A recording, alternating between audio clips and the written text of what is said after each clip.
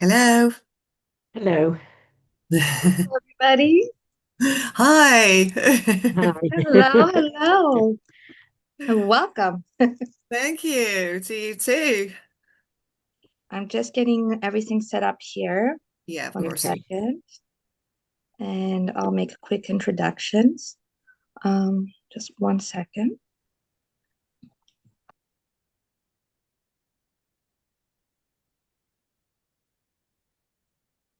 You'll have to excuse me, I've got a really terrible cold. Oh, I'm so Um, sorry. I feel better. Ah, now today is better. Yesterday I was really bad, but today is a bit better. But If I'm just kind of streaming today. oh, hi very sorry to Mandy, how are you? Hi, how are you? Nice to see you. You too. Long time no see. Yeah. Yeah, how are you doing? You well? Yeah, I'm good. I'm good. Good. Good. I'm glad that you know each other, Miss Watkins. I know you. You were my Hello. trainer a few years ago when I was a Cambridge speaking examiner. So Where did I train you in Volos or in Athens? in Athens. In Athens. Okay. Hmm. So that is lovely to see you again. It's been a while. Nice to see you too. Is everybody here? Has everybody joined? Yeah, Anyone? Philip is here as well. Yes. Hello, Hello. Hello, hello. everybody. Hi. Hello, Eh, Philip. so Hello. I'm Athanasia. It's lovely to meet you all or see you again. Hmm. And I have Mrs. Mandy Watkins and Mrs. Rebecca Team Baddies, correct? That's right, yes. Yes. Excellent. And Mr. Philip, is it Lauder or is it Lauder? Lauder, yes. That's right. Sorry, Like which one was it? Estee, like Oh, I Estee say Lauder. Lauder. Okay, lovely. That's The what I same. Hey, Lauder, nice, thought. very nice. That's what I thought. But I just wanted Unfortunately, to we're make not related, but Yeah. oh, it's okay. Um, so if you need anything or you have any questions, if something's unclear, if you haven't heard anything at all, please feel free to send me a message. I see the messages here on the chat. It could be a direct message, so nobody has to see it if you do not want them to see it. I will try my best to keep things going as smoothly as possible. It's, Mhm. of course, it's technology, so we always it's even the most prepared school and team can have some issues with their technology. If you have any issue whatsoever, please let me know, um, and I will try to coordinate appropriately. For other than that, I believe we have 5 more minutes. I see that both schools have joined. In about a second, I'm going to ask them to open their cameras and microphones just so that we can do a quick sound check and video check. Hello, good Hello. afternoon, everybody. Hello, hi from Serbia. Hello from Athens. So, yeah, this is our Blackbird team for C1 C2 debate. We're Welcome. ready. Yeah, looking forward to this, and hopefully you can hear us and see us well. I can see you very Hmm. well. I can hear you very well, judges. Yeah, fine. So far, Yeah, so good. Excellent. Bogazici University, merhaba, hello, how are you? Hello. I hope we are also audible You and are, clear. Yes. All right. you So are audible. yeah, participants are in the full view, I hope, and They are. they have the Mhm. microphone in front of them. I'm shouting, but they have the microphone in front of them, so you wouldn't Okay. have the problem. Can one of the Per members of each team just say something into the microphone? Anything. Yeah, yeah. Sorry, personally, I can't see their Hi, names very clearly. Oh, Yeah, yes. Okay, yeah. so our your names. name, your name tags are not very clear to us in front of you. Isn't Is it? this the light? I think light Yeah, I think shining. the lining is there. Zumra is in the middle. Zumra. Yeah, I am. Is Then it? Zeynep, I can see them a little bit more clearly, but is it, I think it's a lighting. Can we position them a little bit more forward, maybe? You can see it? Yep. Let me just. I'm checking whether it is also the. Yeah, maybe I can bring it forward a little Yeah. bit. Okay, I Yeah, already this. see I already see them a little bit more clearly. Mhm. Uh, Mr. I can Lauder? put them here. Yes, that's better. Yeah. Okay. Could everybody from Blackbird also see them? Is that now clear? Is it, I believe it's much Yeah, better. that's much Yeah, better. that's yeah. Much better. better. Yeah. Thank you. Okay, let me do this a name check because you all have lovely names, but I don't want to make any mistakes. So from Blackbird Language School, we have Emilia. Okay, and Nina. Okay, and then is it Ilia or Ilya? How do you Ilya. Okay, great. We have that in English as well and in Greek, so great. And then from Mogadishu University, we have Zumra. Am I pronouncing it correctly? Yeah. Excellent. Then Neva. Yes, never. Neva. Okay, and Zeynep. Yes, that is also correct. Excellent. Okay. So again, if at any point you have any issue seeing, hearing, whatsoever, the other team, anything, please let me know. I will stop you if I have any issue hearing you as well. Okay, I just want a quick reminder before we start of a few things that your schools already know and the judges are well aware of as well. Okay, it will be no bell during the debate. As such, when there's 1 minute left, I will unfortunately have to say 1 minute. So do not mind me. Just keep in mind that you have 1 minute left. Okay, don't stop speaking though. Also, just again, another reminder is that your rebuttal speakers for that C1, C2 level, it have 4 minutes, okay? The rest of the speakers have 3. There will be no electronic devices allowed, no smartphones, tablets, or PCs whatsoever throughout the debate and during your 10-minute break for rebuttal. Your cameras must be on at all times, and your microphone during that 10-minute break will be switched off. And we have to see you during the whole time, as well as your support team. There could be no help from your teachers throughout the debate, nor during your 10-minute rebuttal break. And of course, just try to remain visible throughout the whole time, okay? Have I forgotten anything? Is there anything you need to know? Okay, everybody's comfortable? Yes.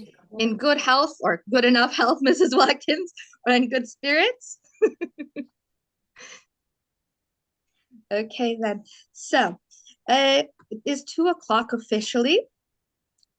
We're going to start recording. Okay.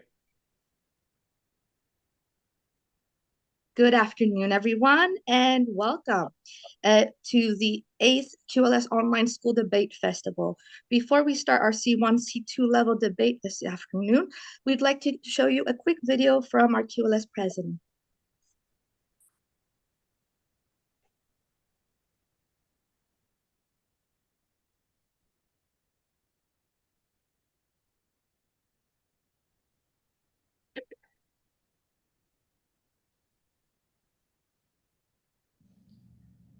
Dear colleagues, honorable judges, dear parents and students, I would like to extend a warm welcome to all of you participating in the 8th QLS Debate Festival.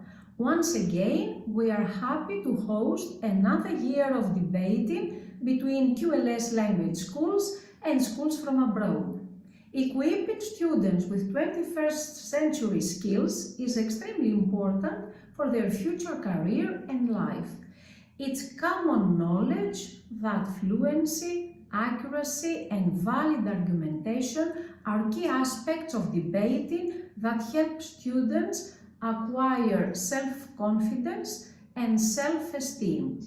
Through the process, students learn how to do research, how to support their arguments and present effective rebuttals.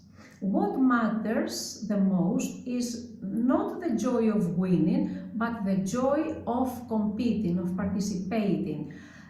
Debate teaches students to listen to different opinions, respect diverse perspectives, and express their ideas clearly and confidently. These are valuable skills that will follow them throughout their lives. Last but not least, I would like to give a big thank you to our sponsors, Express Publishing, Burlington Books, Hamilton House, and Equals. I would like to congratulate all the students for their effort and preparation and thank the teachers and parents who support them. I wish everyone a wonderful and inspiring debate festival. Thank you, and let the debates begin. Excellent. With that video from the QLS chair, Dr. Boutoukli, I would like to officially welcome you as well. So hello to both schools, hello to our judges, and whoever's watching, hello to our support teams as well. I would like both teams to let me know if they're ready. Yeah, we are. Okay, then. So we can start the recording now. Are we recording? Yes. Okay, excellent. So good afternoon, everyone. My name is Athanasia Karadimas, and I will be your coordinator this afternoon. On behalf of QLS, I would like to welcome you all to today's debate, which is part of the 8th QLS Online School Debate Festival. I'd also like to introduce our judges for today's debate, Mr. Philip Lauder, Mrs. Rebecca Libari, and Mrs. Mandy Watkins. Hello. Good luck, everyone.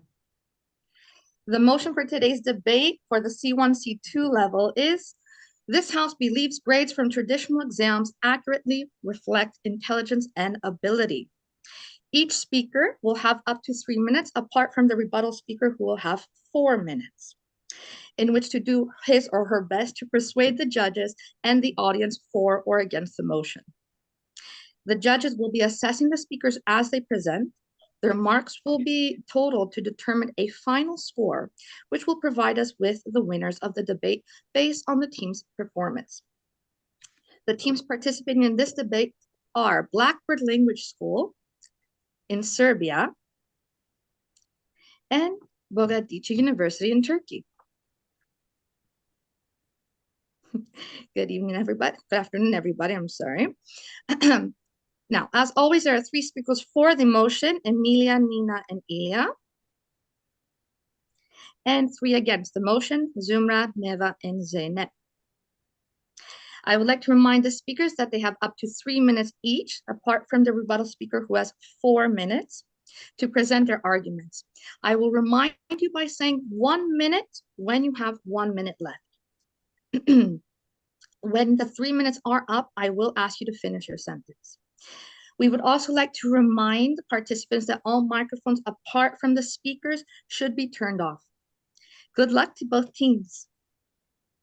Thank you. Thank you. Now I would like to ask Emilia, the first speaker for the motion, to begin the debate. Let the debate begin.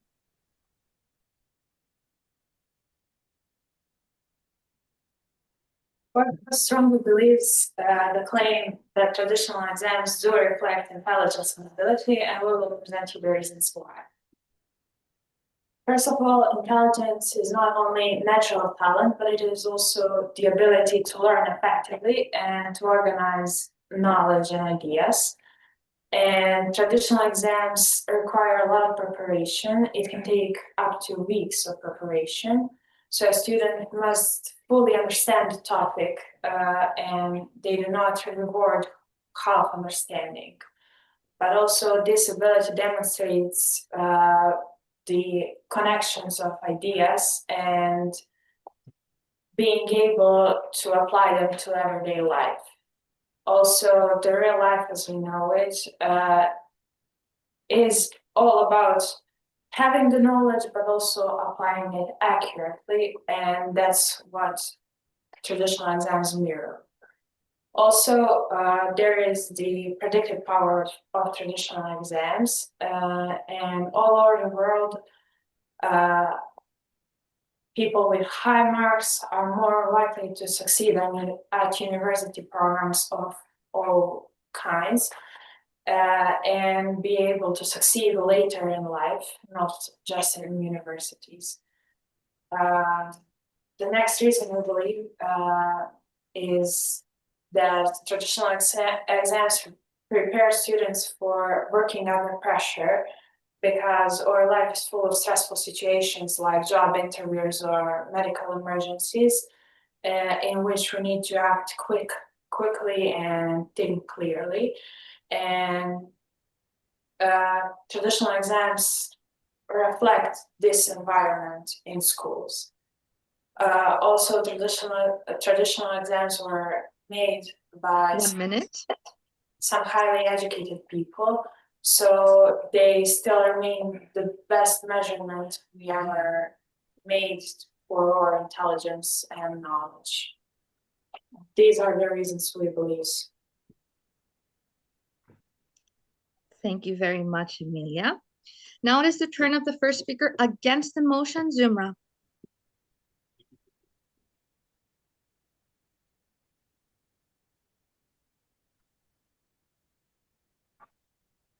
Good afternoon, honorable judges and esteemed opponents. I am Zümra Meyveci, the first speaker of the opposition team. We stand firmly against the motion that traditional exam grades accurately reflect intelligence and ability. To begin with, we must question the assumption behind this motion. Is intelligence really something simple and one-dimensional? And if intelligence itself is complex and multifaceted, how can a single exam measure it accurately? Our first argument concerns the different types of intelligence individuals possess.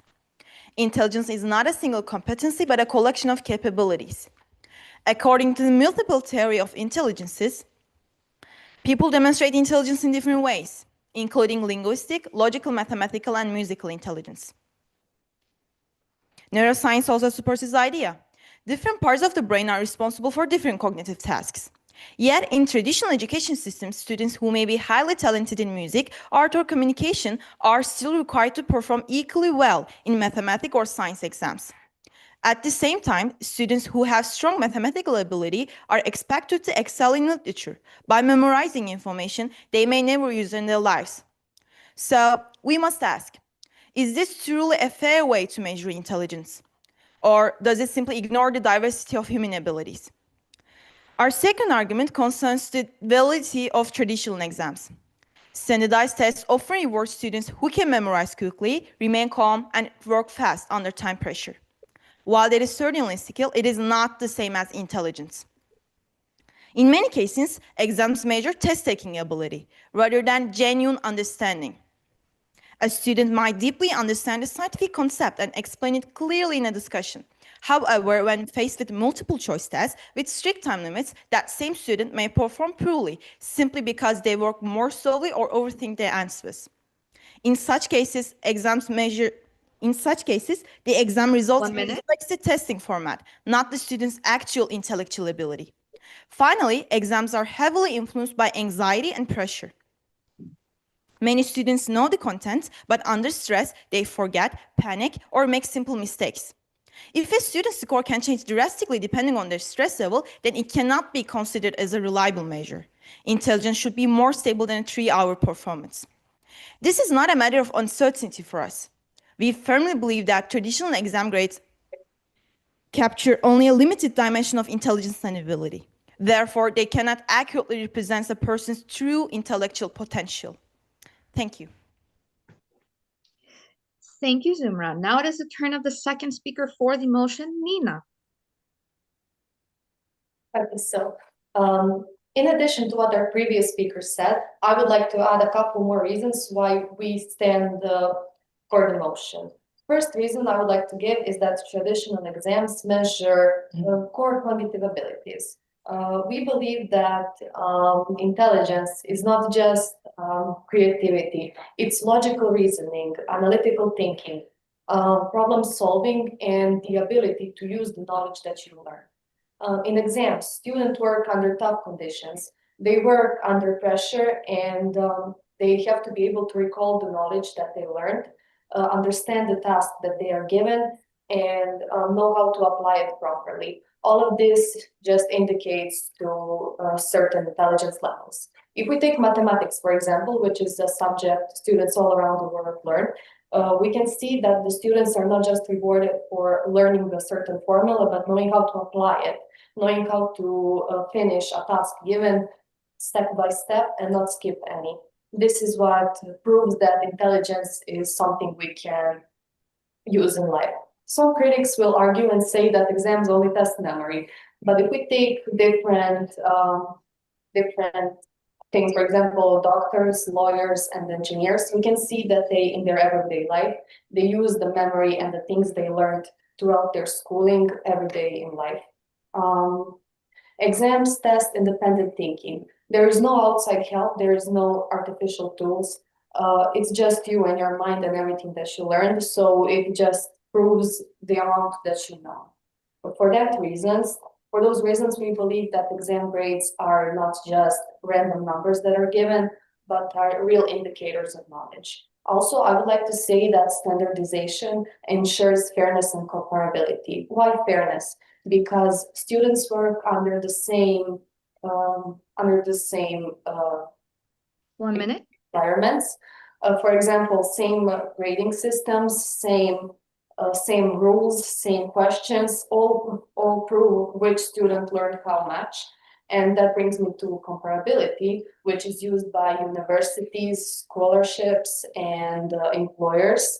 It just shows that which person has more intelligence, and the people with more intelligence are more likely to score better in life and just get the job, the scholarship, or get into the university that they want.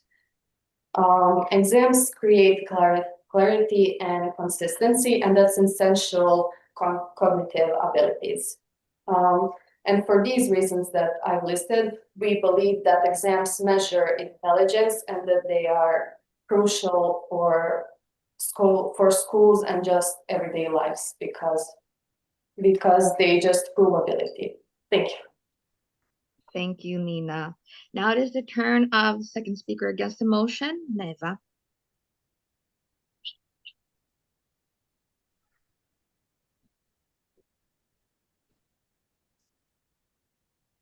Okay, I'm going to start now. Hello, everyone. I'm Neva Gölcü, the second speaker for the opposition team. We reject the idea that traditional exam grades accurately reflect intelligence and ability. My first point is inequality. Students come from all kinds of backgrounds. Some are supplied with private tutors, quiet study spaces, and strong support from family, whereas others are obligated to work part-time, share rooms, or lack resources to access exam preparation materials. Alas, the exam results often reflect opportunity as much as ability. And if the system is influenced by resources, it can't be called an accurate measure of intelligence. Secondly, exams create bad incentives. When grades become the main goal, many students focus on memorizing, guessing what will be on the test, and cramming the night before, rather than studying and learning continuously. Schools end up teaching what is tested, not what actually matters, and that narrows education and reduces real intellectual growth. A study published in the International Journal of Management Education found that redesigned continuous assessment models produce significantly higher learning outcomes than traditional exams. My third argument is that we already have better ways to assess ability. Continuous assessment, projects, portfolios, presentations, and classroom performance can all show how students think, how they solve problems, and how they apply knowledge over time. It's closer to how real life works, where success is not based on one-time event. A systematic review in BMC Medical Education found that continuous assessment and coursework correlate strongly with professional skill development. Last but not least, traditional exams do not measure many important modern-day skills. Soft skills such as collaboration, creativity, communication, and effective use of technology are essential in today's world. However, exams usually reward memorization and short-term recall, which cannot be performed by technology. What technology cannot replace are human skills, such as emotional intelligence, creativity, and critical thinking. Yet these skills are often underestimated in traditional exams. So yes, exams can provide information, but they provide limited information, and they measure privilege and test-taking skills. Meanwhile, regular feedback and continuous assessment can improve knowledge retention and soft skills.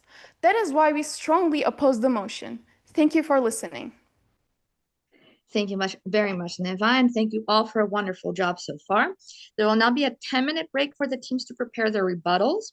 I will tell you when there is 1 minute before your 10 minutes are up. Please turn off all your microphones and leave your cameras on and stay visible in the room. Thank you.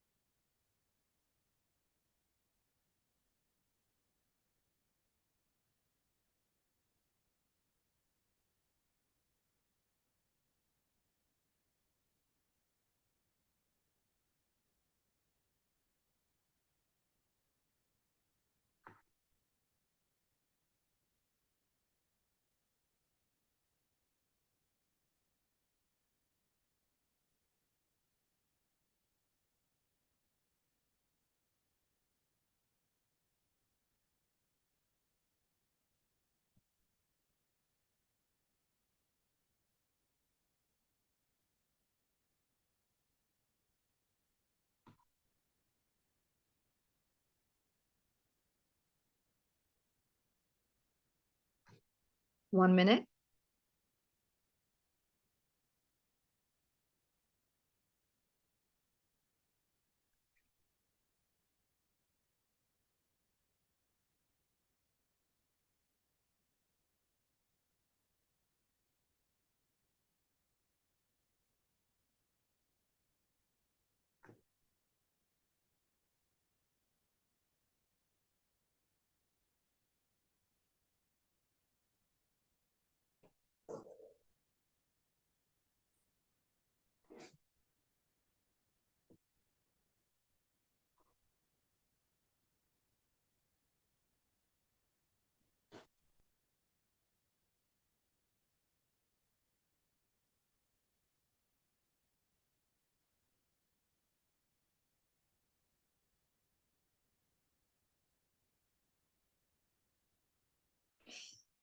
Now I'd like to welcome you all back and ask Ilya, the rebuttal speaker, for the motion to begin. I will begin now. My name is Ilya, and I will speak for the motion. The opposing team has listed some great arguments, and we see the point of them, but we strongly disagree based on the following reasons. First of all, I would like to start with the first argument that you mentioned. You said something about intelligence being a complex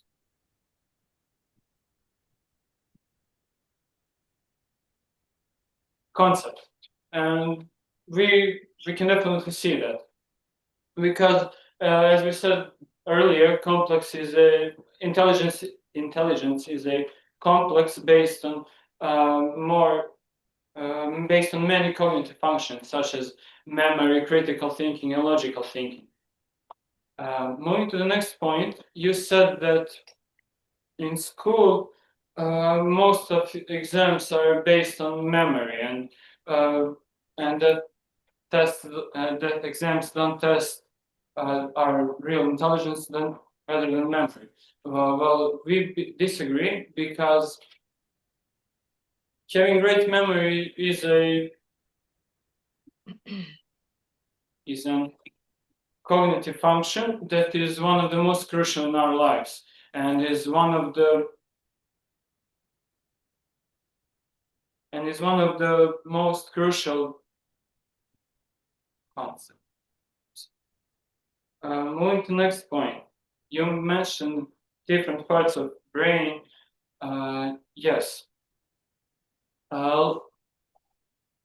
Left hemisphere of the brain is dedicated for mostly logical thinking and critical thinking, whereas the right side of the brain is there for the creativity part. You said that based on what students want, we cannot express our creativity. Well, we disagree, because throughout the literature that we are given in our schools, we have to sit there and learn, and we have to get to the main point, get the idea. That is the action of the right side of the brain, called creativity, and the job of the left side of the brain there is to at the moment of the test recall it. We believe that traditional tests actually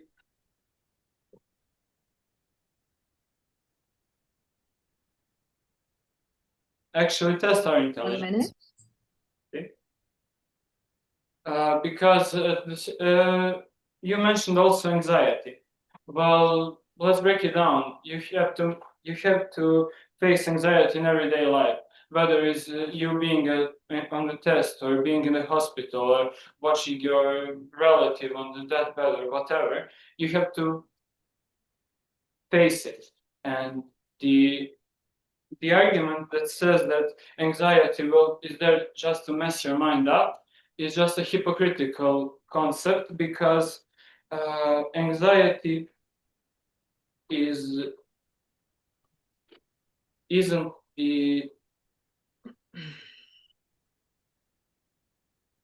anxiety isn't the concept of intelligence.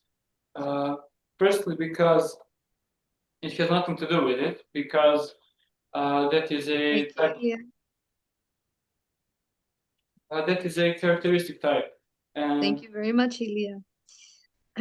Now we are ready for Zeynep, the rebuttal speaker against the motion.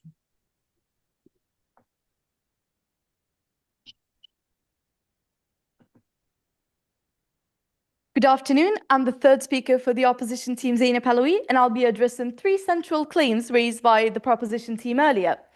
These are reliability, which was worded as standardization, and skill integration and cognitive testing. First, the reliability claim.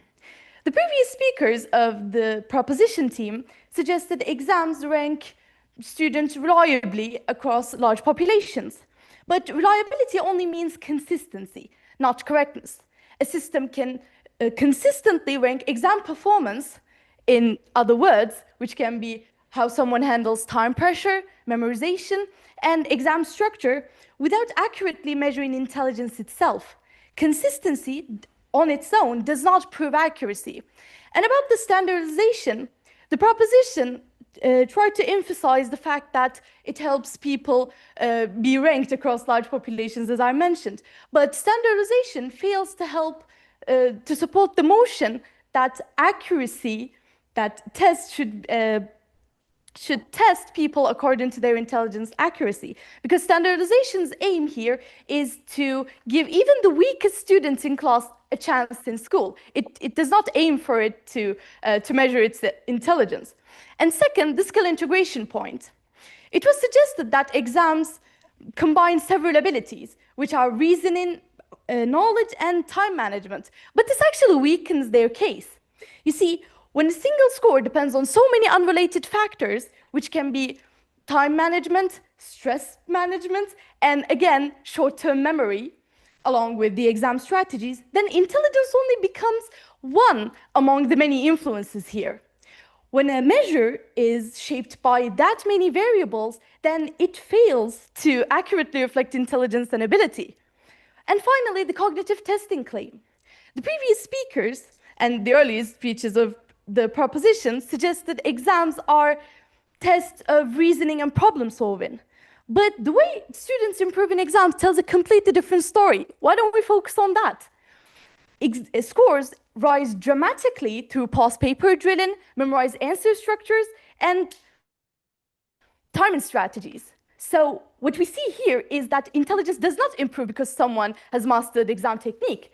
It improves because what improves here is the familiarity with the exam structure. I do not become smarter because I studied for an exam. When technique and repetition can significantly change grades, then the test here is measuring preparation more than intelligence. The motion here is stronger. It asks whether traditional exams can accurately reflect intelligence and ability, a measure that is shaped by exam strategy, memorization, and testing conditions cannot meet that standard. So, on their best ground, proposition shows exams are useful and consistent. One but minute. The motion here is accuracy. Traditional exam grades are narrow, coachable, and heavily influenced by factors unrelated to intelligence and ability. So that fails the claim that they accurately reflect them. For these reasons, the claim that traditional exams accurately reflect intelligence and ability does not hold. And so we oppose the motion. Thank you. Thank you, Zeynep, and thank you all. QLS would also like to thank you all for participating in this debate. You will be given certificates of participation in the 8th QLS Online School Debate Festival. The final scores will be announced on the QLS Facebook page at noon on Friday, March 27th, and emailed to all participating schools. Finally, we would like to thank our sponsors, Equals, Express Publishing, Burlington Books, and Hamilton House. Thank you, everyone. The next debate begins at 2:45. Goodbye, everyone. Good luck. Goodbye. Bye.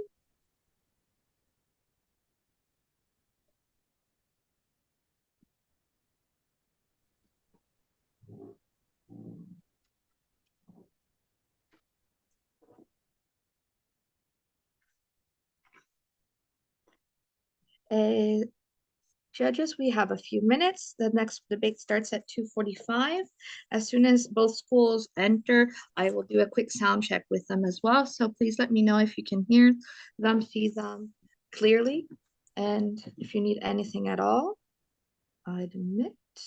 So I wanted to ask something about the chat. Sure. So if I just could use the chat, that only goes to you between us. Yes. Yes. So the schools don't see. No, just don't press everyone. Just press me. No. Where are you? I'm not sure. I think if you press the little plus sign that says new chat, and you can find oh, I don't know what. Yeah, okay. Yeah. Okay. I see that. Great.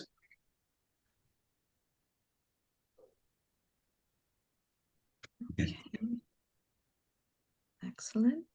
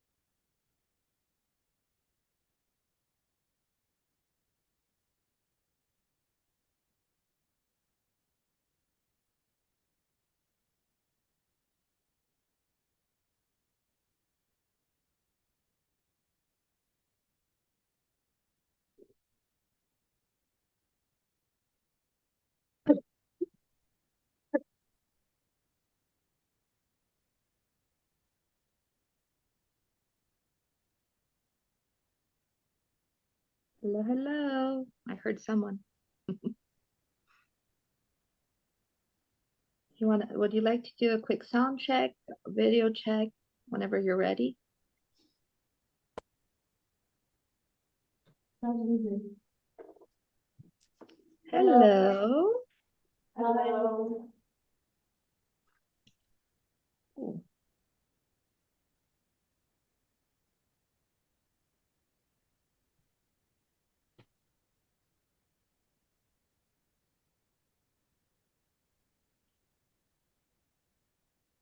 Okay, let's do welcome to both schools. We haven't officially started.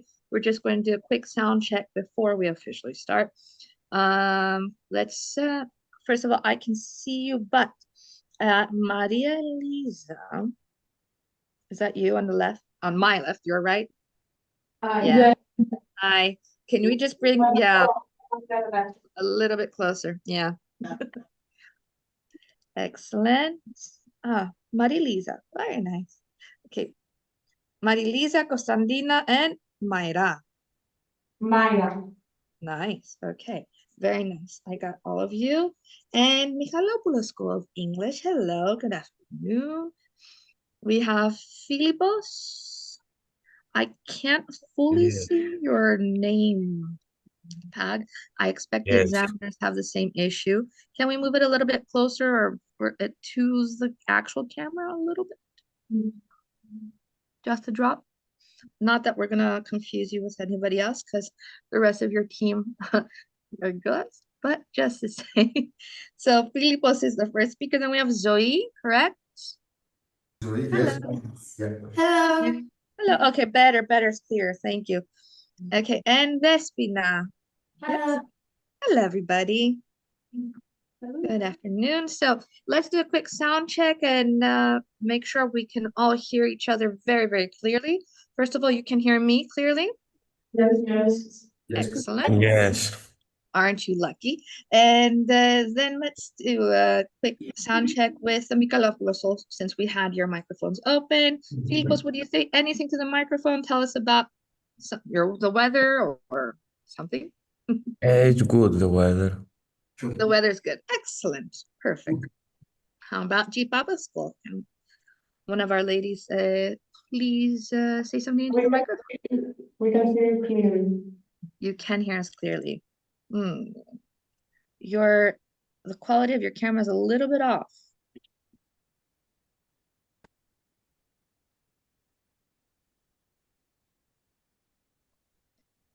Just a little bit, like a little bit unclear.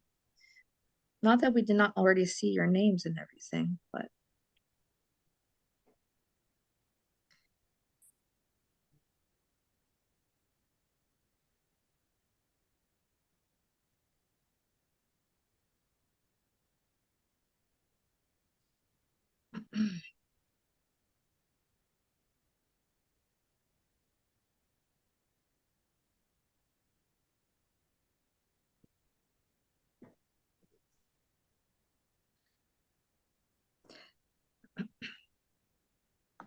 quick question. I'm trying something out here. I've tried to share a screen here that shows a timer. Can you all see it? No, we can. No. You cannot. That's unfortunate. Maybe once it starts, we'll see. If not, I will be telling you the timing anyway and reminding you, but I was just trying to see if that works as well. G Papa School, you were slightly out of focus. I don't mind it 100%. Judges, do you mind? Since we've their names, we've already seen them, but I think maybe once they start talking, and it might clear up a little bit. Is everybody ready? Yes. Yes. Are we all good? We all hear each other, see each other. We're ready. Okay, then I think we can start recording.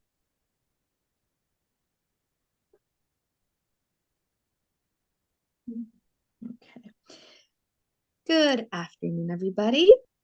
My name is Athena Sekiradimas, and I will be your coordinator this afternoon.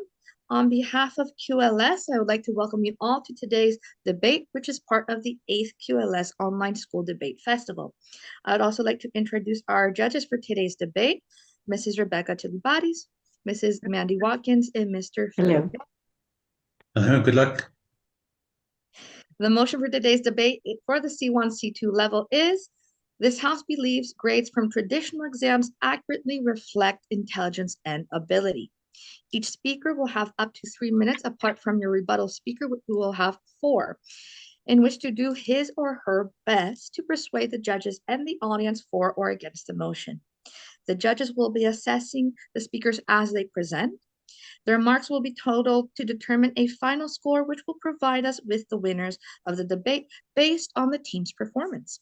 The teams participating in this debate are the Georgia Papa School in Greece, as well as the Michalopoulos School of English in Greece as well. Welcome to both teams. As always, there are 3 speakers for the motion: Costandina, Maria Elisa, and Mayra, and 3 against: Filipos, Zoe, and Despina. I would like to remind the speakers that they have up to 3 minutes each, apart from the rebuttal speaker who has 4, to present their arguments. I will remind you by saying 1 minute when you have 1 minute left. When your 3 minutes and 4 minutes are over, I will ask you to finish your sentence. I would also like to remind all participants that all microphones, apart from the speakers, should be turned off. Good luck to both teams. Thank you. Thank you. Okay, then.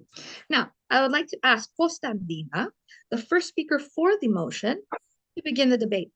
Let the debate begin. Fellow debaters, esteemed judges, today I stand in favor of the motion that traditional exams accurately reflect on intelligence and ability. To begin with, it is important to recognize that high school courses are not beyond the capabilities of an average student. The material taught is designed to be accessible to all. However, some students may need to be more consistent in their study and put in greater effort in order to achieve successful results. Traditional exams, therefore, measure not only knowledge, but also discipline, dedication, and the ability to understand and apply what has been learned. Furthermore, standardized exams promote fair treatment among students. Because every student is evaluated under the same conditions, exams reduce the possibility of favoritism, bias, or subjective judgment.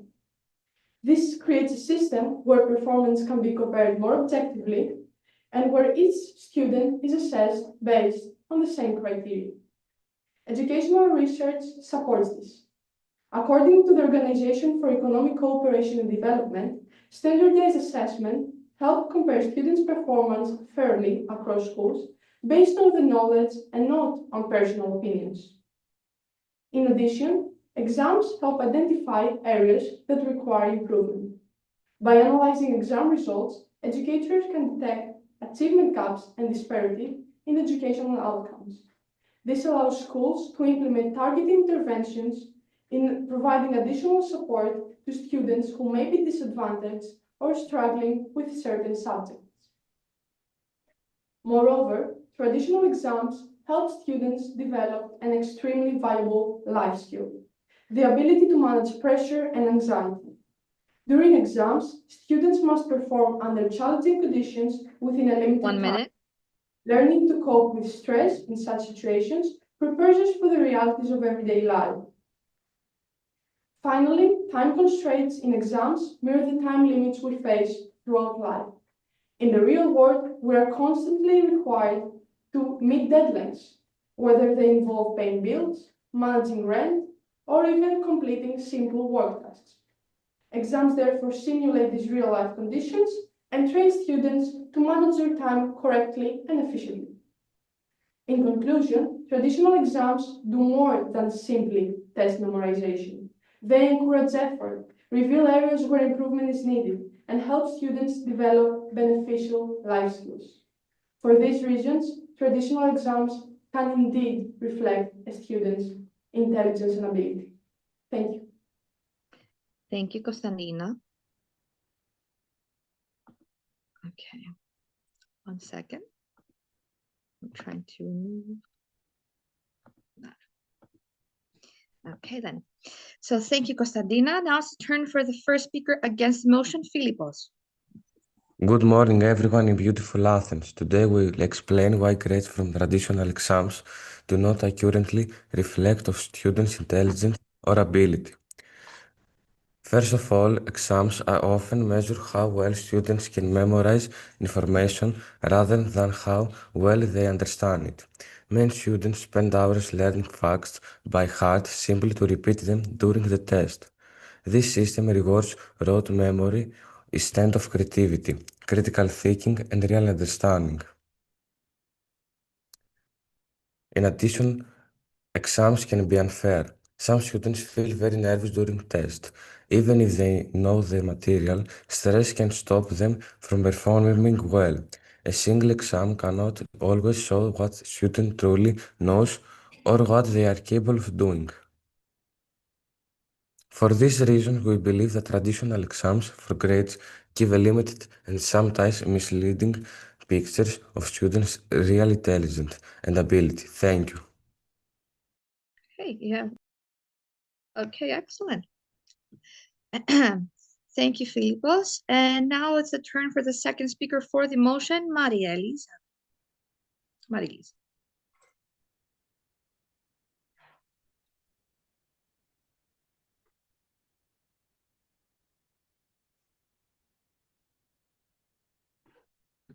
Ladies and gentlemen, honorable judges and fellow debaters, today I stand proudly in favor of the motion.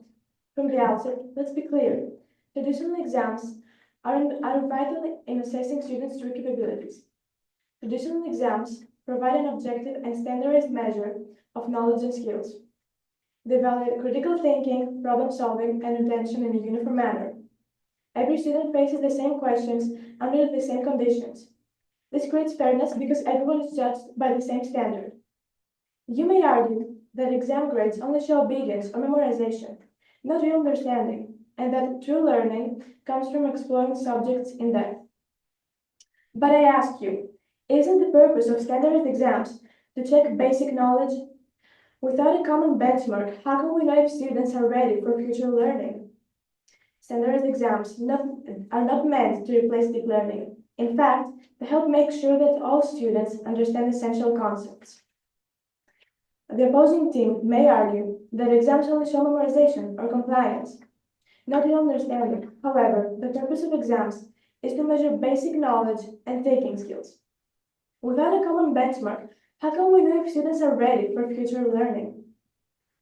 Studies by the Education Endowment Foundation show that structured assessments help teachers understand what students know and where they need improvement.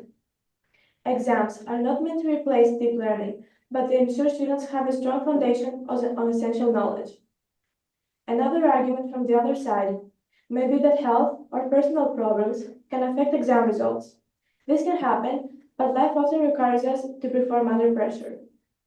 Exams help students develop resilience and responsibility, which are important skills for future education and careers. The opposition may also say that cheating makes exams unreliable. However, exams are not cheating. 1 minute. Is a personal decision, not a problem with exams themselves. Schools can reduce cheating with rules, supervision, and technology. Finally, traditional exams provide a clear benchmark for achievement. Teachers and universities use exam results to understand students' abilities and place them in suitable programs.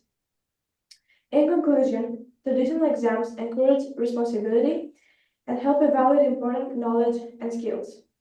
For these reasons, they remain a valuable way to reflect students' intelligence and ability. Thank you for listening. Thank you very much, Maria-Lisa. And now it's a turn for the second speaker against the motion, Zoe. Hello! So, another important point is that intelligence is much more complex than a score on an exam paper. People have different talents and ways of thinking. Some students are excellent at solving problems, creating new ideas, or working with others, but these abilities are rarely measured in traditional exams. History also shows that many brilliant people did not perform well in school exams.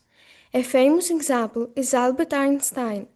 As a student, he struggled with several subjects, and some teachers believed he would not achieve much in life. However, he later became one of the greatest scientists in history. This exam reminds us that exam results do not always predict future success. Intelligence can appear in many different forms that traditional tests simply cannot measure. Thank you very much. Thank you very much, Zoe, and thank you all for a wonderful job so far. There'll now be a 10-minute break for the teams to prepare their rebuttals. I will tell you when there is 1 minute before the 10 minutes are up. Please turn off all your microphones and leave your cameras on and stay visible within the room during the entire duration of your 10 minutes.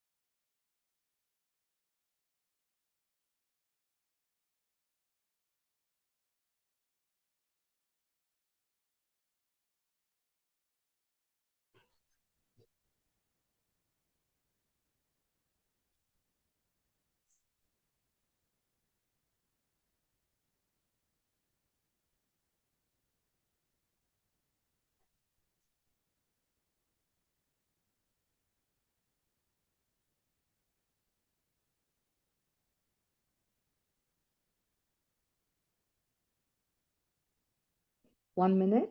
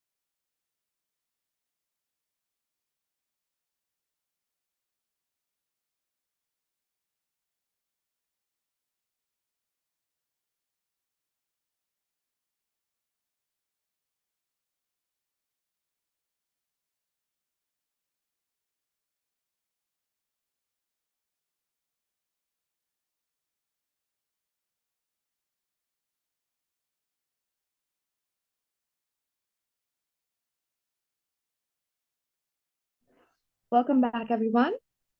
I'd now like to ask Ms. Maida, the rebuttal speaker, for the motion to begin.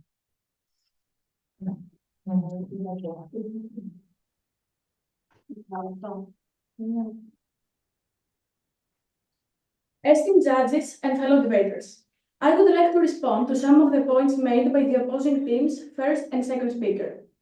Your first speaker mentioned that exams tend to be subjective and unfair. As my fellow debater previously mentioned, that is false.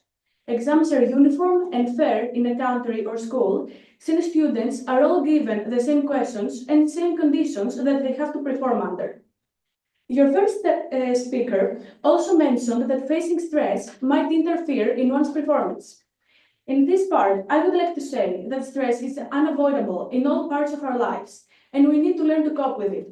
That is something that traditional exams also tend to help us with. Now, moving on to your second speaker, they mentioned that exams only measure a certain kind of intelligence and don't give enough attention to those who rely on their creativity or have other strong parts. But that is not the purpose of exams. Exams are not made to measure creativity. There are other ways to develop that. Painting or anything else related to art, but not school exams. Finally, your second speaker also said the case of Einstein. Now, it's false to assume that Einstein was a bad student. Even his teachers were well aware of the genius that he was. He just didn't want to bother with studying. That being said, I hope I have fully covered the opposing team's arguments. However, I do wish for you to consider our position one last time. Exams cannot reflect on all forms of intelligence. That's already been established. What really earns them the recognition they've gained over the years is their objectivity. All candidates are presented the same questions and are forced to answer them under the same conditions. In such a system, especially in higher levels, where there's a great chance exams are marked by computers, if not by professionals, there is simply no space for any personal matters to affect the results. Now, the system of school exams has been through years of criticism for evaluating meaningless criteria and reflecting on no real skill. But let me ask you, if that's the case, then how come some students perform so much better than others? And why shouldn't they be praised for it anyway? And the accuracy of exams is not just an opinion, it's a fact. A study has shown a 54% correlation to population between standardized intelligence and grades in school exams. The number is much bigger than it may seem. Specific exams have also been proved to accurately predict one's future. Those exams were GCSE tests, and universities of York and Leeds have put great faith in their results being tied to our future daily lives. Ultimately, the question shouldn't be whether exams are flawless, because they're not. It should be whether they're effective. And when evaluating against criteria of fairness and objectivity, the answer is clear. Ladies and gentlemen, traditional exams do remain the strongest measurement of cognitive ability we have so far. Thank you for listening. Thank you very much, Mayra. Now we're ready for Despina, the rebuttal speaker against the motion. Hello. Well, finally, traditional exams often create a narrow definition of success, Students begin to believe that their value depends only on the grades. This can discourage talented students who learn in different ways. Modern education should recognize a wider range of abilities. Projects, presentations, teamwork, and creativity tasks can show skills that exams usually ignore. This method allowed students to demonstrate understanding, imagination, and problem solving. Of course, assignment is necessary in education. However, relying mainly on traditional exams gives only a small snapshot of students' abilities. Intelligence cannot be reduced to a single number on test paper. For this reason, we believe that grades from traditional exams do not accurately reflect on persons' true intelligence or potentials. Thank you. Thank you, Despina, and thank you all. QLS would also like to thank you all for participating in this debate. You will all be given certificates of participation in the 8th QLS Online School Debate Festival. The final scores will be announced on the QLS Facebook page at noon on Friday, March 27th, as well as emailed to all participating schools. Finally, we would like to thank our sponsors, Equals, Express Publishing, Burlington Books, and Hamilton House. The next debate begins at 3:30 p.m. Goodbye, everyone, and good luck. Bye. Bye. Bye.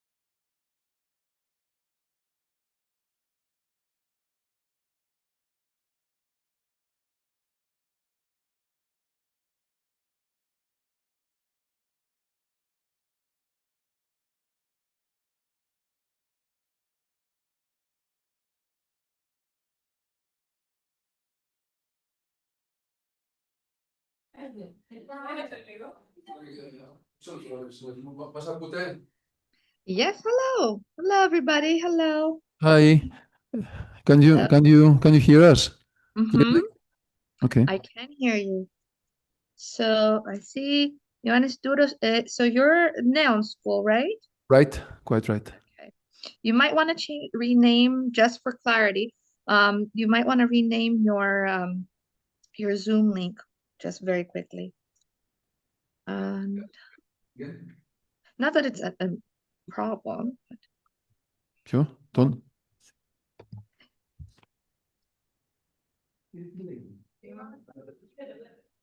It's okay. We'll do it. Don't worry. Don't worry, don't worry. We've got it here.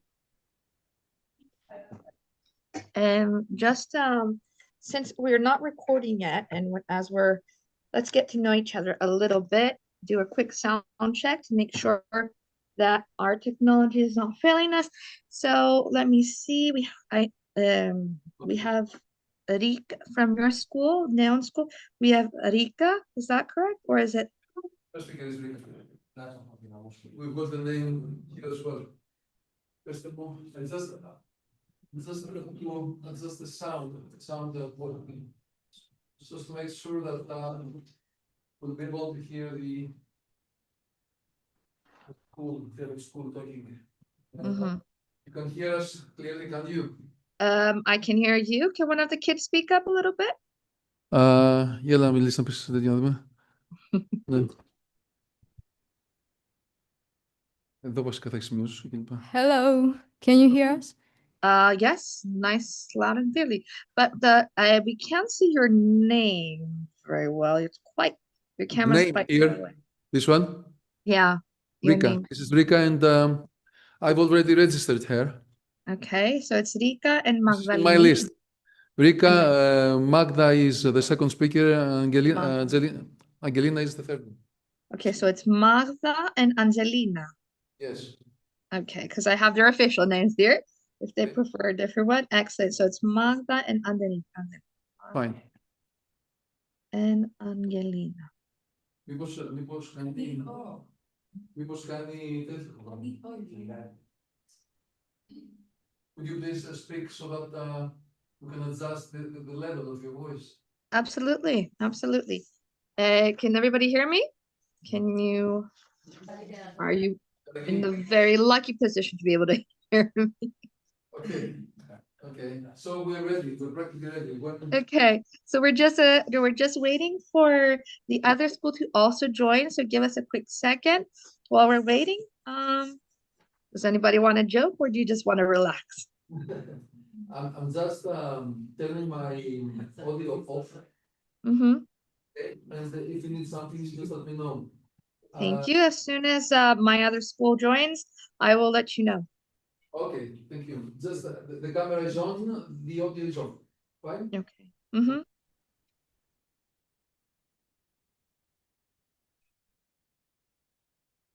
Okay. Judges, I know you don't have a direct view of the name tags. Do you mind? I will very clearly state their names before they start speaking, but I think it has to do with the placement of the camera. Is that okay? Yeah, that's fine. Yeah, that's okay. Okay. So we're just waiting for the other school to join us. They should be joining any minute now. It's Rivaki Language Center. Okay.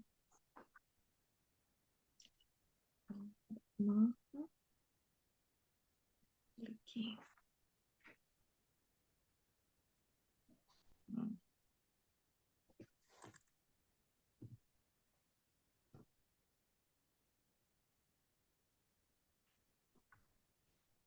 Mhm.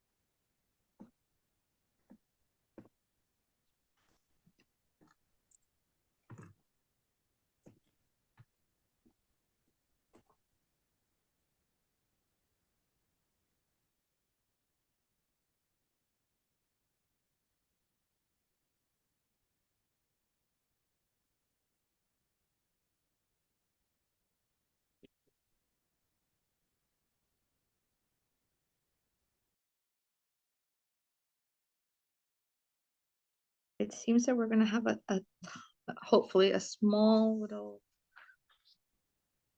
tardiness here. We'll see. We're gonna be a little bit late on this debate. Seeing that our other school has not yet joined, so bear with.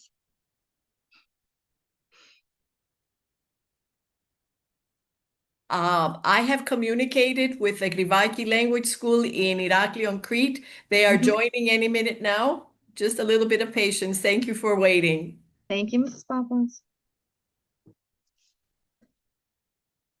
So let's have a look here.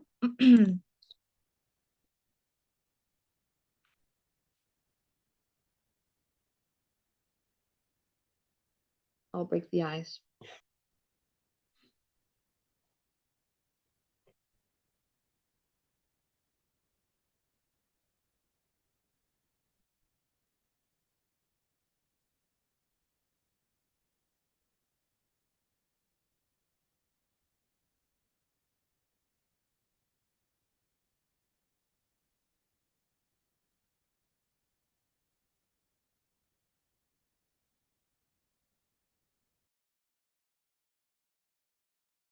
Okay, quick question.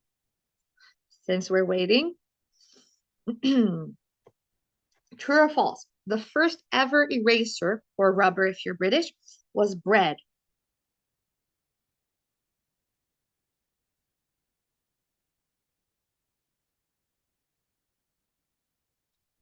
Absolutely no idea. Microphone's on. I think Unlikely. it's true. I think it's true. It's so It is ridiculous, it's true. It's too crazy It not to is. be. It is true. Yes, it is true. The first actual regular eraser didn't happen till 1770 approximately. Wow. Mhm. We're a Okay, mine of here's- useful information. I I'm full of them. Okay, another one. True or false? Popcorn is over 5,000 years old.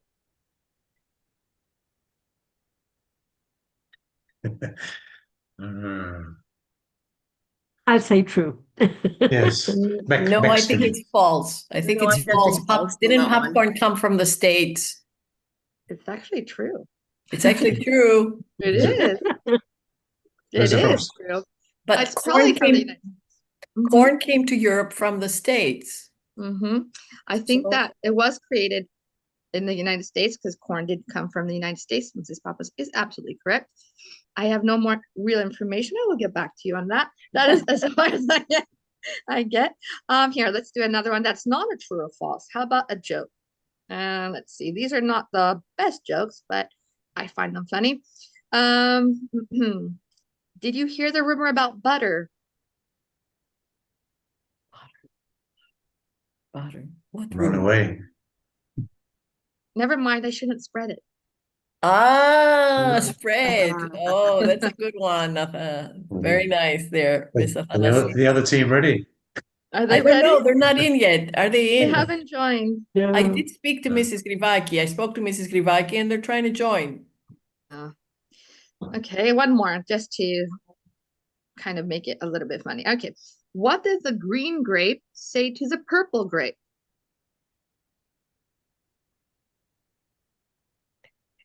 What did the green grape say to the purple grape? I don't know. What could it say? Breathe, breathe. Breathe. Ah, because it's turned purple because it's not breathing. Purple. Okay. I told you they're not the best jokes, but they will make you chuckle a little bit. Yes. Oh, I don't know where they are yet, but might as well. I'll try to come up with cooler facts as well. Let's see. Hmm.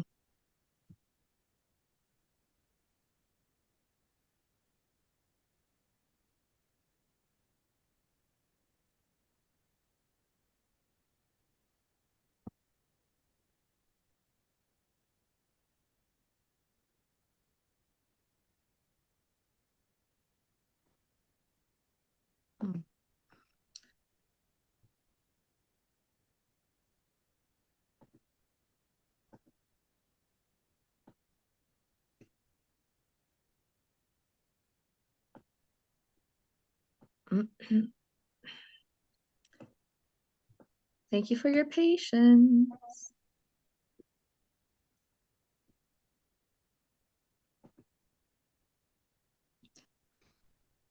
Oh, it's blinding me. They're not yet in. Yeah, I see that. I'm gonna give her another call, give her another minute and give her another call. Technology. It's wonderful and yet it often fails us. When It's it great works, when it's it great. works, but very frustrating when it doesn't. I'm sure. It's okay. As long as it's happening before the debate starts and not during. We've had that experience before. This is my third year running as They had an organizer. issue with their microphone, they said, and it's being straightened out. They're coming in any minute now. Okay. Excellent. Time for one more joke. Do you have one, Philip? Oh, I do. Oh, I'm so glad you appreciate them. Not everybody does. My kids think they're kind of savvy. Okay. Why was the math book sad?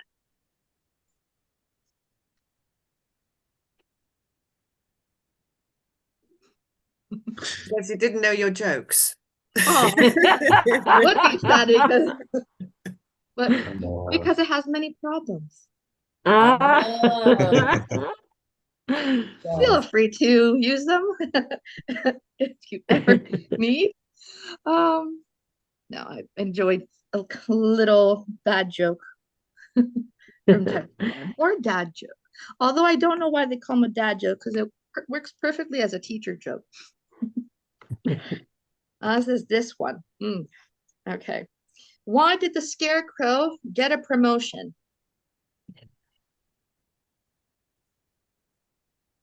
This one is definitely a teacher joke. Teacher joke. No idea. Because it was outstanding in its field. I like that.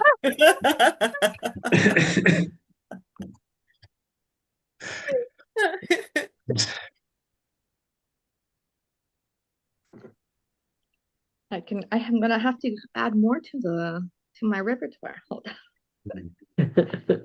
See. Oh, okay. This one I like. This one's cute.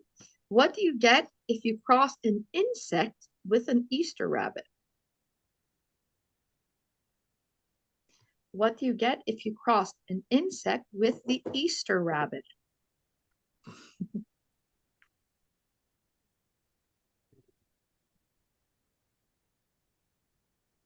Give up. Bugs Bunny. I knew one half was going to be bunny, but I couldn't work out the other half. That was obvious. Well, maybe I'm not supposed to name drop. Oh. It's okay. So the Kiribati Language Center has joined us. Good afternoon. Can you hear us?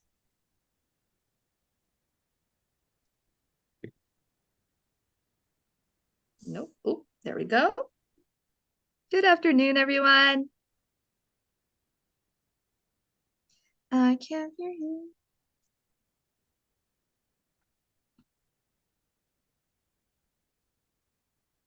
Let's break into song. No.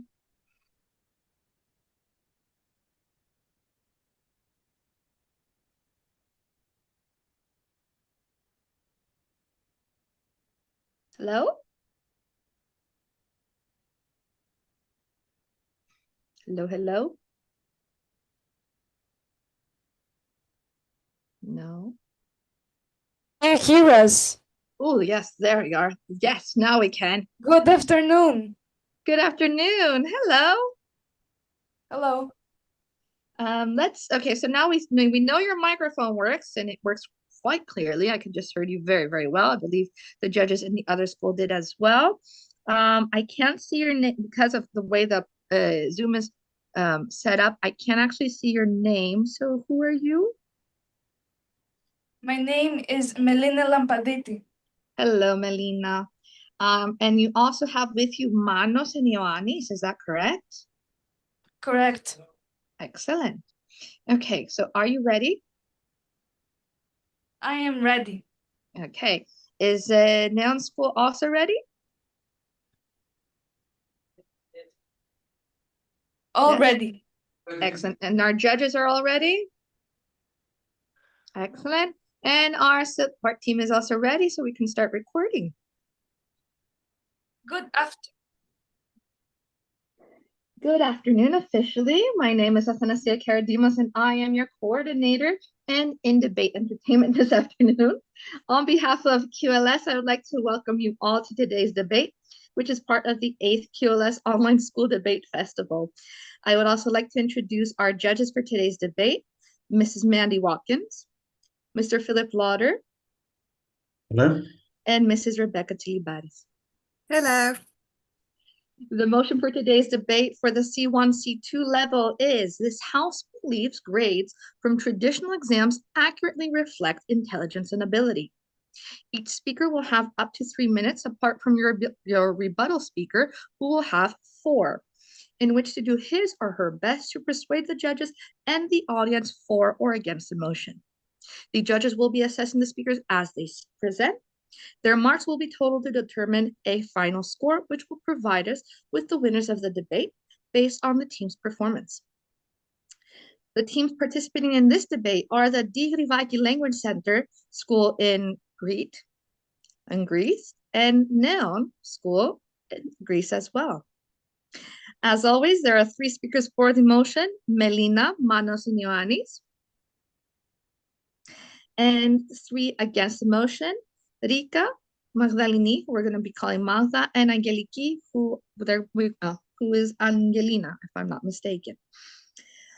I would like to remind the speakers that they have up to 3 minutes apart from the rebuttal speaker, who has 4 each, to present their arguments. I will remind you by saying 1 minute when you have 1 minute left. When the 3 and 4 minutes are up, respectively, I will ask you to finish your sentence. We would also like to remind all participants that all microphones, apart from the speakers, must be turned off. Good luck to both teams. Now I would like to ask Melina, the first speaker for the motion, to begin the debate. And let the debate begin. Good afternoon, judges, teachers, and fellow debaters. In this debate, we'll be discussing a topic concerning traditional exams. So some people believe that traditional exams don't accurately reflect intelligence and ability. Some others claim that these exams can indeed show a person's intellect and potential. This debate will present several points for and against taking traditional exams. With that being said, we'll proceed to the points for taking traditional exams. To begin with, one primary benefit is that these exams encourage information retention. The process of studying for and taking traditional exams compels students to actively engage in learning the material, leading to students actively making it easier for students to apply them in future contexts.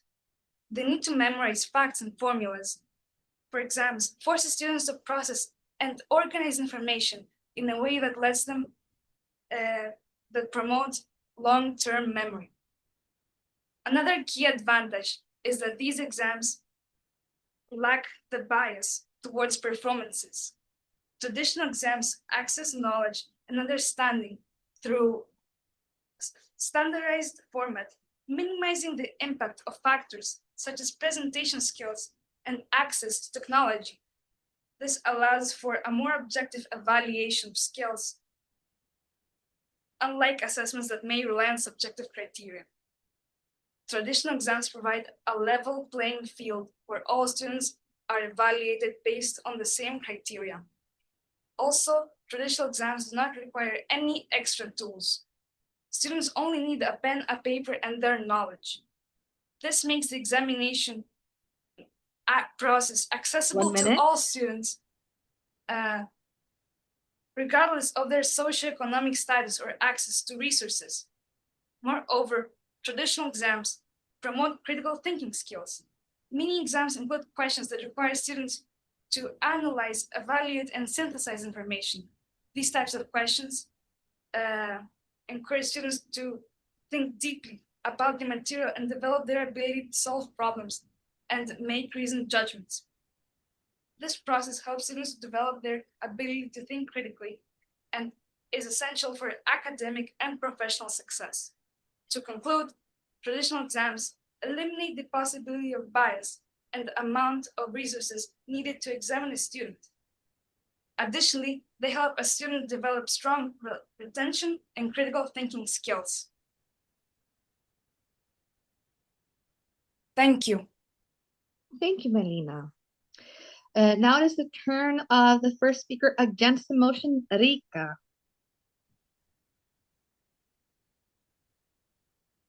Good afternoon, everyone. My name is Rika, and I'm the first speaker of the House that believes grades from traditional exams do not accurately reflect intelligence and ability. And today, I will be explaining to you why we believe so. A widespread belief is that exams are the most effective way to assess a student's intelligence and academic ability. However, this isn't true. Exams mainly focus on memory and test-taking skills rather than a learner's true understanding and creativity. According to Harvard University, intelligence actually consists of multiple forms. For instance, logical, musical, interpersonal, and mathematical, all of which traditional exams are incapable of measuring accurately, if at all. And as traditional exams primarily assess linguistic and logical skills, they often overlook creativity and other important strengths, resulting to an incomplete measure of a student's true intelligence and ability. Meaning that intelligence isn't just a single number like IQ and test grades. Another argument of mine is the widely recognized fact that every individual learns in a different way. Some students may understand things better by doing projects or experiments, while others by reading or listening. And as traditional exams often treat every student the same, teachers may fail to recognize the skills of a student who learns in a different way. Additionally, we need to take the circumstances under which exam takes place in serious consideration, as they play a significant role, and in turn, they must seriously affect exam results. Other than that, research conducted by the American Psychological Association explains that students dealing with stress, anxiety, heavy responsibilities, or difficult circumstances may struggle to demonstrate their knowledge in traditional testing environments. Therefore, a low exam score does not necessarily indicate a student's lack of ability. 1 minute. For a long time, exams have been the main way schools measure success. But while exams can show you how well someone can memorize information, they don't always show how intelligent or capable a person really is. And as traditional exams mainly focus on memorizing facts and repeating information in a short amount of time, students who think creatively, need time to process information, or learn more slowly may struggle even though they understand the material just as well. To sum up, exams can be useful in some aspects, but they shouldn't be the only way to judge intelligence and ability. Exams don't show the whole picture of what a student really knows and what they are capable of. True intelligence includes creativity, problem solving, and emotional understanding, all of which are rarely measured by exams. That's all I had to say. Thank you so much for your time listening to me. Thank you very much, Rika. Now it is the turn of the second speaker for the motion, Manos. But before you start, Manos, okay, there we go. We had a technical issue there. So, Manos, you may start. Thank you. We believe that exams test individual knowledge under equal conditions. Traditional exams place all students in the same environment with the same limits, questions, and time. This standardization makes it easier to measure students' individual understanding without outside help. Because everyone is assessed under identical conditions, grades can provide a fair comparison of abilities. Students who fairly understand the material are more likely to perform well, meaning their grades reflect their knowledge and reasoning skills. Moreover, exams can help students to develop resilience and time management skills. For instance, such skills can be very useful in university entrance tests, interviews, or job certificates. Exams, furthermore, as they are equal for all students, can be a very good way to assess whether a student can adjust to the demanding condition of an environment, which can be very useful to his adult life. Thank you very much. Thank you, Manos. Now it's the turn of the second speaker against the motion, Magda.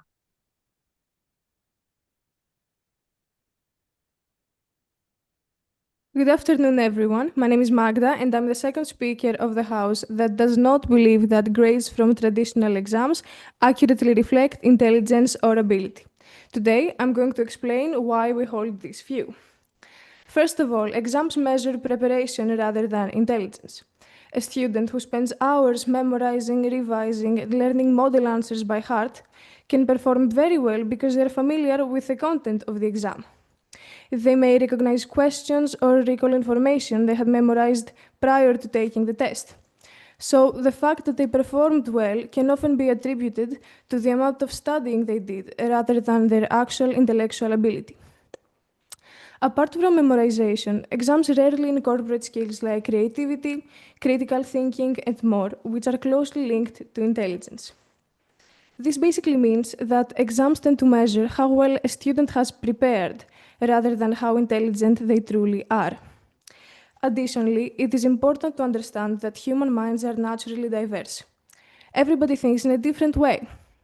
Exams are often highly standardized, meaning that all students have to answer the same questions under the same conditions. This is intended to make them fairer. However, in many cases, they end up favoring some students and disadvantaging others. A standardized test assumes that there is only one correct way to process and express knowledge. However, in reality, there are many different ways to approach a question, explain ideas, and more, all of which can indicate intelligence. These kinds of tests tend to penalize students who think differently or creatively, or who may answer a question correctly, just in a way that is not expected in the exam. This means that students who think differently can still be highly intelligent, but they may underperform in exams simply because their way of thinking does not match the standardized format of the exam. Furthermore, exam results tend to be inconsistent across subjects or throughout time. The students' performance can be dependent on factors like preparation, stress, or something as simple as the phrasing of the questions. True intelligence, however, appears to be more stable, as it shows a person's ability when it comes to creativity, critical thinking, adaptability, and more. Standardized exams do not usually reflect this kind of stable result. To conclude, to truly understand someone's ability, we have to look beyond grades from traditional exams and recognize that there are many different ways of thinking. Thank you for listening. Thank you, Magda, and thank you everyone for a good job so far. There will be a 10-minute break now for the teams to prepare their rebuttals. I will tell you when there is 1 minute left before your 10 minutes are up. Please turn off your microphones and leave your cameras on and stay visible in the room. Thank you.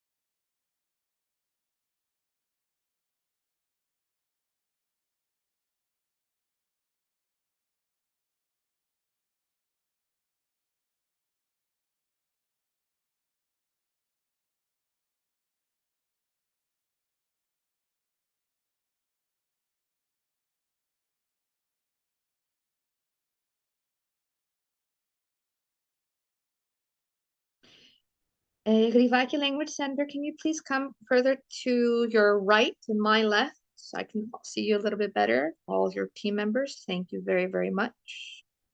There's someone else I cannot see. Your support team as well.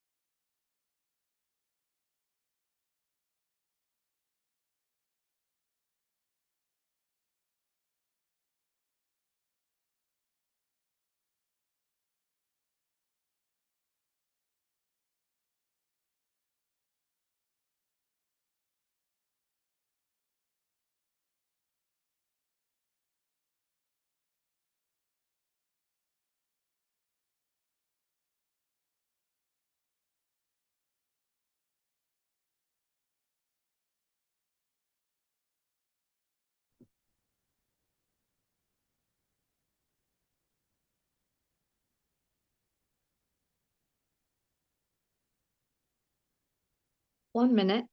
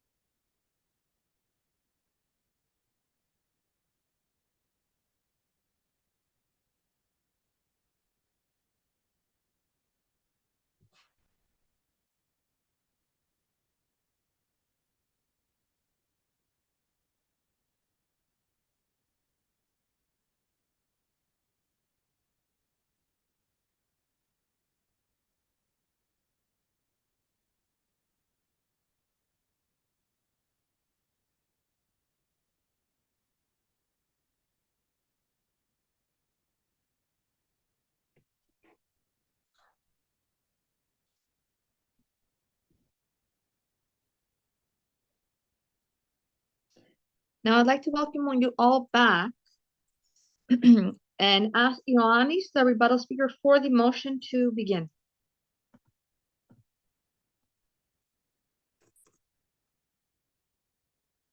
Your microphone is off.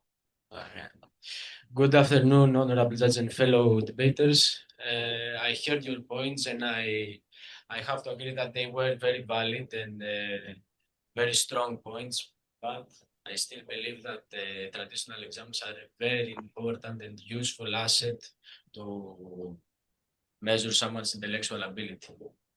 For starters, I remember you said that there's a lot of stress and anxiety about the results they're going to get from the exams.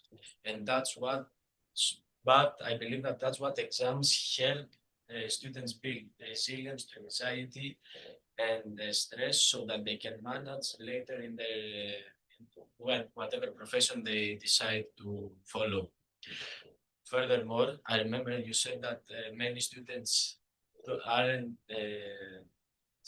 not all students are the same, and not all of them have the same type of intelligence, which I agree, but again, they're traditional for a reason, because they help, they assess generally, not all the exceptions.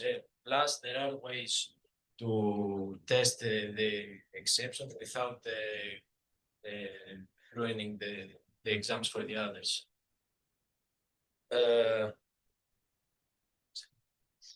Also, I remember that you said they rely more on memorization rather than learning the topic, which I completely disagree, because in order to apply what you have learned correctly to the questions that they ask, you have to understand the topic and know what you're talking about, instead of just writing whatever you have memorized. Even furthermore, I remember you said that they are too standardized and don't test all the different intelligence, but that's okay, that's life. That's why they're useful, because they prepare them for their adult life, because not everything is fair. It won't be fair when they're adults. Nothing will be fair. So they will have to adapt and learn to fit in with what they have and use what they have to progress in their profession or whatever. And I remember that you said also they don't require creativity. Okay, I understand that to an extent, but that's not the point of the exams. Their point is not to test creativity, but to test how well they can manage their time because they have to finish in a certain amount of time, how to work under pressure, and how to build discipline and how to build discipline, because they have to study a lot, obviously, so 1 that minute. they can do well in these exams. That's all. Thank you. Thank you, Ioannis. Now we're ready for Angelina, to the rebuttal speaker against the motion.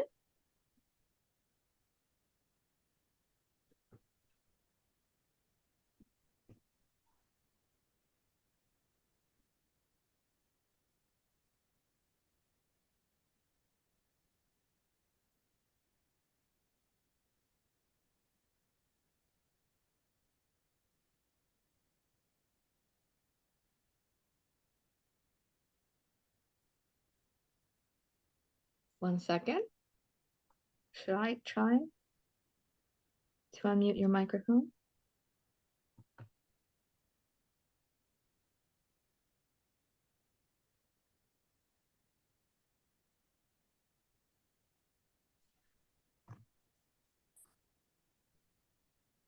We cannot hear you.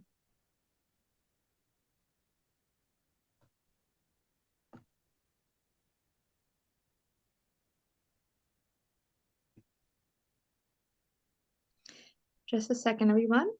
Please be patient.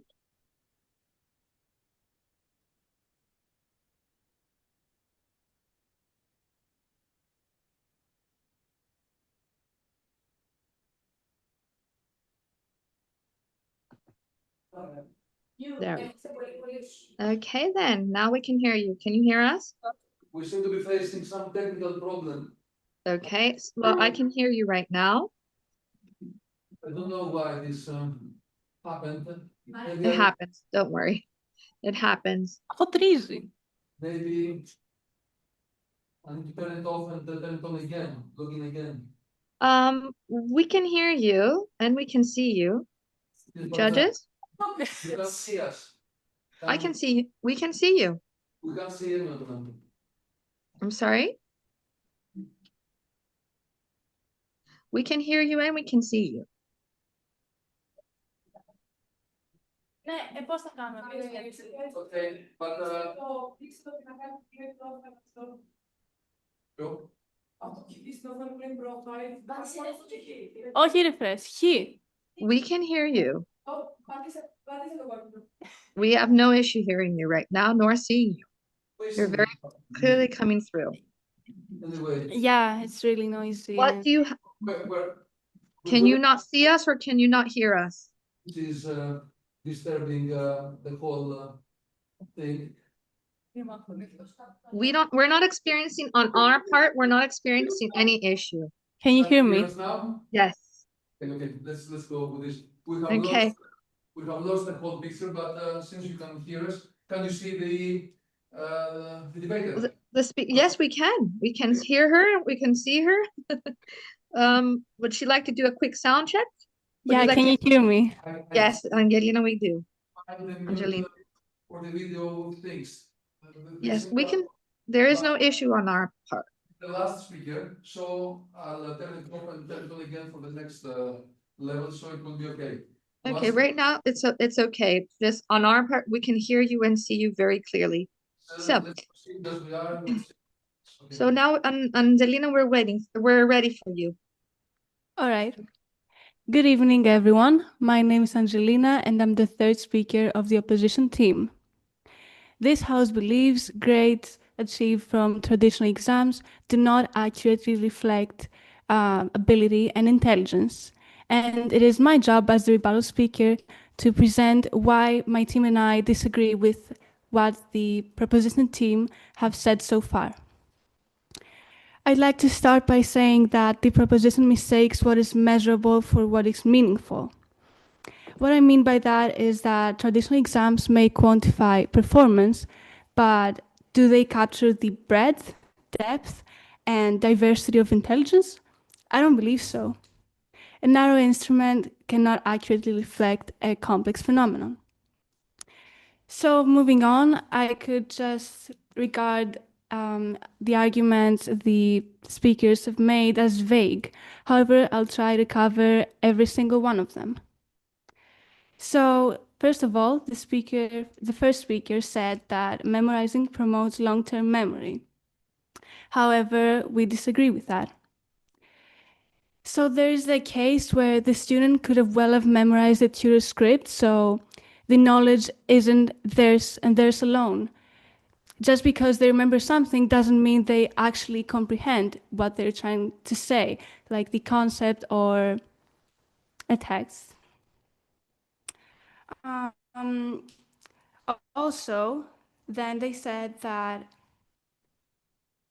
actually, then what they have learned through this kind of system, the traditional exam system, they will not be able to apply it in future times because unless they are in an exam-like environment, which is highly doubtful. Real life doesn't work like that. Then the first speaker also opined that sitting exams do not require anything other than a pen and a pencil, which I completely disagree with because they require financial state. What I mean by that is that elite institutions reflect prior privilege.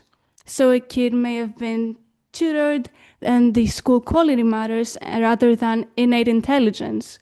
So this is why many individuals perform better because they are used to this exam technique. And I'm also talking by experience. Then, as for the second speaker, first, they said that, so I have to say about that, that consistency is not validity. They said that they assess memory retention and time management. But in reality, it's not that. It is familiarity with exam technique, because exams focus exclusively on linguistic and logical and mathematical logic. Also argued by Harvard graduate and respected author on the topic, Howard Gardner, intelligence is multidimensional. Then the last thing the second speaker mentioned is that through exams you're able to undertake pressure, so which helps you later on in life. But that's not true because exams actually use artificial pressure and not cognitive depth. So, for example, an intelligent, capable individual requires deliberation to produce reasoning. Thank you, Angelina. That's all I have to say. Thank you for listening to me. Thank you very much. Thank you, Angelina. Thank you all, especially for your patience during our technical issues.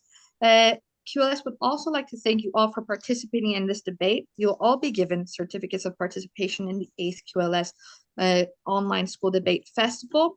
Your final scores will be announced on the QLS Facebook page at noon on Friday, the 27th of March, and emailed to all the participating schools. Finally, we'd like to thank our sponsors at this time, Equals, Express Publishing, Burlington Books, and Hamilton House. The next debate starts immediately. Goodbye, everyone, and have a good afternoon. Bye, thank you very much. Thank you.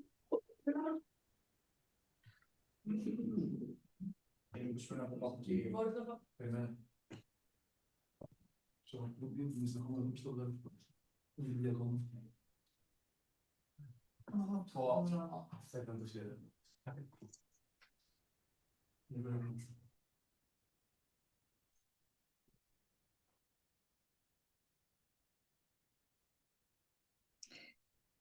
Hello to Marco Polo School and Bortukli School.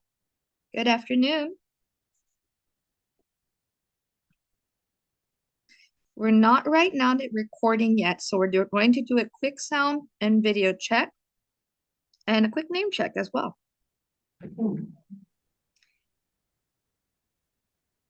So, hello, I see, okay, so this is Foreign Languages Bortukli School. You are Michael? Yes. Hello.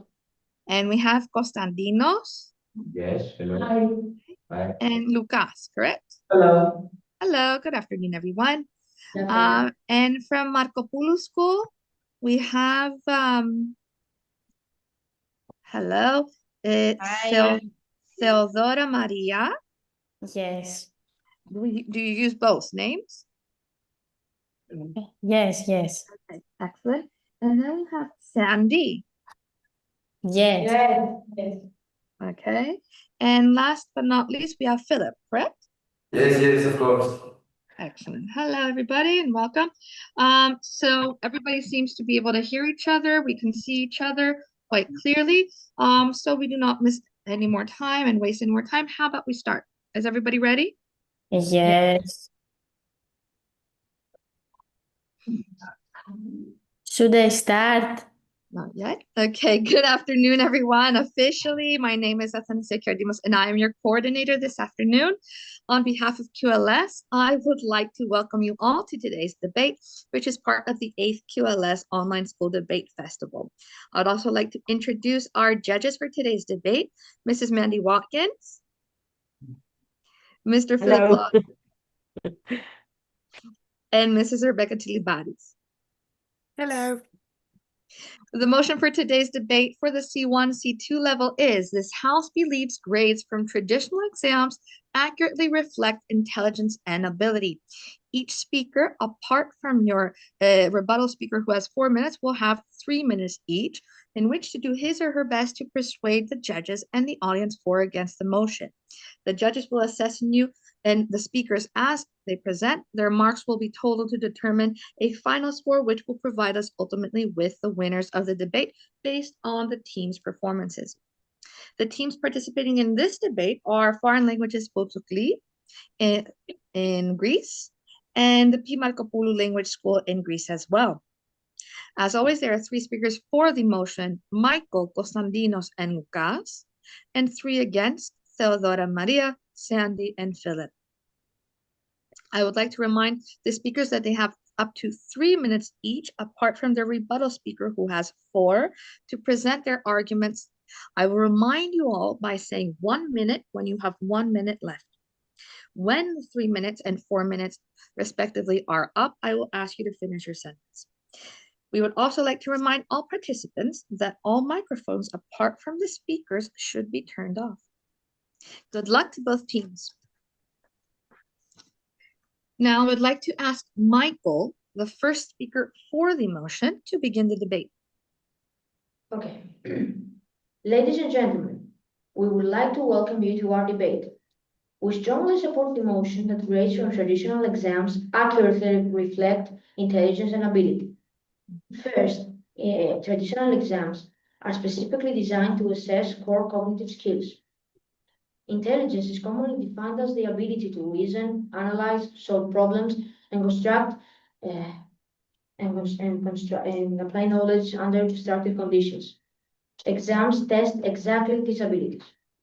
When students sit an exam, they must recall information, interpret questions, evaluate arguments, and construct logical responses within a limited time. These are fundamental components of intellectual ability, and they are core elements, not only in our students' lives, but in our future lives in the professional world of ours. A second point in favor of our belief is that exams measure not just memory, but understanding. A well-designed mathematics, science, or literature exam requires students to apply concepts to new situations. This demonstrates higher-order thinking, not simple memorization. If a student consistently earns high grades across subjects, it strongly indicates developed reasoning skills, discipline, and intellectual competence, and their ability to design strategies and follow them without deviation in order to achieve their final goal. Moreover, critics argue that intelligence is broader than exam performance. While they may be true, academic intelligence remains essential and measurable form of ability. Schools and universities exist primarily to develop academic knowledge and analytical skills. Traditional exams directly assess these outcomes, showcasing the results of the effort to achieve knowledge and enhance intelligence. Therefore, when properly constructed and fairly administered, exam grades are a reliable indicator of intellectual performance and academic ability. Thank you. Thank you, Michael. Now it is the turn of the first speaker against the motion, Theodora Maria. Okay, so good afternoon, everyone. My name is Theodora Vorinaki, and I will display a number of reasons in support of why this House believes grades from traditional exams don't accurately reflect intelligence and ability. We all know that exams in the common way towards that direction, but is this the best possible way to do so? Well, we definitely believe that it's not. First of all, students are asked to memorize lots of information on which they are tested. They are also asked to attend classes where they are taught strategies to deal with exams effectively. In our opinion, this approach is not fair, and I will explain why. Teenagers are asked to participate in such exams that, to a great extent, their results will define their future. But what happens if they are stressed? Not everyone can remain calm under the pressure of such a case, especially if the participant knows that if he or she fails, he may not be given a second chance, or if he or she has to wait for a whole year to do so. We have all heard of such incidents, or maybe we have witnessed some. Then, this way of testing excludes creativity. Development certainly relies on doing new things, not just repeating or adjusting to the already acquired knowledge. Thus, students need to be given the opportunity to show what they can do. They can participate in projects where teamwork and collaboration will be encouraged and at the end evaluated. After all, we will never be asked to do things just for ourselves. We will be asked to work with other people so that our community or society benefits in multiple ways. 1 minute. What will happen if you are asked to write an essay but you don't feel well that day? Or maybe you find the topic boring or of no interest? I will tell you what will happen. The candidate will fail, not because he is not clever enough, but because it was just a bad day. Thank you for your attention. And thank you, Theodora Maria. Now it is the turn of the second speaker for the motion, Constantinos.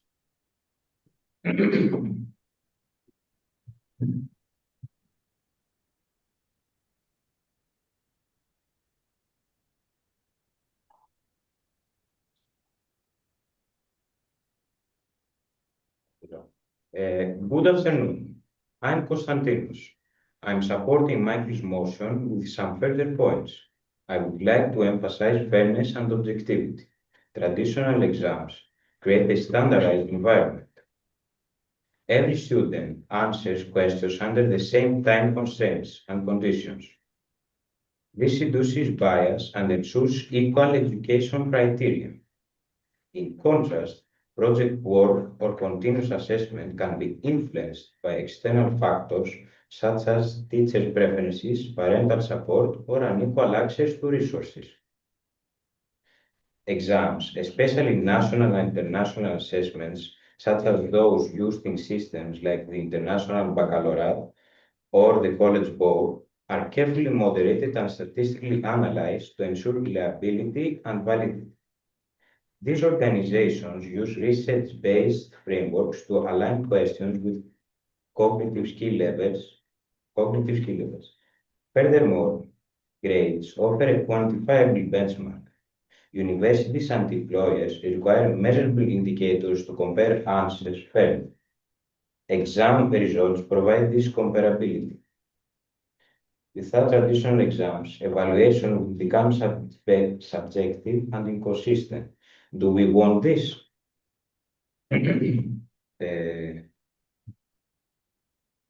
A second argument that I would like to add revolves around the notion that cognitive skills are directly put to the test.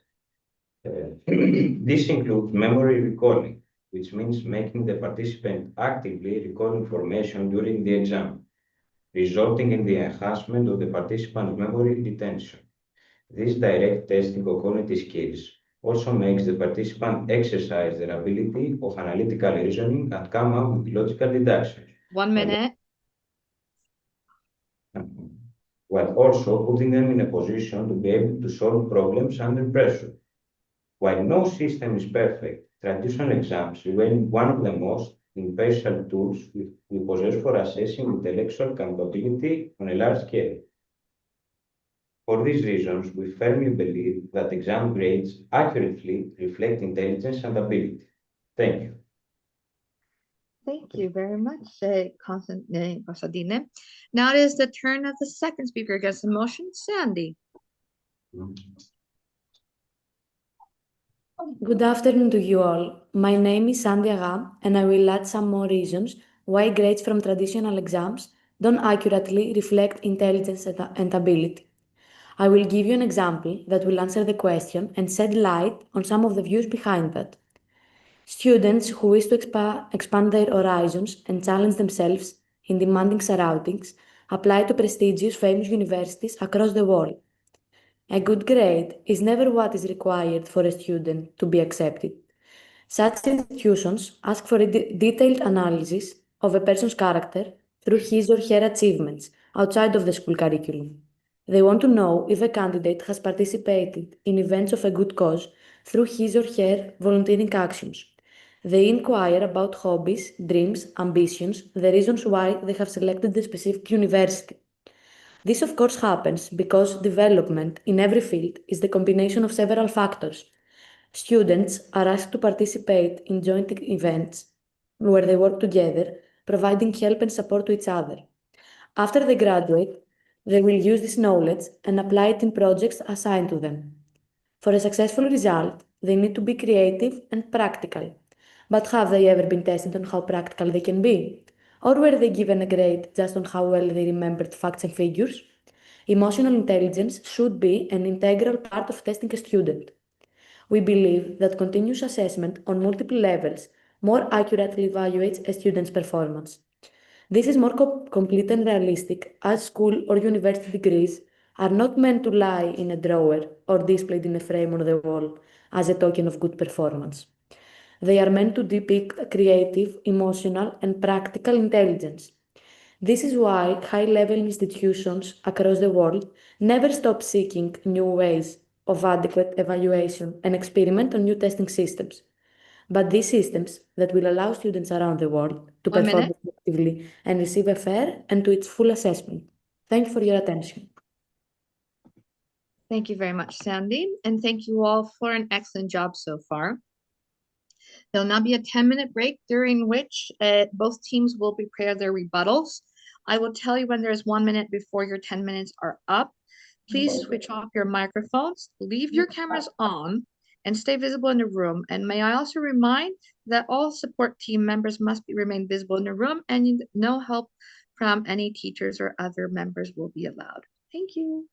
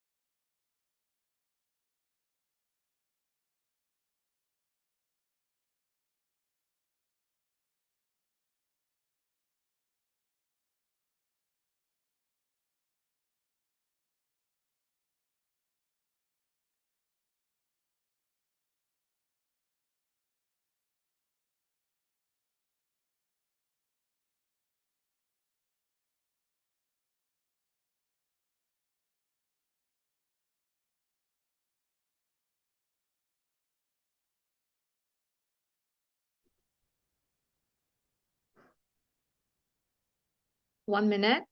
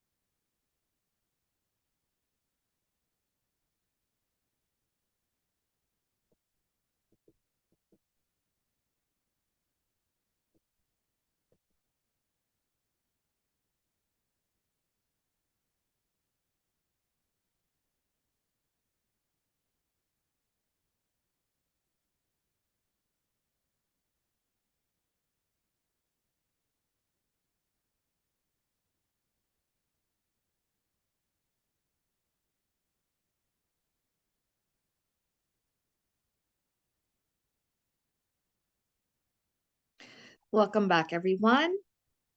I'd now like to ask Lucas, the rebuttal speaker, for the motion to begin. Your hand off your mouth, please. Yes. Honorable judges and fellow debaters, your team claimed that exams bound the student with the exams are designed with no other choice, that the student's grade shouldn't be designed to pass higher education, but it should be based with questions such as about skills, personality, teamwork, collaboration, and volunteering and hobbies. You have also said that emotional intelligence is not calculated. However, IQ tests show how operative, skilled, or even emotionally intelligent, of course, a student can be. Major higher education programs operate such IQ tests in order to calculate a student and how intelligent, not only about math and stuff and also lessons, but it's intelligent in emotional parts. Let's say, for example, a student who constantly performs well in these exams, in traditional exams, has mastery of content and the capability to manage stress effectively. Because you've also added that the student can be calmed easily. He isn't calm, he stresses a lot, and he might underperform in these traditional examinations.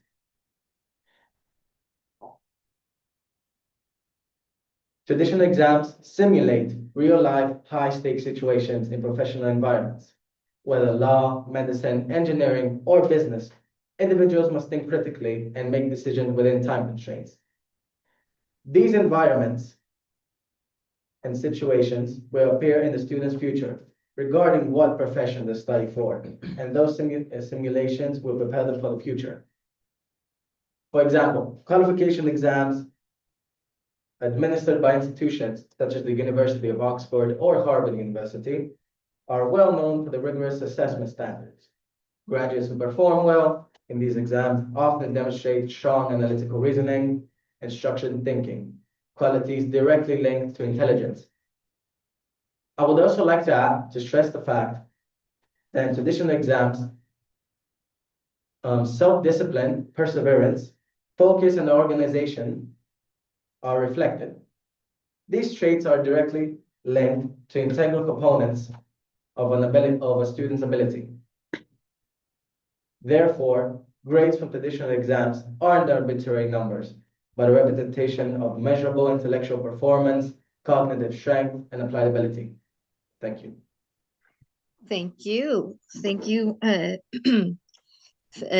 Lucas. And now I'd like to have Philip, the rebuttal speaker against the motion, begin.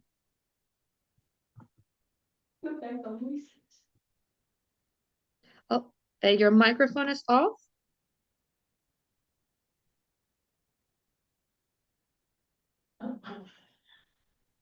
It's not on yet.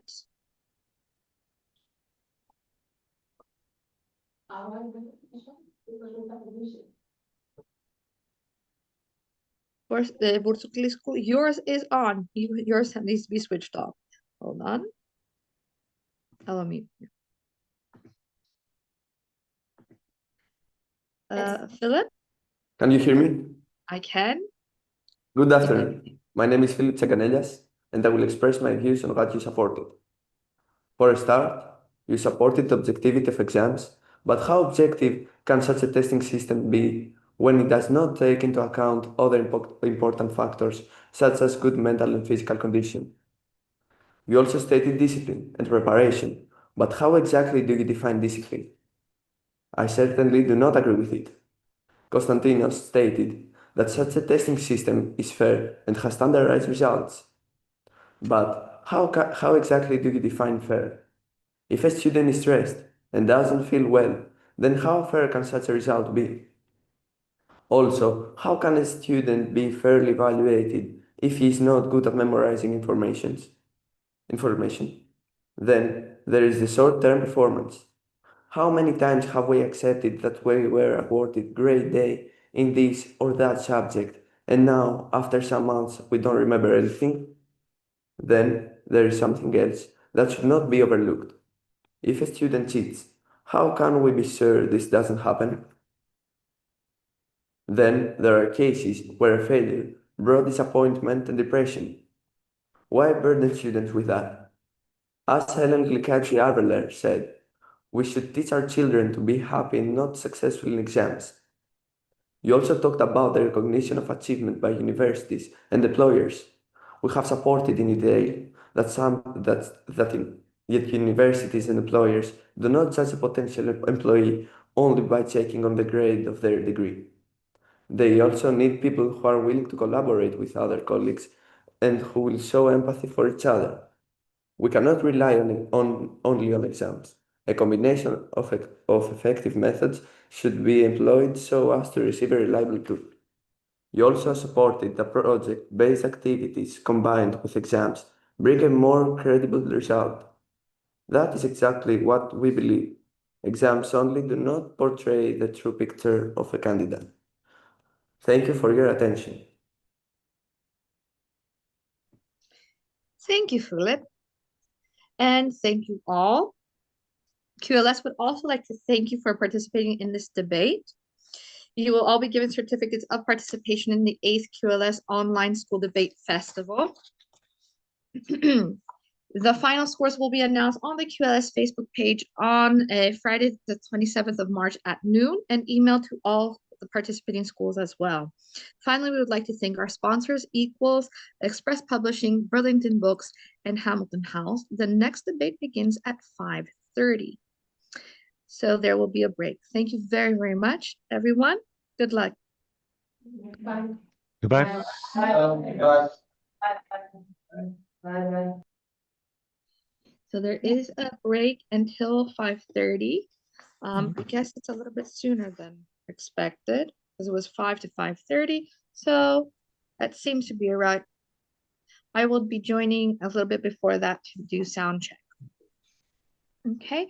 If you need anything, please let me know.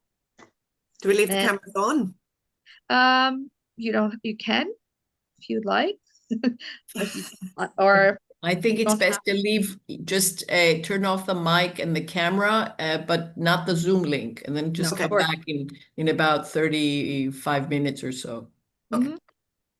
Okay. Bye for now. Bye. You have time to find some more jokes now. Oh, yeah. There you go. I must use my time productively. Yes. Bye. What more productive ways of using your time?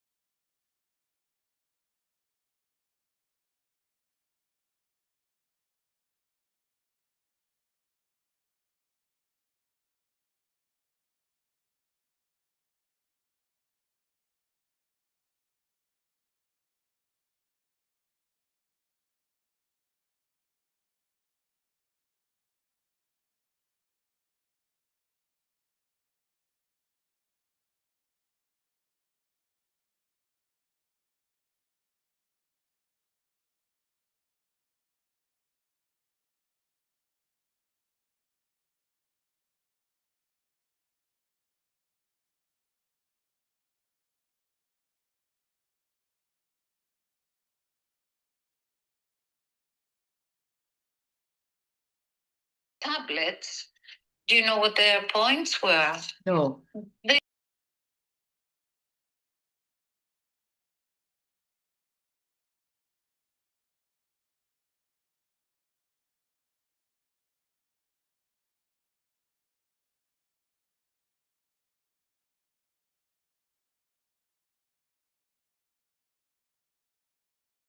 Yeah. Yeah, so deep thinking. So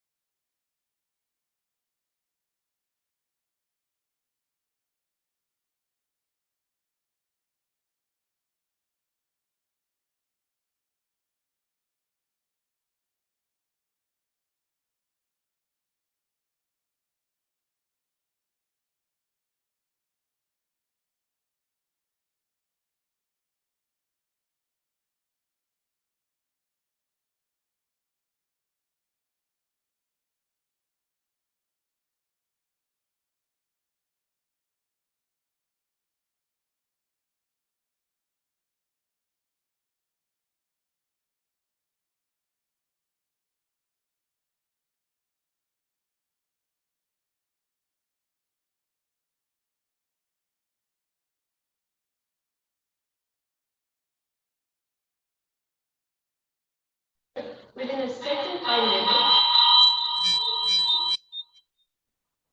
preparing them for the reality of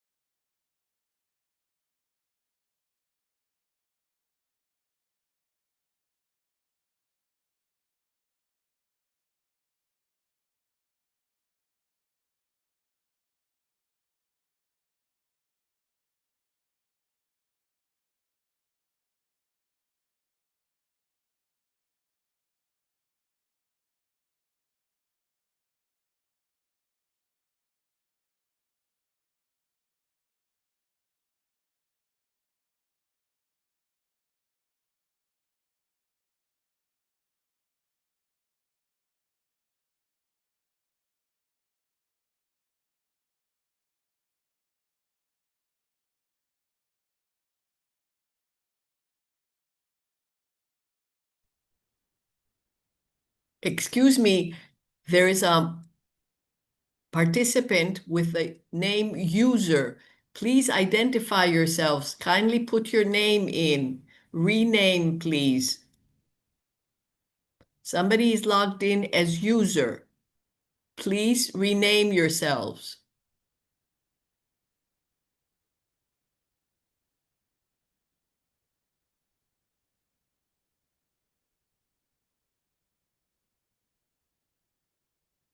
Georgia, Yes, Asimenia, who is user? I have no idea, but I'm on duty now, eh? Oh, okay. Then I go to B2. I'm down for C1, C2. Yeah. Okay, so then I go to B2. You are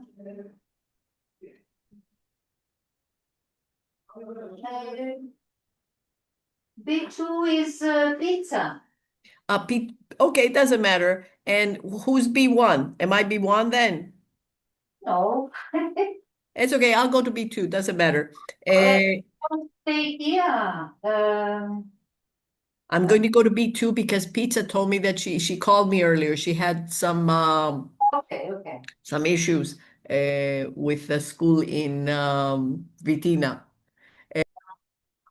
Okay, you go and I'll stay. Okay.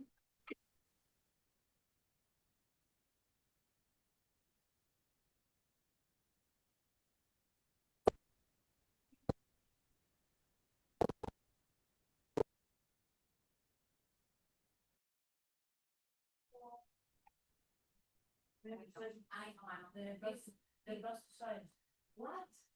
Αυτό που είναι σκουπιμένο. Δεν είναι που είναι σκουπιμένο κάτι. Μισό πια. I'm coming.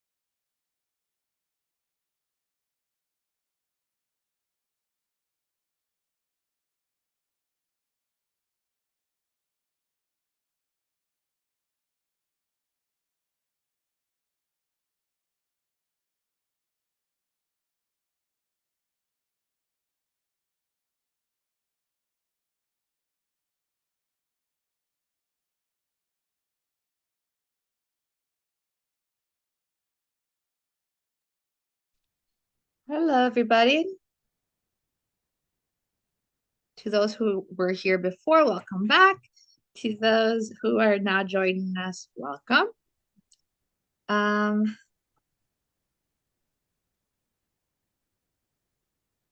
So as we have a break until 5:30, we're still waiting for everybody to return from their break. But in the meantime, since I have you here, let's do an unofficial sound check and video check. So we have, let me check as well. So we have Magic Minds. Hello, Magic Minds. Sorry, I didn't hear you. Oh, wait. Everybody speaking at the same time and I couldn't hear you. What was that? Okay, hello everyone. Hello. Okay, hello, Pekka College. So, from Pekka College, since you were the ones to speak last, we have Bianca, correct? Bianca? No?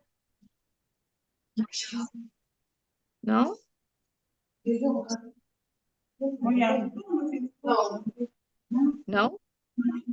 No, your speaker's name is Elena. I don't have an Elena on my paper. I have Giselle. Is it It Giselle? might be, yeah, okay, so it might be we have two different groups and maybe we have just changed the group. That is the first one because they are both C1. I'm sorry. So you've changed names of the speakers? No, we have two groups. Oh, you have two groups. Speakers into C1. But according, maybe we have not checked the schedule. Maybe there is a shift in the timetable. 1 second, please. So debate 5, according to my files. I think this group must be from the next one, 6:15. Is that Elena, Selma? Huh. Then, that's the other time. yes. So we're looking for the other team. So this team that is debating right now at 5:30, according to my schedule, unless I'm mistaken, please tell me now if I am. So the team that I have for debate number 5 is Magic Minds with Vasiliki, Alexandros, and Nikolaos, correct? Sorry? Oh, you're not coming out. You're not coming through very clearly. Yes. Let me Yes. see. Yes. Okay, so let's fix that issue with the microphone because either it's not coming through clearly or there is a time lapse between what you're saying and what's coming through. So let's fix that again. So, and Pekka College, who do I have here? Hold on. So, are you the 17 plus group?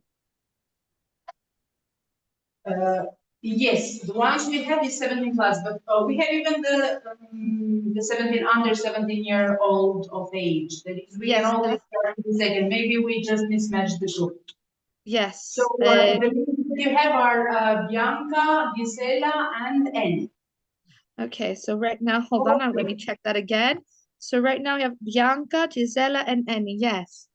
Okay, so just about a minute, the girls will just shift places and then we can easily start. Excellent. Sorry.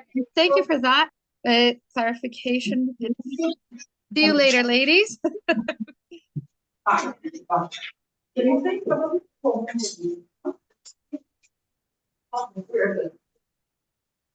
Okay. Now, Magic Minds, would you please say something to the microphone? It could be anything at all. Just so I can see if it's heard. Can you hear us? I can hear you. Tell us something. Tell us about where you are.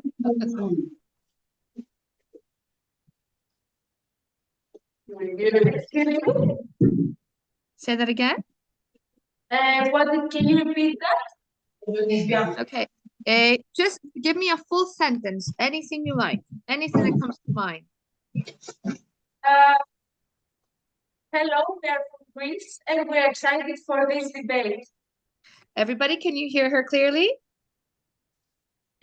Her voice comes as an echo into us. It's not that clear. I missed that. I don't know. Are you speaking to me? Because we are from Preka speaking. The voice of the girl speaking is not very clear. It echoes into so us. it isn't clear to you. Okay. No, it's not. Okay, then we'll try it again. Can you give me another sentence? If you don't hear the mic, it might help. Yeah, maybe a little bit clear. Yes, a little bit closer to the microphone. Might be a little bit clearer for the other school. Thank In you. order- Hello, we are from Greece and we're excited for this debate. Better? Preka College, is it better? No, it's the same. I don't know if the others hear it well, but to us it comes as an echo. Judges, do you hear them? Do you hear Magic Minds well? The second time, yeah, it was much clearer. The first time Yes. there was quite an echo, but now it seems to be fine. I agree. Yeah, okay. One more time, just again to make sure, because everybody has to be in agreement that you're clear, you're heard, both our judges and the other school, in order to debate properly. So one more time, I'm sorry. Hello, we are from Greece and we're excited for this debate. Better? Okay, okay. It will do. Thank you. Will it? Okay. And one of your participants, can they also say something into the microphone, or so that we're sure that everybody's okay? Hello, we are from Preka College. Is that okay, everybody? Yes. Yes. Okay, then. I think so. So, let's organize this. Just let me remind you, we're not allowed to use any devices during the entirety of the debate. Your support team must be visible the entire time, especially during those 10 minutes of your rebuttal prep. You cannot have any help, not from electronic devices, nor from teachers during the entirety of the debate as well. So, shall we start even though it's 2 minutes earlier? Let me just get a final approval. I do not mind.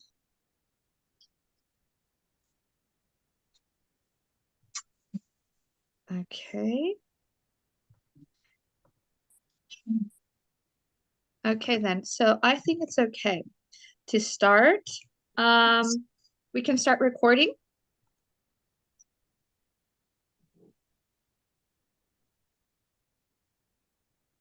Okay, good afternoon, everyone, and welcome. Officially, my name is Athanasia Karadimas, and I am your coordinator this afternoon. On behalf of QLS, I would like to welcome you all to today's debate, which is part of the 8th Online School Debate Festival. I would also like to introduce our judges for this afternoon's debate. We have Mr. Philip Lauder. Hello, good luck. And Mrs. Rebecca Tilibari. Good afternoon. And Mrs. Mandy Watkins. Hello, everyone. The motion for this afternoon's debate is this House believes grades from traditional exams accurately reflect intelligence and ability. Each speaker will have up to 3 minutes, apart from your rebuttal speaker who has 4, in which to do his or her best to persuade the judges and the audience for or against the motion. The judges will be assessing the speakers as they present. Their marks will be totaled to determine a final score, which will provide us with the winners of the debate based on the team's performances. The teams participating in this debate are, I'm sorry, I went a little bit lower, are Magic Minds and Preka College in Albania. The speakers for the motion are Vasiliki, Alexinos, and Nikolaos. And the 3 speakers against the motion are Bianca, Gisela, and Eni. I would like to remind the speakers that they have up to 3 minutes each and 4 minutes for each rebuttal speaker to present their arguments. I will remind you by saying 1 minute when you have 1 minute left. When your 3 minutes and 4 minutes respectively are up, I will ask you to finish your sentence. We would also like to remind participants that all microphones apart from the speakers should be switched off. Good luck to both teams. And let the debate begin. I would like to first ask Vasiliki, our first speaker for the motion, to begin the debate. We are not here to claim that traditional examinations measure every form of human talent. The relevant question is whether they remain the most reliable indicator of cognitive ability, and they clearly do. Our house confidently supports the motion as traditional examination grades can accurately reflect intelligence and ability, satisfying the three fundamental criteria of psychometric measurement: reliability, construct validity, and predictive validity. Construct validity concerns whether an assessment measures the theoretical construct it claims to measure. In the context of intelligence, the relevant constructs include logical reasoning, working memory, analytical problem solving, knowledge integration, and transfer. Therefore, exams do not merely measure superficial recall. Instead, they evaluate how effectively a student can process, structure, and deploy knowledge, which aligns closely with established models of intellectual ability. Traditional exam grades reflect intelligence and ability because they are designed to produce reliable measurements, that is, scores that remain consistent, stable, and reproducible across different contexts. The reliability argument becomes even stronger when we consider high-stakes examinations such as university entrance exams, national secondary school exams, international language certifications, or professional licensing exams. These exams determine major life opportunities, including university admission, scholarships, and professional certification. High-stakes examinations cannot afford an unreliable measurement. The entire system depends on scores consistently reflecting real differences in ability. Perhaps the most compelling evidence for the accuracy of exam grades as a form of assessment relies on predictive validity. Predictive validity refers to the degree to which a test score can accurately predict our future outcomes that depend on the same underlying abilities. 1 minute. Widespread reliance on examination, result by universities' international certification bodies, is not accidental. Major examination bodies such as Cambridge Assessment and the Michigan Language Assessment design exams to measure language proficiency and cognitive language ability. Therefore, if exam grades did not reflect intellectual ability, institutions whose credibility depends on accurate selection, such as universities and international examination boards, would not rely on them so heavily. Thank you very much. Thank you. Just try to not sway too far from the microphone as you're speaking. Okay. Thank you very much, Vasiliki. Now it is the turn of the first speaker against the motion, Bianca. Hello, we're arguing against traditional testing. Traditional testing has been the main way students have been evaluated in schools for many years. However, it does not measure the most important skills that students need to succeed.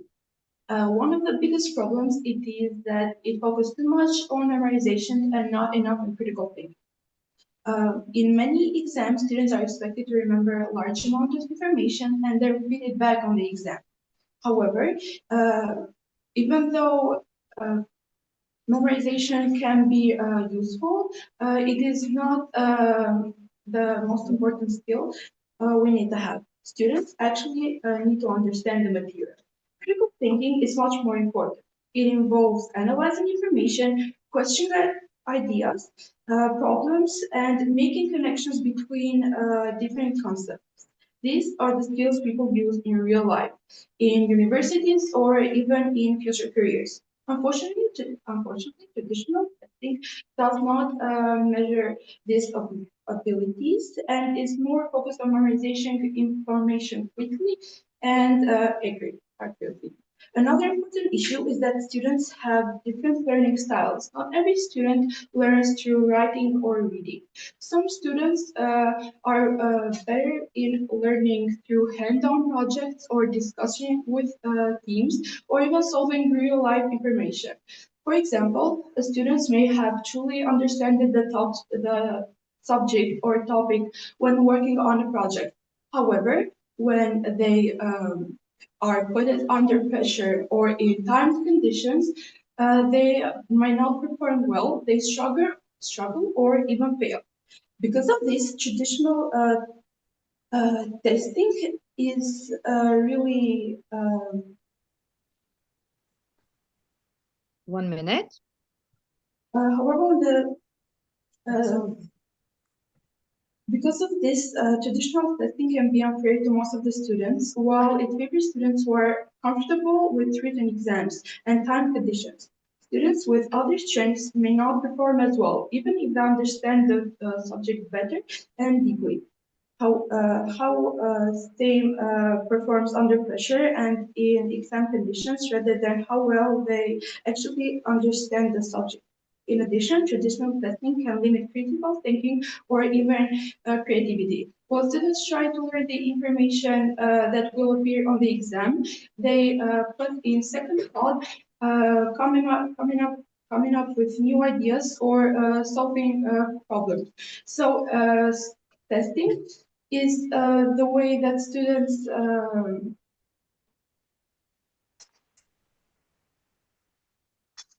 is the way that students are graded and not actually if they understand the subject or not. Thank you.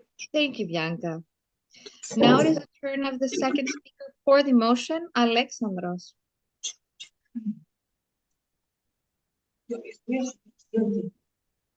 Our house supports the motion. As we truly believe that our house supports the motion, as we truly believe that fair and unbiased examinations leads to equality in education.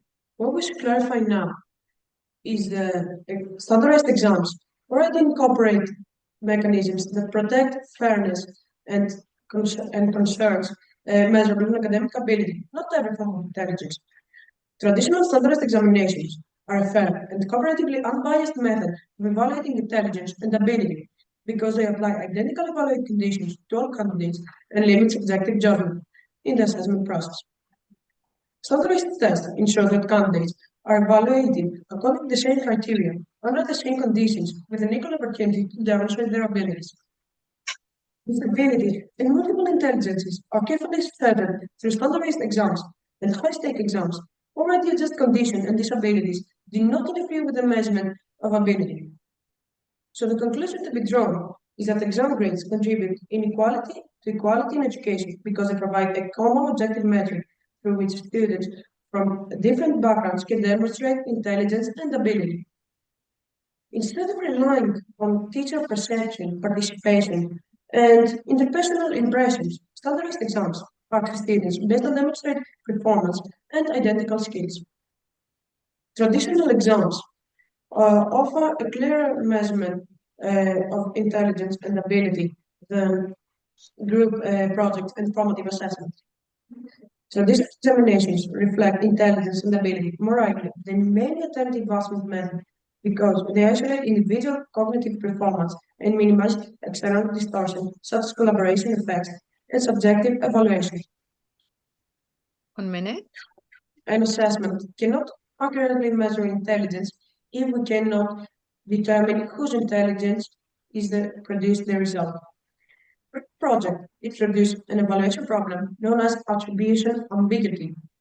It becomes difficult to determine how much of the final outcome reflects each student's ability.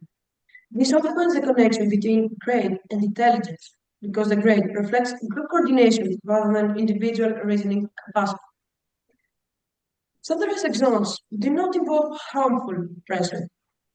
Those who oppose summative assessments argue that the exams pressure and test anxiety distort students' true abilities. In other words, standardized exams measure both knowledge and ability to apply in under typical evaluated conditions, which mirrors real-world professional environments. Throughout their education, students repeatedly encounter exams, which allows them to develop a variety of skills, such as test-taking strategies, time management skill, and emotional regulations during a test. Therefore, while standardized exams involve pressure, this pressure is not inherently harmful. Thank you. Thank you very much. Thank you very much, Alexandros. Now is the turn of the second speaker against the motion, Gisela. Hello everyone. So we'd like to further review on our opinion that traditional exams traditional exams does not reflect students' knowledge because they are affected by time pressure, time limit, and pressure. Traditional exams mainly rely on summative assessments, which evaluate students at the end of a unit or course. While these tests are often seen as a fair way to measure knowledge, they do not always show what students truly know or are capable of doing. First, the stressful environment can greatly affect students' performance. During the test, students face time pressure, fear of failure, and the knowledge that a single moment may determine their grade. Because of the stress, even students who understand the material may struggle to think clearly or express their ideas. At the end, the result is not what they really know, but how they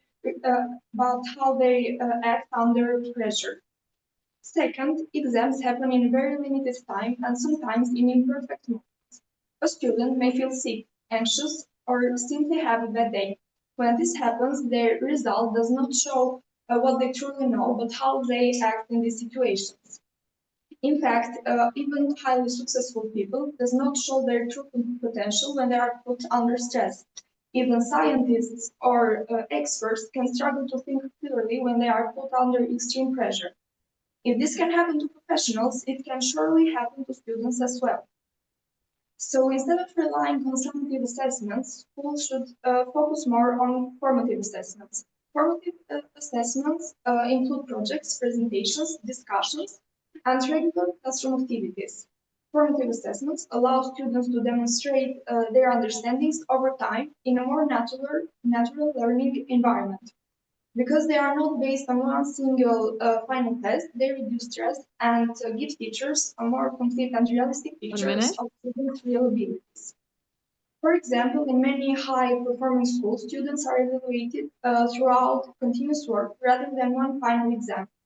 This approach helps teachers see improvement, creativity, and critical thinking.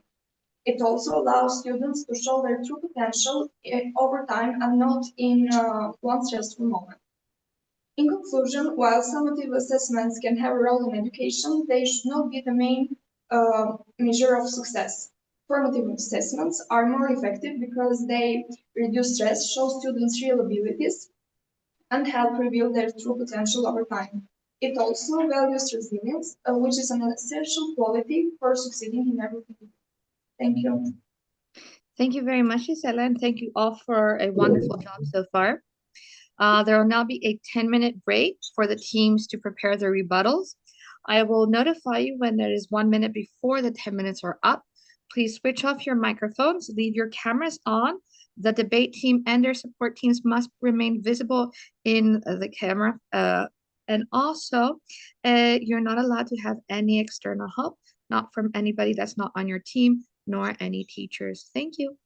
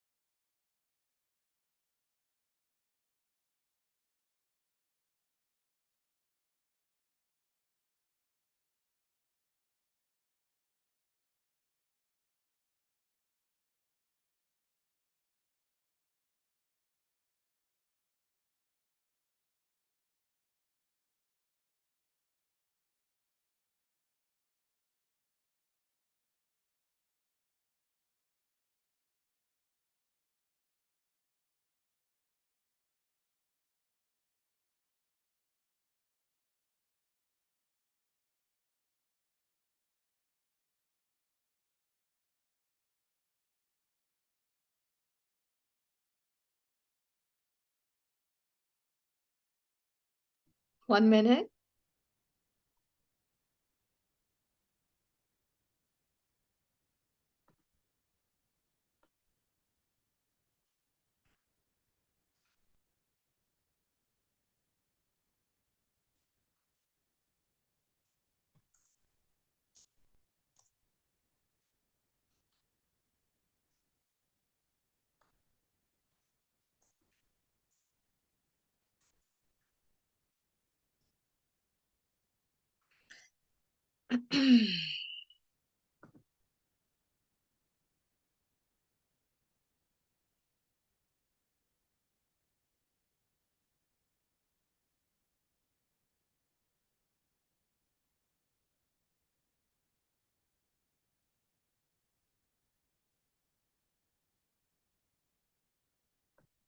Okay, then.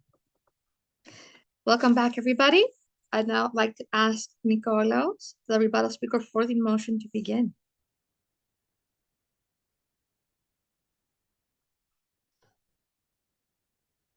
May I begin? Yes, please. Right. Our opponents evaluate exams against an impossible standard of perfection. In reality, no assessment system measures intelligence flawlessly. The question is, which method does the most reliable? In addition, we have found some inaccuracies in their main speakers' argumentation line, which I will point to. I'm so sorry, Nick. I don't want, I really love the energy and the passion, and I'm terribly, terribly sorry to interrupt, but I need you to come closer to the microphone and not move Yes, as much. absolutely. Thank you so much. Is it better now? I believe so. Yes, everyone? Okay. Do I start from the beginning or may I continue? From the beginning, from the top, it's fine. All right. All opponents evaluate exams against an impossible standard of perfection. In reality, no assessment system measures intelligence flawlessly. The question is, which method does say most reliably? And the answer, and our house believes that summative exams do so in the best. We also have found some inaccuracies in their main argumentation line, these being that they have argued that exams encourage memorization, but that is not the case. Well-designed tests test critical understanding of the exam topic and the exam topic and well-reasoned application and synthesis. In addition, they have argued that formative assessment reduces stress and test anxiety. Intelligence can only appear on real world scenarios, and stress is a part of that scenario, an essential factor in fact. So how can you assume that somebody who in a calm down, relaxed, up down situation, low tune situation can perform the exact same in a high stress, high stakes in a scenario. That's why we argue such. We argue that their argument on the test is but a life skill. In addition, they have argued that the learning process matters more than the results, and that this we argue that the top universities and colleges not only evaluate the final result and mastery rather than just say, oh, how much has this person improved? Improvement is only a part of the mastery. If somebody has improved in, say, a period of 6 months, it does not mean that they can master and apply that improvement. But universities don't want potential. They want clear results. Finally, they have argued that exams fail to capture multiple intelligences, and these intelligences are simply not present in the sector that is being tested. They test multiple intelligences like critical skills and critical thinking skills, as well as in critical thinking skills, but that's the thing but only that is required for standardized and academic as well as the cognitive abilities required. How can How can you, for example, someone who has great skills at listening, also do good in a math test? How does listening affect math? So how can you do so? That's my question. Before we close our argumentation line, I would like to ask some other questions to the opposing team, to the opposing house. If traditional exams do not reflect intelligence, then why do the most competitive universities continue to use them as their main entry admission? And another question is, how can the opposition state a method, another method of assessing that is more fair and reliable than standardized testing? Thank you for your time. Thank you, Nick. Now we're ready for Amy, the rebuttal speaker against the motion.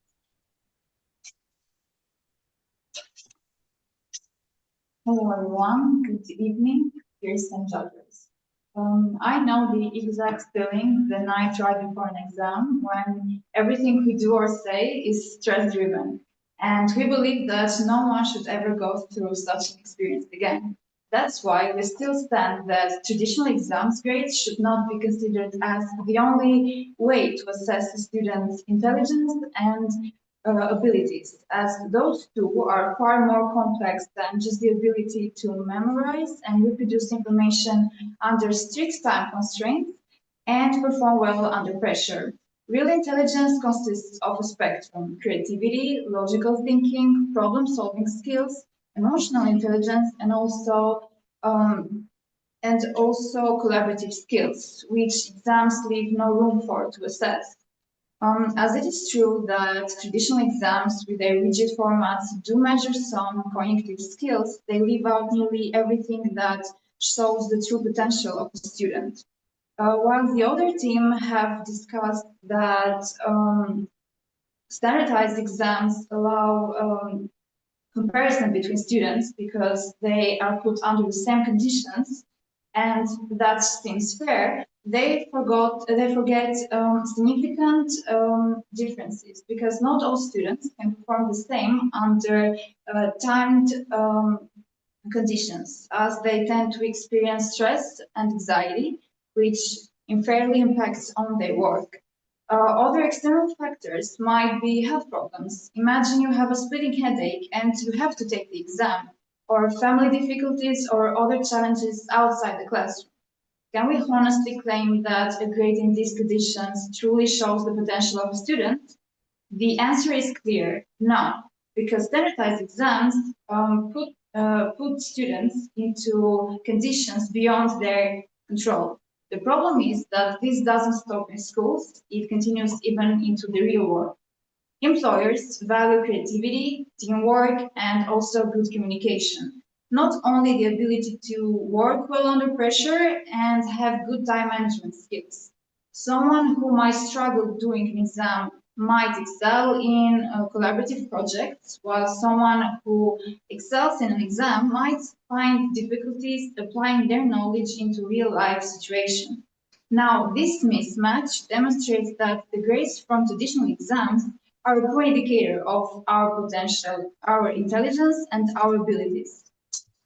So, for these reasons, we believe that the best way to assess students is by a variety of methods, which can include projects, presentations, portfolios, or formative assessments, which would not penalize anyone because of external factors, and in the end, would give a more fair and accurate picture of a student's intelligence, abilities, keeping in mind their talents and also their priorities.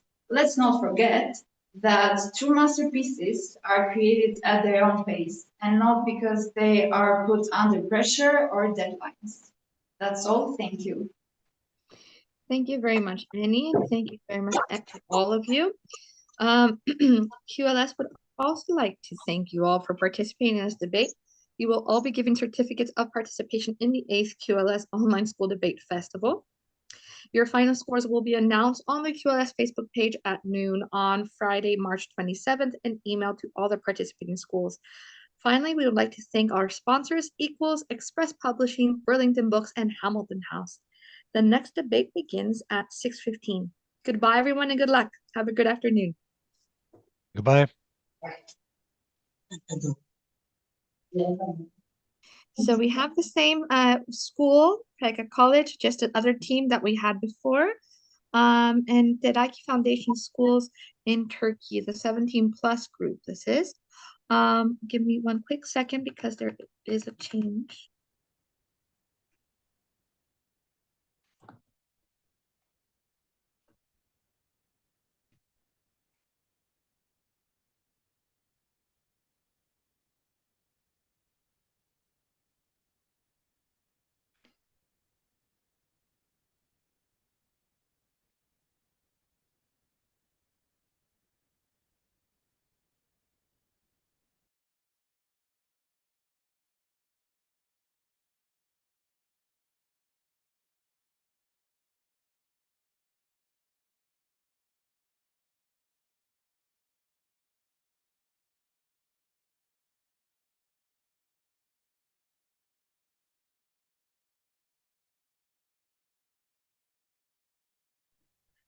Judges, just so that you're aware, there has been a change in speakers for the final debate.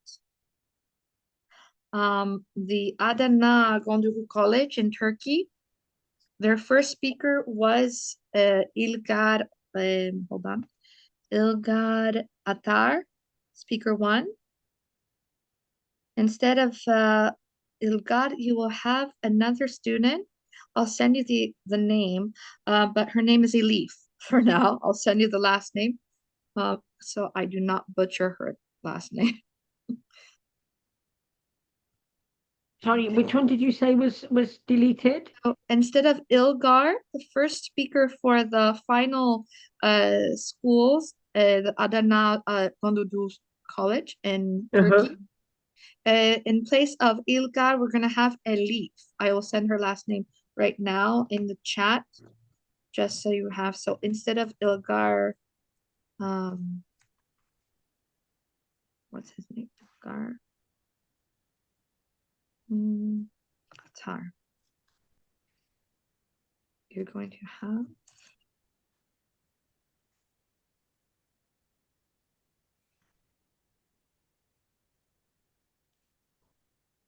So.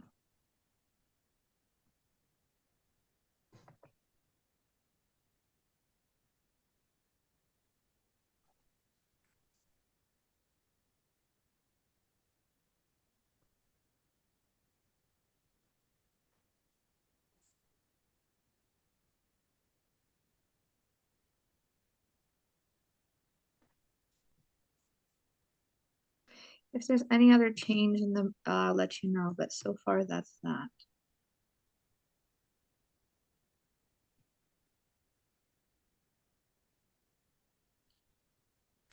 So,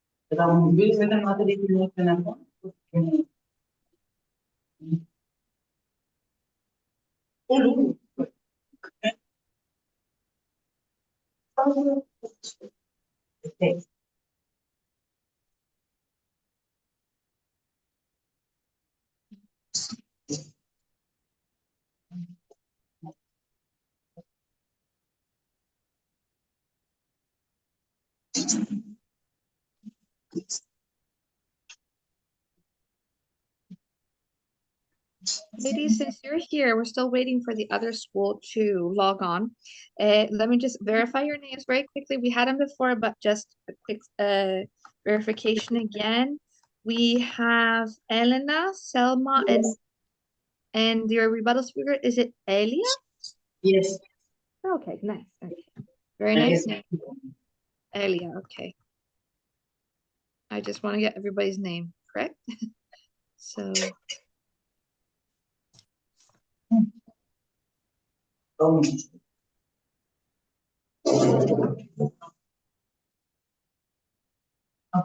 Much better.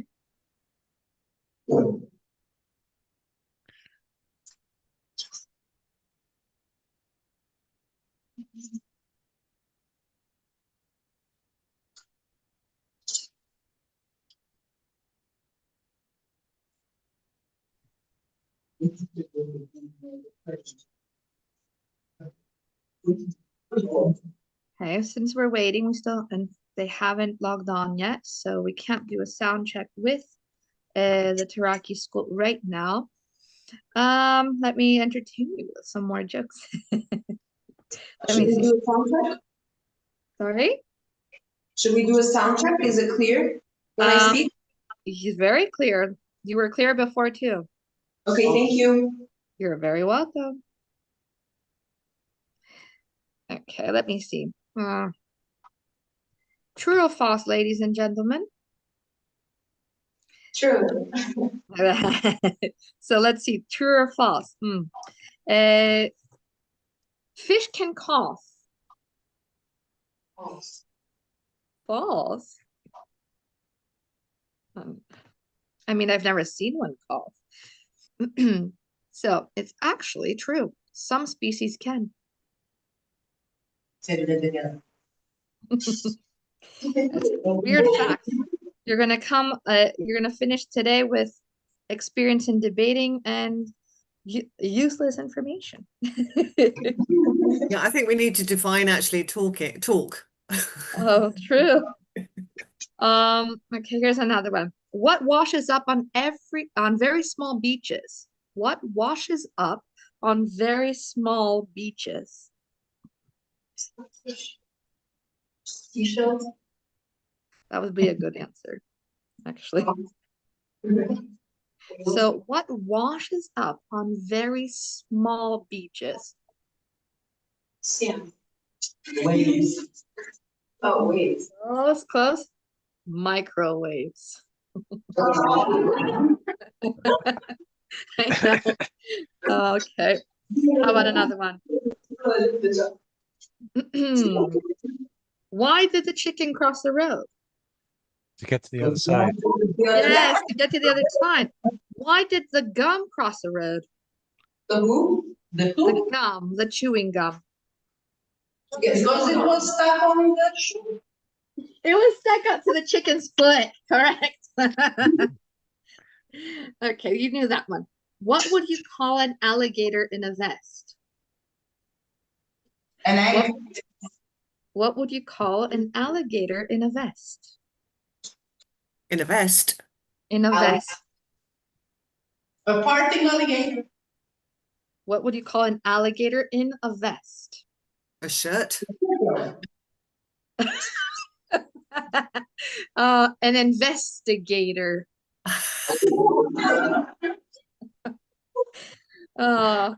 Some silly nonsense. Let me see.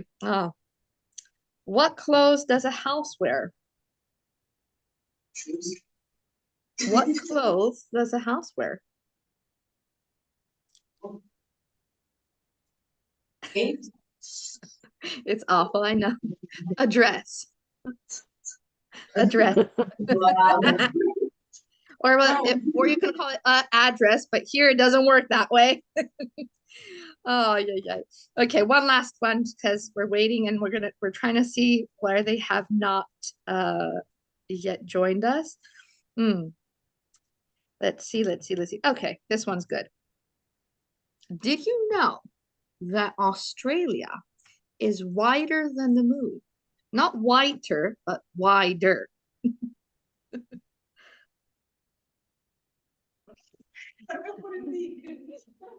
Yeah. Okay. Here.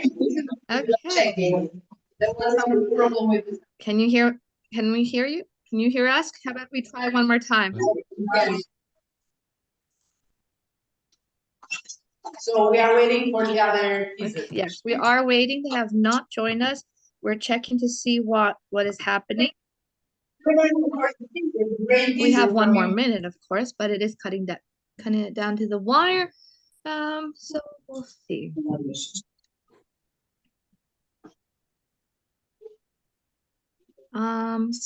Ladies, would one of you just say one sentence into the microphone? How about, could be anything about where you are, about your favorite food, what you ate today, what song you can't get stuck at, can't get out of your head or something, anything, the weather, something into the microphone because there's a bit of an echo. Ooh, could you get closer even? Is this okay? I don't have a joke. No. Do you have a song in mind? Something? Not really. I have my speech in mind. Oh, that's good. That's good. Okay. Is it clear? It's much better. It's much better. Thank you for that. Much appreciated. Although a joke would be appreciated too. I'm joking. I am joking. I'm just trying to keep everybody in a good mood. I don't know what's going on. Give me 1 second. I will return. I know you'll miss me.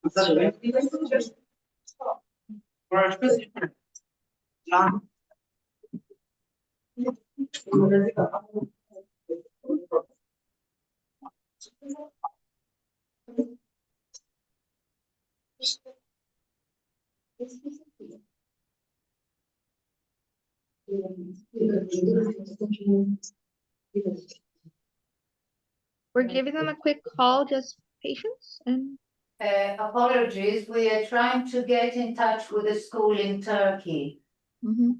Thank you, Mrs. Freedom. That means you have more of me. Aren't you lucky? Let's see. Instead of a joke, instead of a did you know, let me see. Something good. This is my favorite one. True or false? And if you really know the answer, don't immediately say it. The unicorn is the official national animal of Scotland.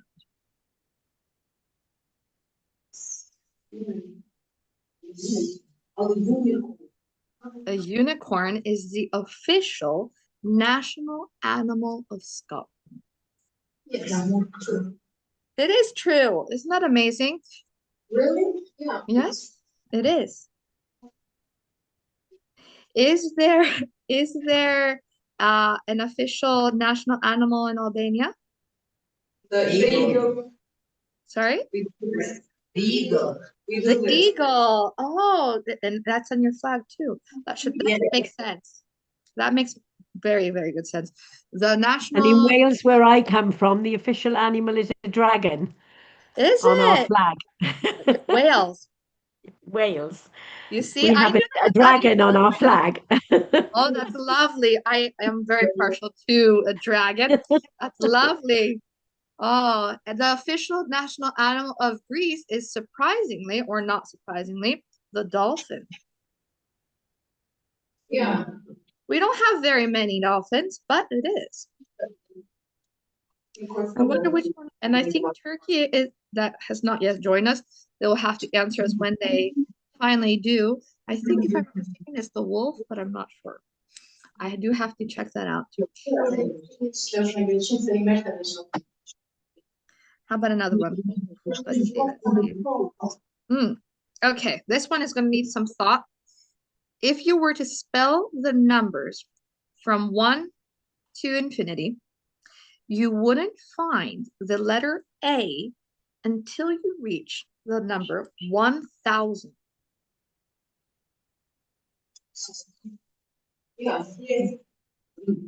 Are you trying to count now? Some people are going to start to count now. That's actually true. That was a good one. Now let me see, a really smart one. Oh, my favorite. Okay, what do you call a flock of flamingos? Mhm.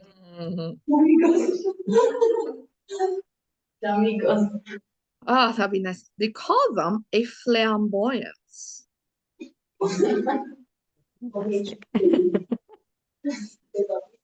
How about a group of gorillas? Last one, because they're joining us now. What? A group of gorillas.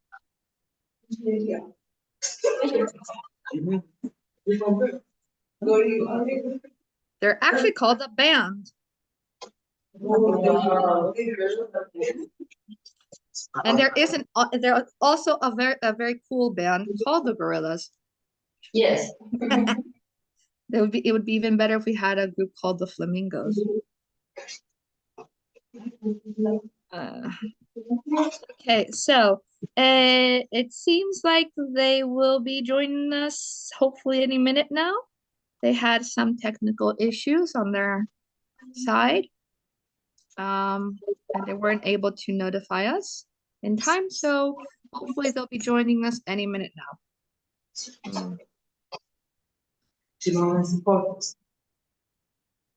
I also hope that my cool information did not take away from your concentration. No. Okay, we're trying to see what's going on. Give me one quick second.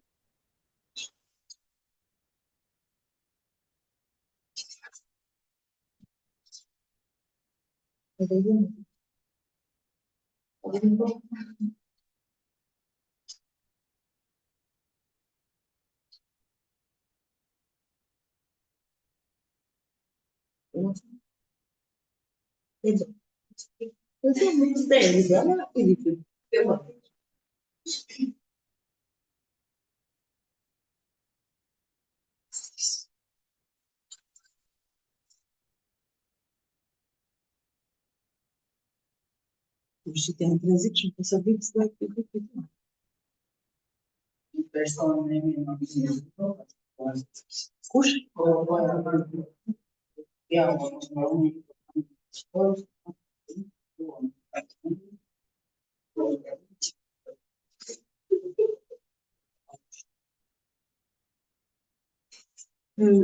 Non je sais pas, professeur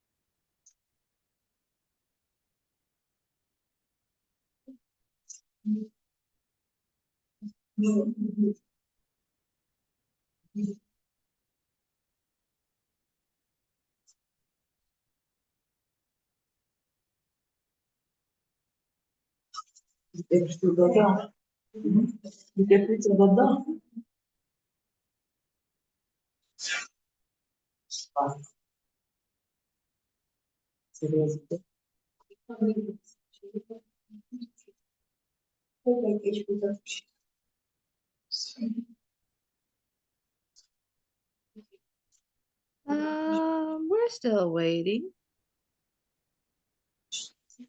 We're still waiting very patiently. I hope you had no plans. I'm joking. We'll try to get you out as soon as possible. Okay.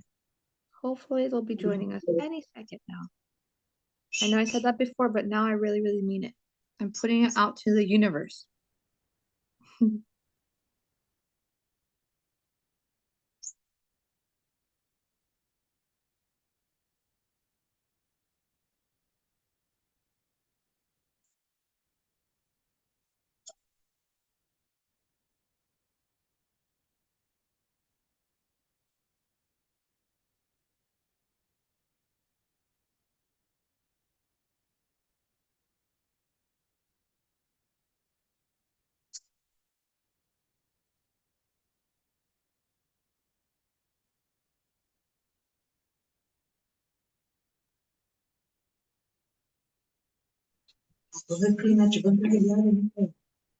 We're still waiting.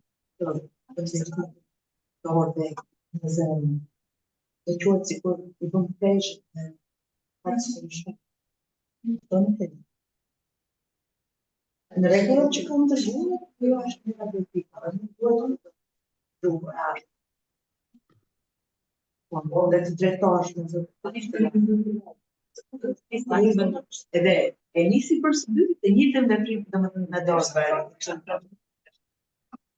Ai nuk do. Si.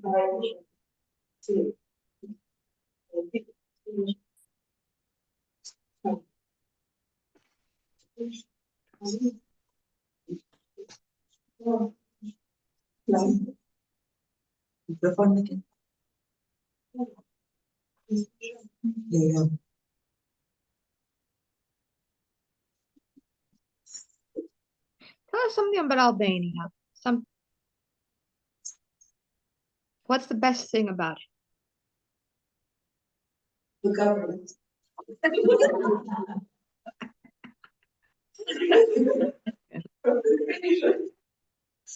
Always a good answer.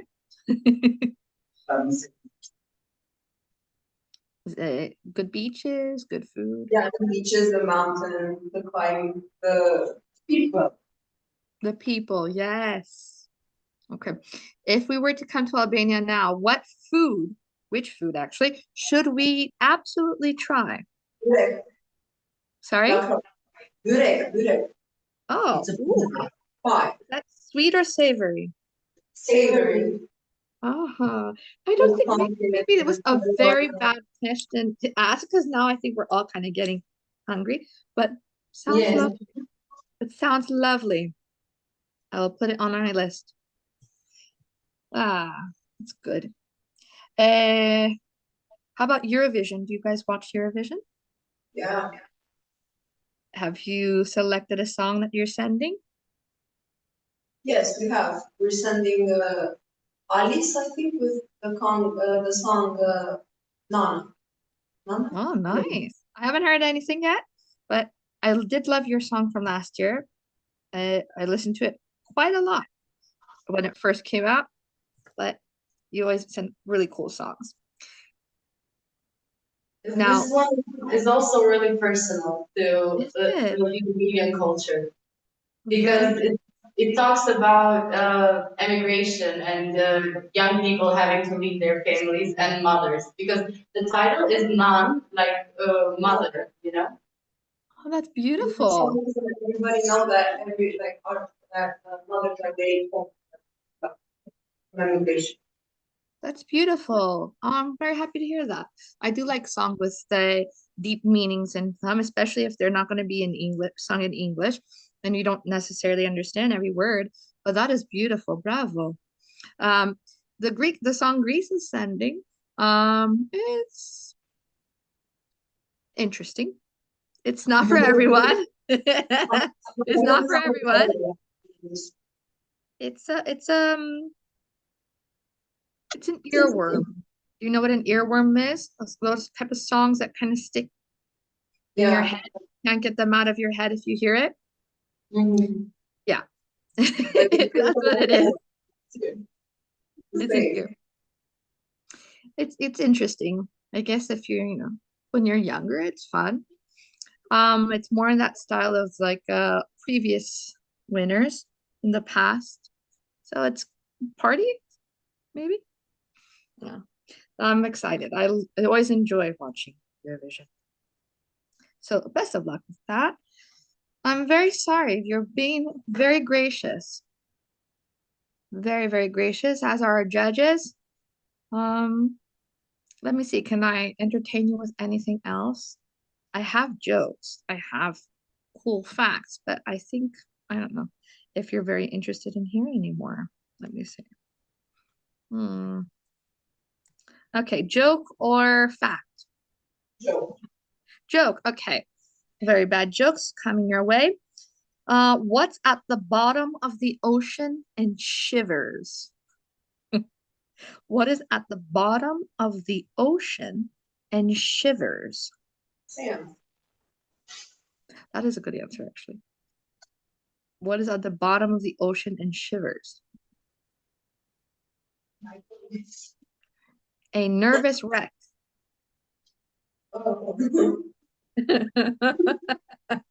Okay, here this one. This one comes from a movie. The one that I'm going to say next. It comes from a movie. I don't know if you're too young to know Mary-Kate and Ashley Olsen. You probably know her sister. She plays Wanda, the Scarlet Witch on the Marvel movies. So they were identical twins, and they used to make a ton of movies when I was much younger. So, what do you call a cow without legs?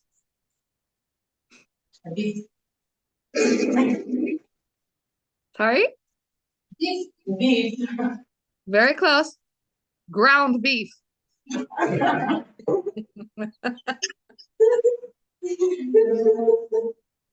This is another joke from the same movie. What do you call?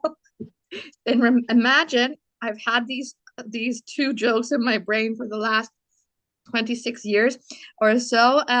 So the next one is not as good, but still. What do you call Australian underwear? Down underpants. Down under is the desert. Because it's down under. Yes, indeed. I heard your teacher say that.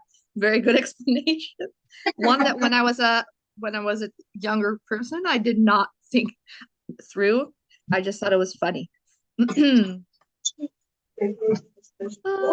don't know where everybody is, but I appreciate your patience. And we're checking again. Very, very sorry. Very, very sorry.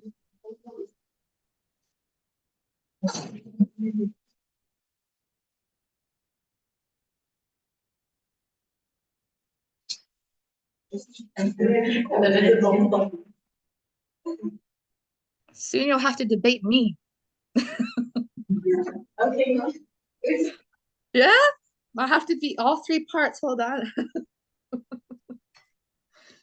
Oy, oy, oy. You reminded us of food, so we're hungry. Oh, I'm so sorry. What would you like me to remind you of so you don't think of food? Do you have a test on Monday? Homework to do? A project due? Studying? And we actually just finished our set of exams for this school semester. Oh, lucky you. Congratulations. Thank you. Today was actually the last day, and we're really excited because we don't have school on Monday. And we have a really long weekend ahead. Lovely. Oh, now I'm jealous. That sounds like a great weekend ahead. So it's a long weekend, a new start. Lovely. Well, I hope you have very, very good marks coming out of your final tests and that you enjoy your well-deserved time off. Thank you. I hope the Turkish come with baklava. I hope so too. I hope so too. Mostly because I'm now very, very interested in hearing what you ladies have to say. Well, I'll just have to make you say your part anyway. Your English is very nice. I'm not not trying to sway the judges here, but as a teacher, it's been very nice speaking to you. Are you all sitting for the exam, the C1 or C2 exam this year? What exam? The proficiency? Is that something you do in Albania? Personally, I have already given my IELTS exam and I got a band of C1, so I have my English proficiency. Impressive. Very good. Excellent. What's the best tip you can share to ace the IELTS exam?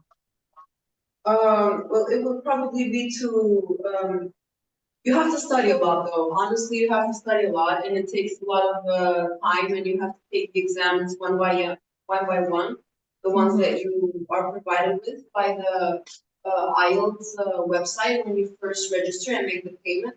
And also, you have to practice the writing mostly, because that's where I lost most of my points. I would have gotten a C2. Oh, that writing task 1 and the academic is it could be very challenging. Yeah. Personally, I took the TOEFL exam. Did you see the changes they made recently? So actually, my exam was probably the last one before they did the changes. So I was pretty lucky in that sense, and I got a C1. Congratulations. Thank you. To be fair, I was under a deadline, so I didn't prepare much for the TOEFL, and it was much shorter than IELTS, I've heard, and I'm happy I took TOEFL. Well, first of all, congratulations to you as well. Very, very well done. It's not easy, especially not with the old format, not with the new one. So good for you. I don't know, were you lucky, were you not lucky? Some of the changes are very interesting. If you are able to time manage, I guess you're able to do very well. So we'll see. Congratulations, though, ladies. And you're taking the TOEFL and the IELTS because you wish to study abroad? Yes. Ooh, where? I haven't accepted. Hello? Yeah. Sorry, hello. Hello, can you hear me? Yes. Hello? Yes, Mrs. Freedom, we can hear you. Not you. Hello, Anastasia. Miss, she can hear you, but you Yes.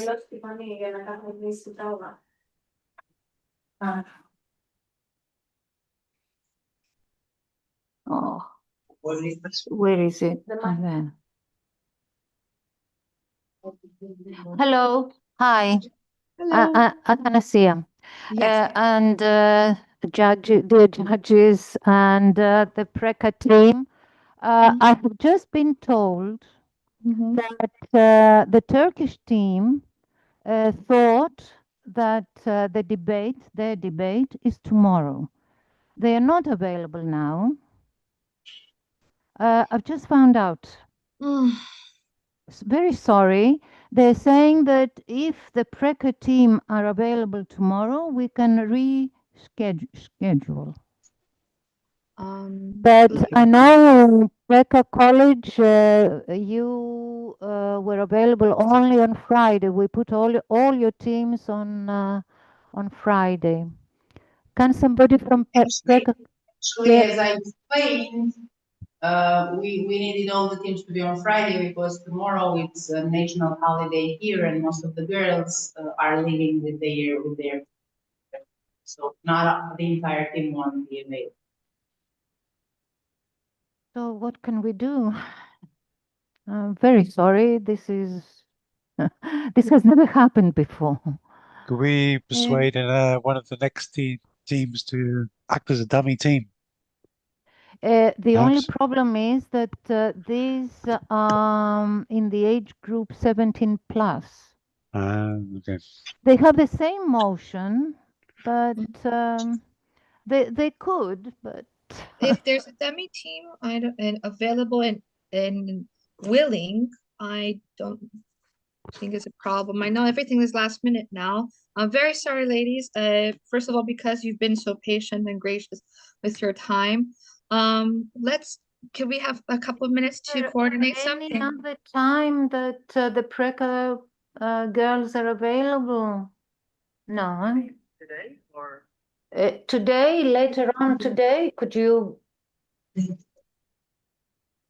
No.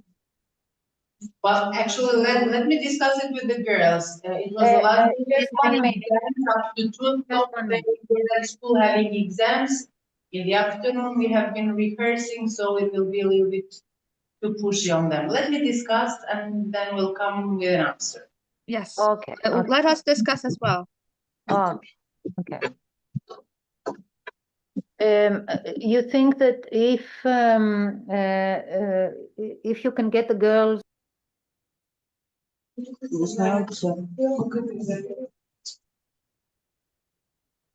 Just 1 second, okay? Let's see what we can do here.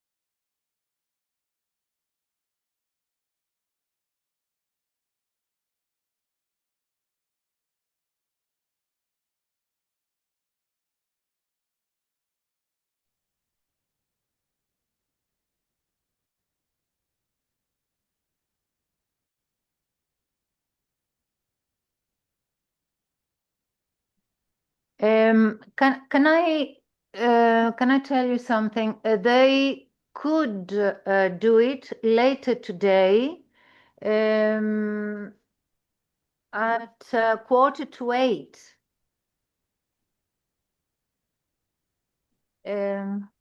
Would the Preca teacher here?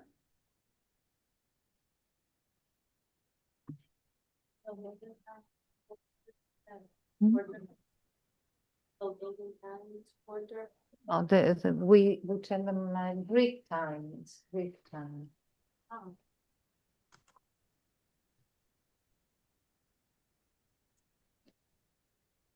The debates this evening finish at 7:45, 7:30. So maybe 7:45, we could. 7:45 Greek time, Mrs. Frida. Yeah, or even 8:30 Greek time.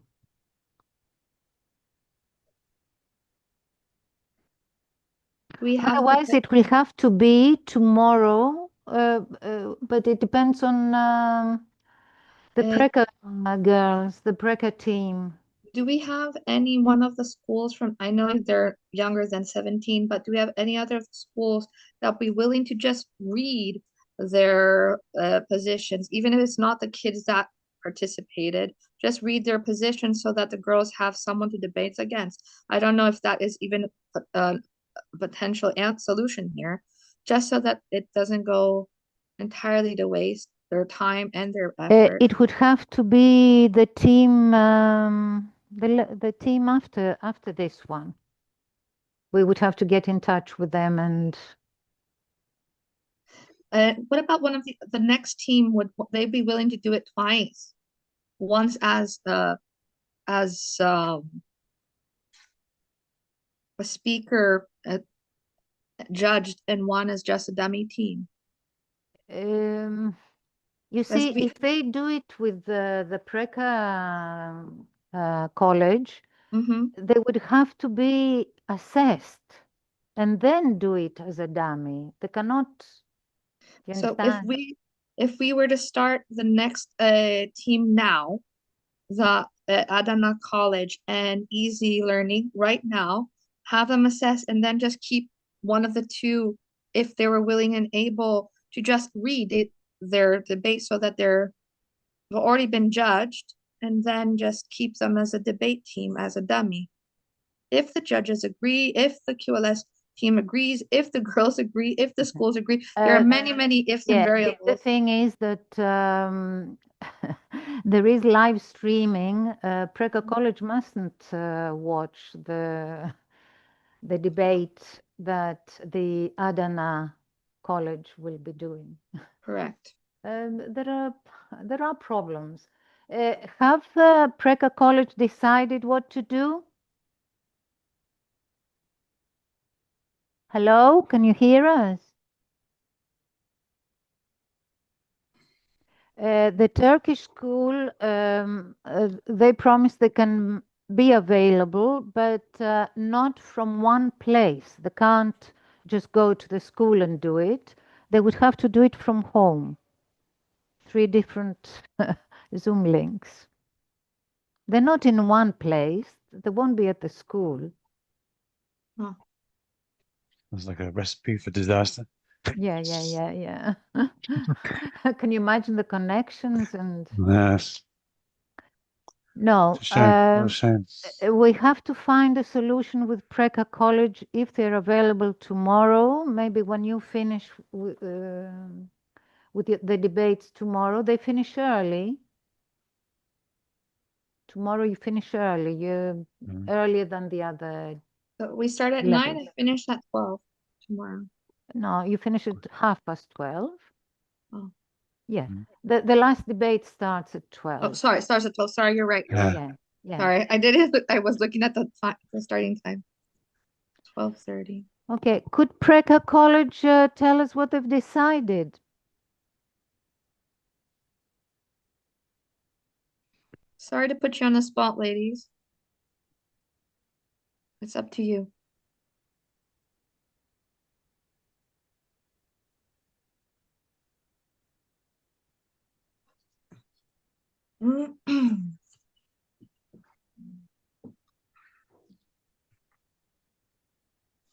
Could Preka College give us an answer? I'll be back in a second. Okay.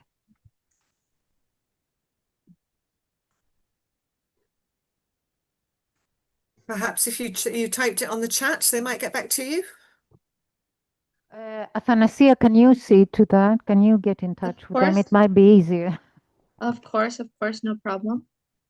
I'll do so right now. Well, they have 2 links. I'll try with both. They have 2 links. Yeah.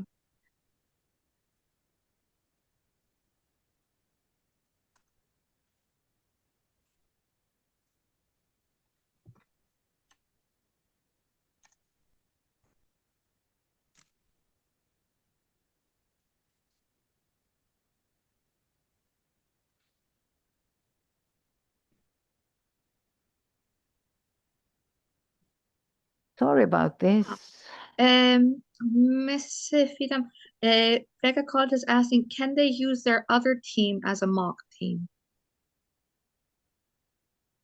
The one that that the judges already saw previously.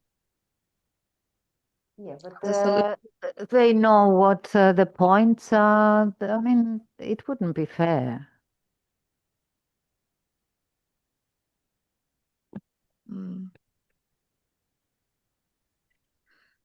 We'll try to find a solution, everybody. So sorry about this. A lot of mishaps have happened in the last couple of years, but not this one. So we'll try to find a solution for everyone. Can I suggest something? I don't know if it's in the interest of my students, but I have my students here for a rehearsal. Oh, for tomorrow, tomorrow. Yeah, but maybe we can go ahead and have it now instead of tomorrow. But then and they would tomorrow have they would to, be the dummy yeah, team. they would have to come again tomorrow to be a dummy team. Becca College says that would do for them if you would be interested in doing so. That would work for them. But then we are leaving another school tomorrow to be prepared for your motions. Are they watching you? But we can't really judge that. Hold on. Can I just have 1 second? But it has to be they have to be the speakers that we used previously, not simply what they had prepared. Is that correct? If it's a dummy team. Look, we'll do it with our team, but we would like them to be assessed tomorrow with the other team. Is that okay with you? They're going to have a rehearsal. They're here to have a rehearsal. For tomorrow's debate For against tomorrow's the debate. other. I don't think the other school is watching right now. Doubtful. Doubtful, Okay. really. So, but we would like them to be assessed tomorrow. Maybe maybe we can record and not live stream the specific debate. No, so we can't really do Okay. I was just asking as an option that. here. Is everybody in agreement? Judges, Becca College, Yes. are you in agreement? Yes. Mrs. Vida would be Yes. willing to have her C1, C2 debate team that is supposed to be debating tomorrow against the other school at 11:15 a.m. But they would act as a dummy team today, and tomorrow they would be judged as they are, because today they were only there to practice. Do you agree? This is only to practice. Help out. Yes, of Yeah. course, no. And I believe that potentially And our students, sorry? Sorry? I'm a bit confused. I misunderstood. I thought you meant that we were judging them today and that tomorrow there would be a dummy.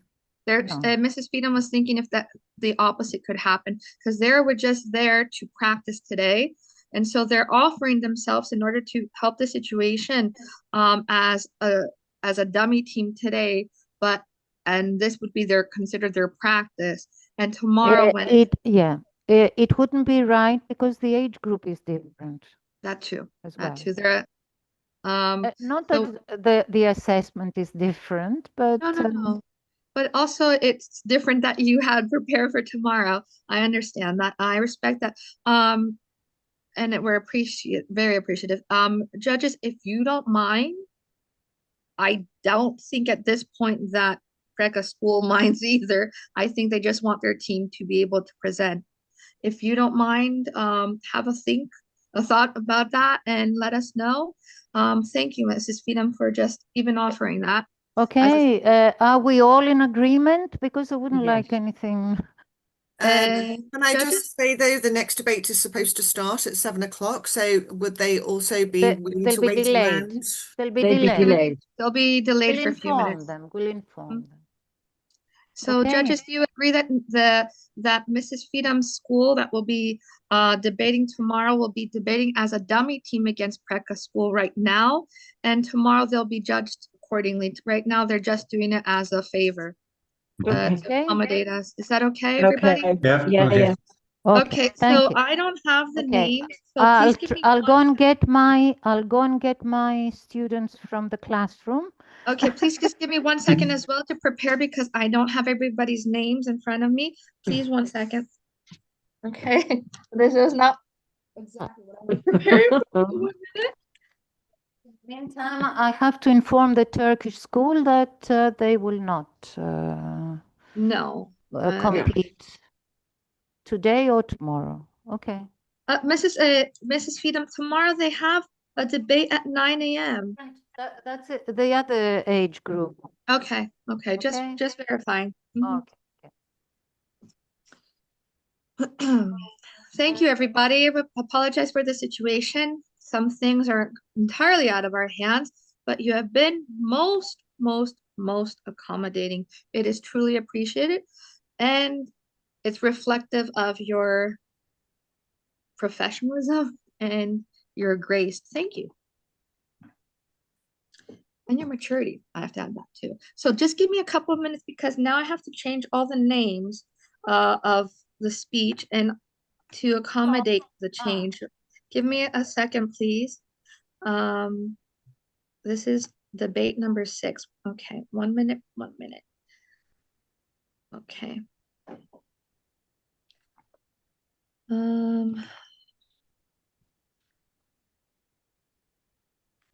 Sorry.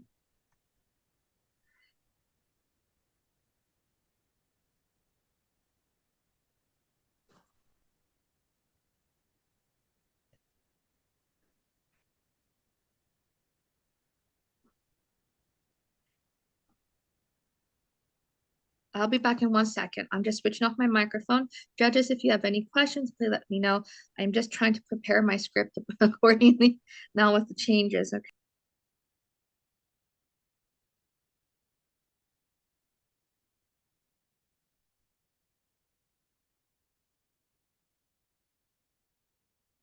Excuse me for one moment, okay?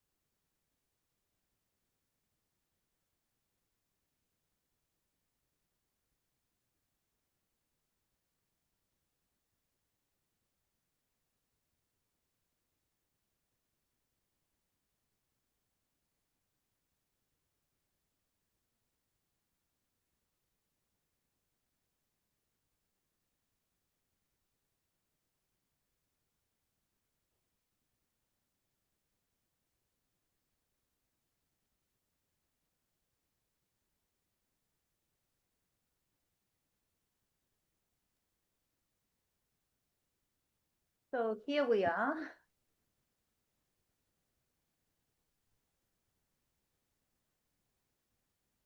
1 second, Mrs. Freedom. I'm trying to change the names in the script. 1 second, so I don't confuse anybody. I'm almost ready. 1 second. Your speakers are, am I speaking? Vaso. Okay, so your speakers are Vaso, Irina, and Sabrina. Hello, ladies. Thank you so much for doing this. We applaud you and thank you. Just give me 1 quick second. I'm almost done. So it's Vas. Office as well. Yes.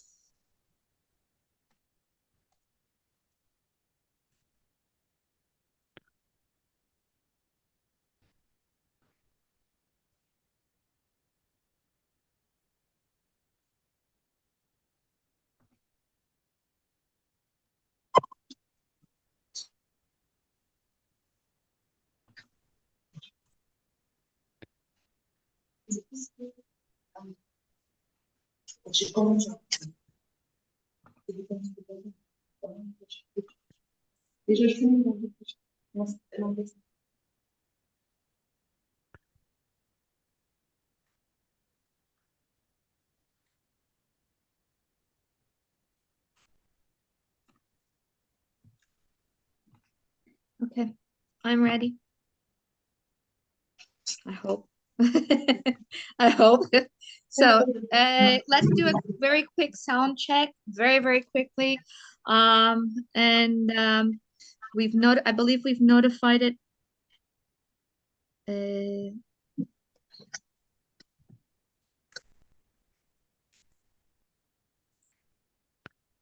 And we're going to quickly see it. So, okay, let me just quickly do this now. Ladies from Freca College, let's just try to say once. We've been speaking a lot, but let's do one sentence into the microphone to verify that Freedom School hears you nice and clearly. Thank you, thank you, thank you. Hello, everyone. Am I clear? Yes. Yes, you are clear. Judges, Asmania Freedom School? Yeah? Oh, sorry. Hi, can you hear me? I can hear you. Can everybody from Freca School hear you, judges? One more sentence into the microphone, please. Can you hear Hello, everyone. Am I clear? You're clear, Freca School. Sorry, do that again, Vaso. Hi, can you hear me? Can you hear her? Yes. Not very well. A bit louder. A little bit louder, please. Now is it better? I think. How about give me a full sentence? What's the weather like in Crete today? It's pretty. It's it's Cloudy? sunny, but Yes. Can you With a hear chance me of now? meatballs. Okay, so better? Is it better? No? I just a little bit closer so you're not constantly bending. Now is it Maybe better? much better. Try. Okay, one more sentence for me. What did you have for lunch today? I ate pasta. Nice. My mother made it. Bravo, Mom. Yeah. Does she have any leftover for us waiting? Oh, I don't think so. Oh, that's unfortunate. You're also very far away from all of us, so maybe another time. Thank you very much, Vasa. So I believe your microphone is working. Pekka School, were you able to hear them? Yes. Judges, were you able to hear them? Okay, then let's start. Are we ready? Yes. Finally. Okay, let's start recording. Shall I start? Not yet. So good evening, everyone, and thank you for your patience. I would like to welcome you all. My name is Athanasia Kardimas, and I am your coordinator. On behalf of QLS, I would like to welcome you and also thank you for your time and your patience today to today's debate, which is part of the 8th QLS Online School Debate Festival. I would also like to introduce our judges for this evening's debate, Mrs. Mandy Watkins. Hello, everyone. Mrs. Rebecca Tsilibaris. Good evening. And Mr. Philip Lauder. Hello, good luck. The motion for today's debate for the C1, C2 level is this House believes grades from traditional exams accurately reflect intelligence and ability. Each speaker will have up to 3 minutes in which to do his or her best to persuade the judges, and your rebuttal speaker will have 4 minutes.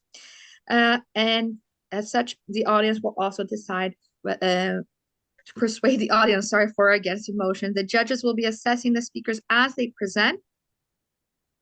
Their marks will be totaled to determine a final score, which will provide us with the winners of the debate based on the team's performances. The teams participating in this debate are Preka College, 17 plus, in Albania, and the Asmenia Freedom Language Schools in Crete. As always, there are 3 speakers for the motion, Elena, Selma, and Elia, and 3 against, Vaso, Irini, and Sabrina. I would like to remind the speakers that they have up to 3 minutes each and their rebuttal speakers 4 minutes each to present their arguments. I will remind you by saying 1 minute when you have 1 minute left. When the 3 or 4 minutes respectively are up, I will ask you to finish your sentence. We'd also like to remind all participants that all microphones apart from the speakers should be switched off. Best of luck to both teams. Now I would like to ask Elena the first speaker for the motion to begin the debate. Okay, thank you. Hello, everyone.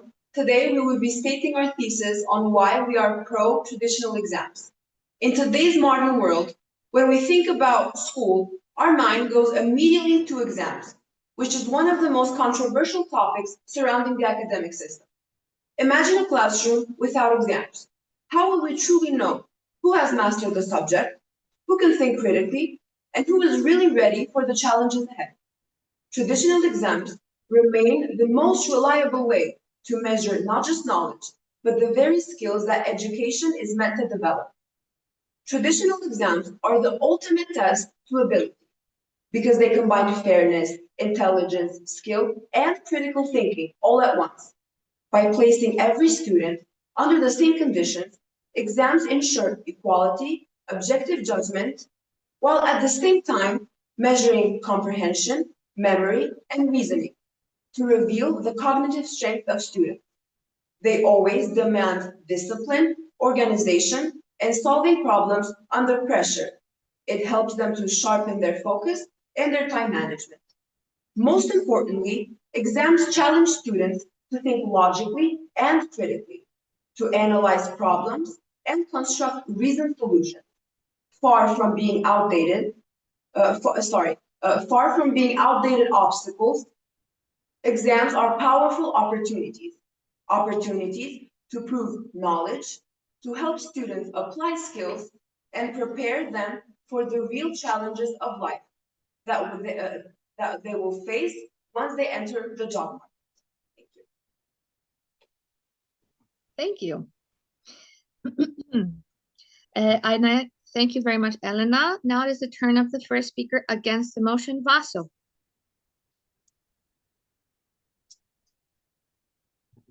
Dear judges, teachers, and fellow debaters, welcome from this side of the House.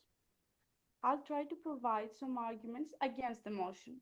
Specifically, I will be discussing, firstly, how traditional exams ignore practical hands-on learning, and secondly, how exams label students unfairly.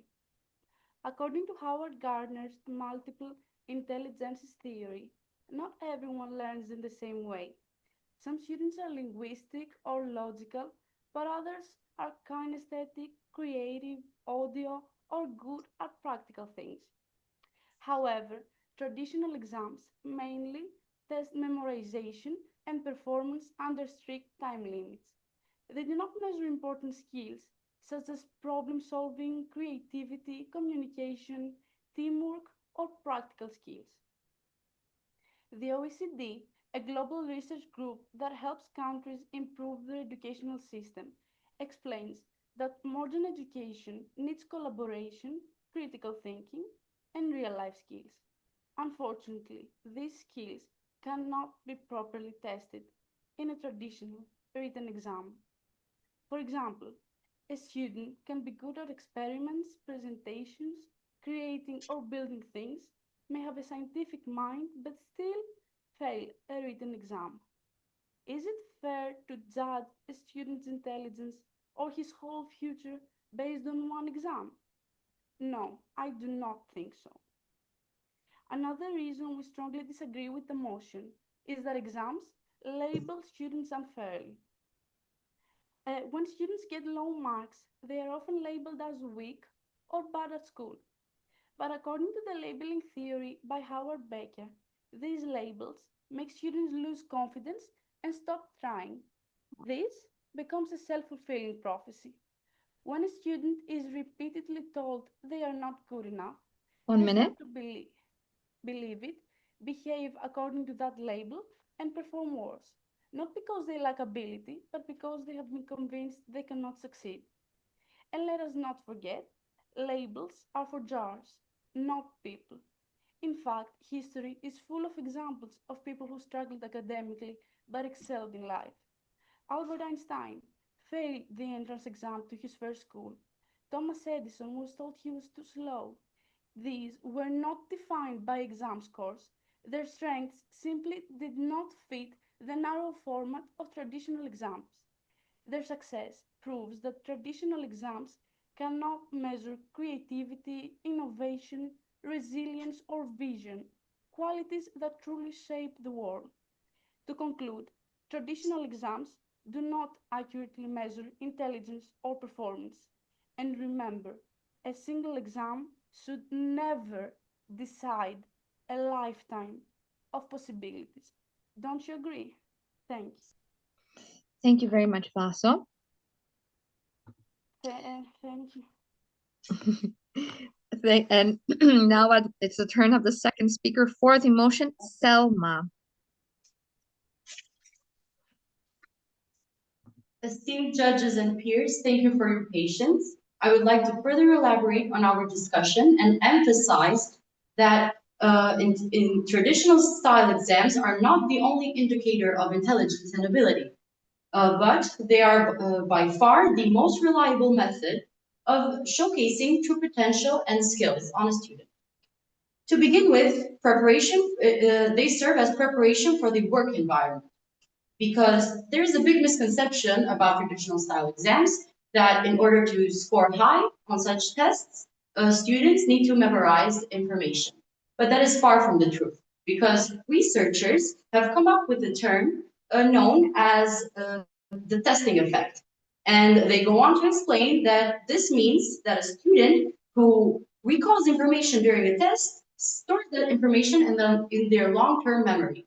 This means that while taking a test, you are not only memorizing, but you are also storing that information where it needs to be stored and being able to reuse it whenever you are asked to. And to be fair, the work environment appreciates students who are able to perform under a short period of time and under pressure, because that is what truly prepares you for the work environment. And what's more important is the set of skills you build prior to taking the test, because long study hours reflect resilience and dedication, which is what truly matters in the workplace environment. And exam anxiety is real. Everyone experiences it. But if traditional style exams were to be replaced by projects or presentations, there would still be public speaking anxiety. So it's honestly only just a matter of picking your own battles and choosing to perform even during stressful situations. That is what truly distinguishes a well-rounded individual in the future for workplace environments. And also, leadership and teamwork are also a key factor that presentations and projects do provide, but it seems that traditional exams lack. However, we could argue that leadership and teamwork are not restricted to the school environment. The external experiences such as sports clubs or art clubs or even volunteering programs or other external factors are what truly distinguish students and make them become capable leaders and capable people of the workplace in the future. And the educational system has the main goal, and it is to fairly distinguish students and their intellectual capacity. They don't have to show the student's leadership skills, but they need to prove that a student is intellectually capable to show their skills across a wide range of fields. Thank you. Thank you, Selma.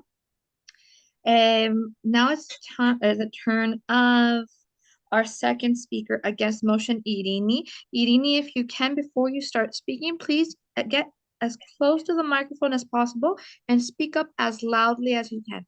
Okay.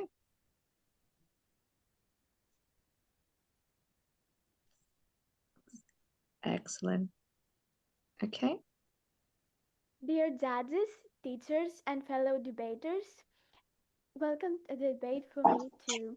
My team and I feel strongly that traditional exams are an outdated system of assessment that needs to change, because exams prioritize results over improvement and reduce curiosity and motivation, which are essential for intellectual development. It cannot be denied that traditional exams typically measure what score a student gets in one day, but often provide little detailed feedback on how or where a student could improve. Because the focus is on a single outcome, the final mark, Students and teachers spend less time identifying specific areas to grow and more time just preparing to get the score. This can limit opportunities for real learning improvements and deeper understanding.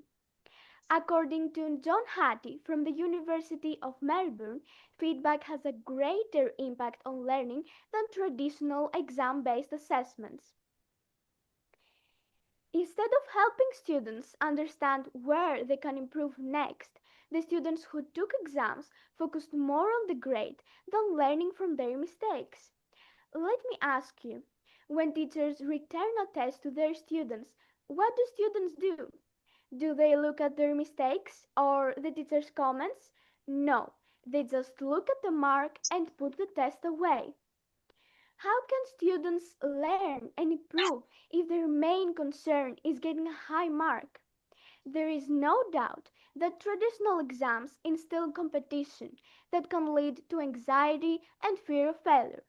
As Winston Churchill said, success is progress, not perfection. Not only that, but it's frightfully apparent that exam-focused assessments tend to reward memorization and predictable responses while discouraging exploration, curiosity, deeper thinking, and cooperation. When students know they will be tested, they may restrict their studying to what is likely to be on the exam, which narrows their exploration of broader topics. This phenomenon is known as teaching to the test, where educators narrow the curriculum to focus solely on exam content. The joy of learning becomes secondary to anxiety of assessment. To conclude, if intelligence is the ability to learn, adapt, and grow, can an outdated system of traditional exams ever truly claim intelligence and ability accurately? I do not think so. As Albert Einstein said, not everything that counts can be counted, and not everything that can be counted counts. Thank you. Thank you very much, Irene, and thank you all for a truly remarkable job so far. There'll now be a 10-minute break for both teams to prepare their rebuttals. I will tell you then when there's 1 minute before the 10 minutes are up. Please switch off your microphones and leave your cameras on and stay visible in the room. Thank you very, very much.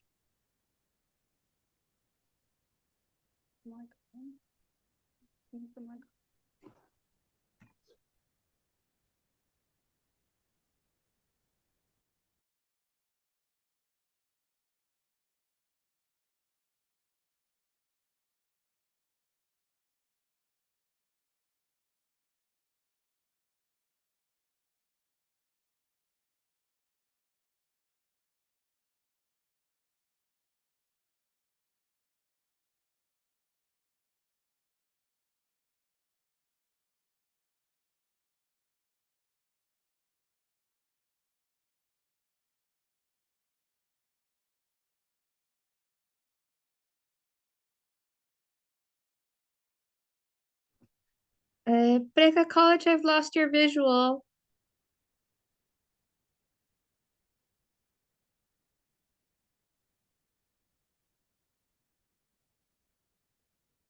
Breka College, can you hear me?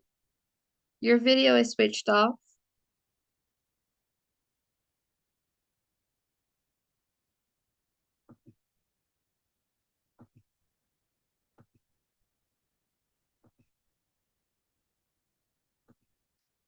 Breka College, your video is off. There you go. Excellent. Thank you. You're upside down, but I know you're working on it.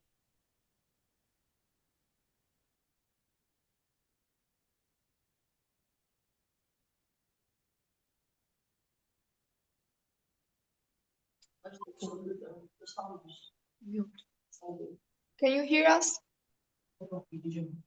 Yes, we can hear you. We can see you. You're sideways, but we can hear you and see you upside down. There you go.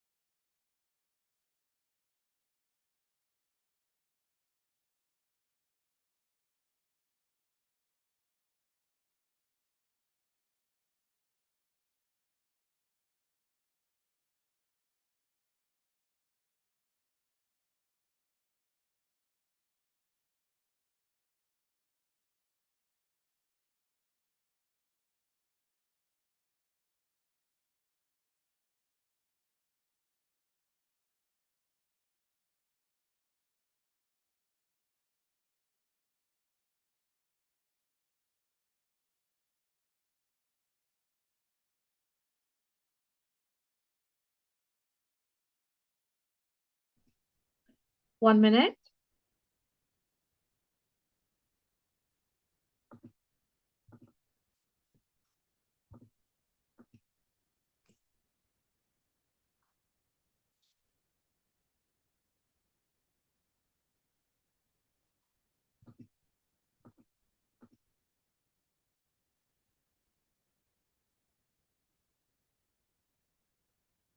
Yeah.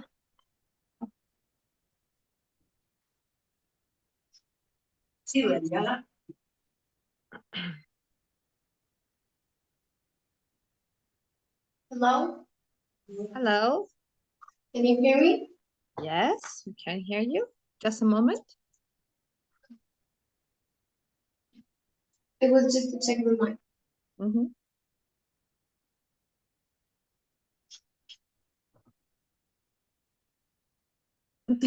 Welcome back, everyone. Now I'd like to ask Elia, the rebuttal speaker, for the motion to begin. Good evening, everyone. I'm going to quickly wrap up everything my teammates say and also highlight the importance of their arguments. So, having talked so much about exams, I'm sure we can all agree that although they may not be perfect, they still remain the best objective tool we have when it comes to measuring academic success.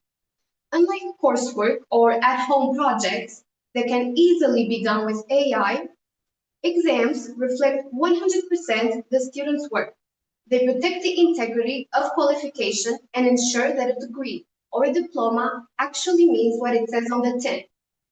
Beyond mere integrity, however, we must consider the practical training that exams provide. Exams train students to perform under pressure within a certain time limit, preparing them for the reality of future work environments. Whether it's a surgical suite, a courtroom, or a cockpit, most careers require you to recall information and make decisions under pressure. In doing so, students also learn how to prioritize and distinguish actually important information from just details without spending too much time on them. This helps them develop critical thinking skills, which are crucial to problem solving and analyzing. They build resilience and determination, teaching students how to work towards a goal, whether they like the process or not. Turning now to the opposite team perspective. Yes, we all are different, and yes, we all perform differently under pressure. But should we be treated differently because of this? Allowing students to bypass their exams may offer a short-term sense of relief. However, it fails in the long term. We can give a pass today, but will life be as gentle on us tomorrow? Furthermore, we have to be honest about the nature of hardship. It's a hard truth, but having family problems is not an issue that arises only when you have to take an exam. By requiring students to show up and perform despite the struggles that they might face, we are not being cruel. We are just being realistic. We are helping them build the grit necessary to navigate a life that is not nearly as accommodating as a school board. Ultimately, this debate also comes down to the reality of human nature and ambition. Inclusivity is often treated as the best choice, but in a world that is built on competition, it is merely a distraction. Humans are selfish by nature, and success is not a group project. It is an individual climb. If we prioritize inclusive passes over individual performance, we undermine the drive that pushes people to their limits and pushes them to the very top. And it is exactly that drive, it is that human ambition that has created and built the world we live in today. It is fundamentally what brings progress.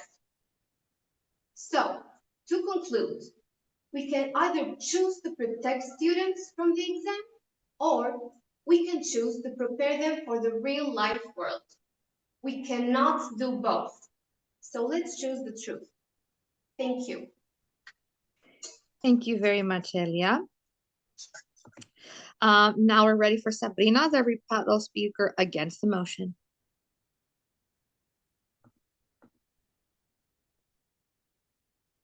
Can you hear me? I can.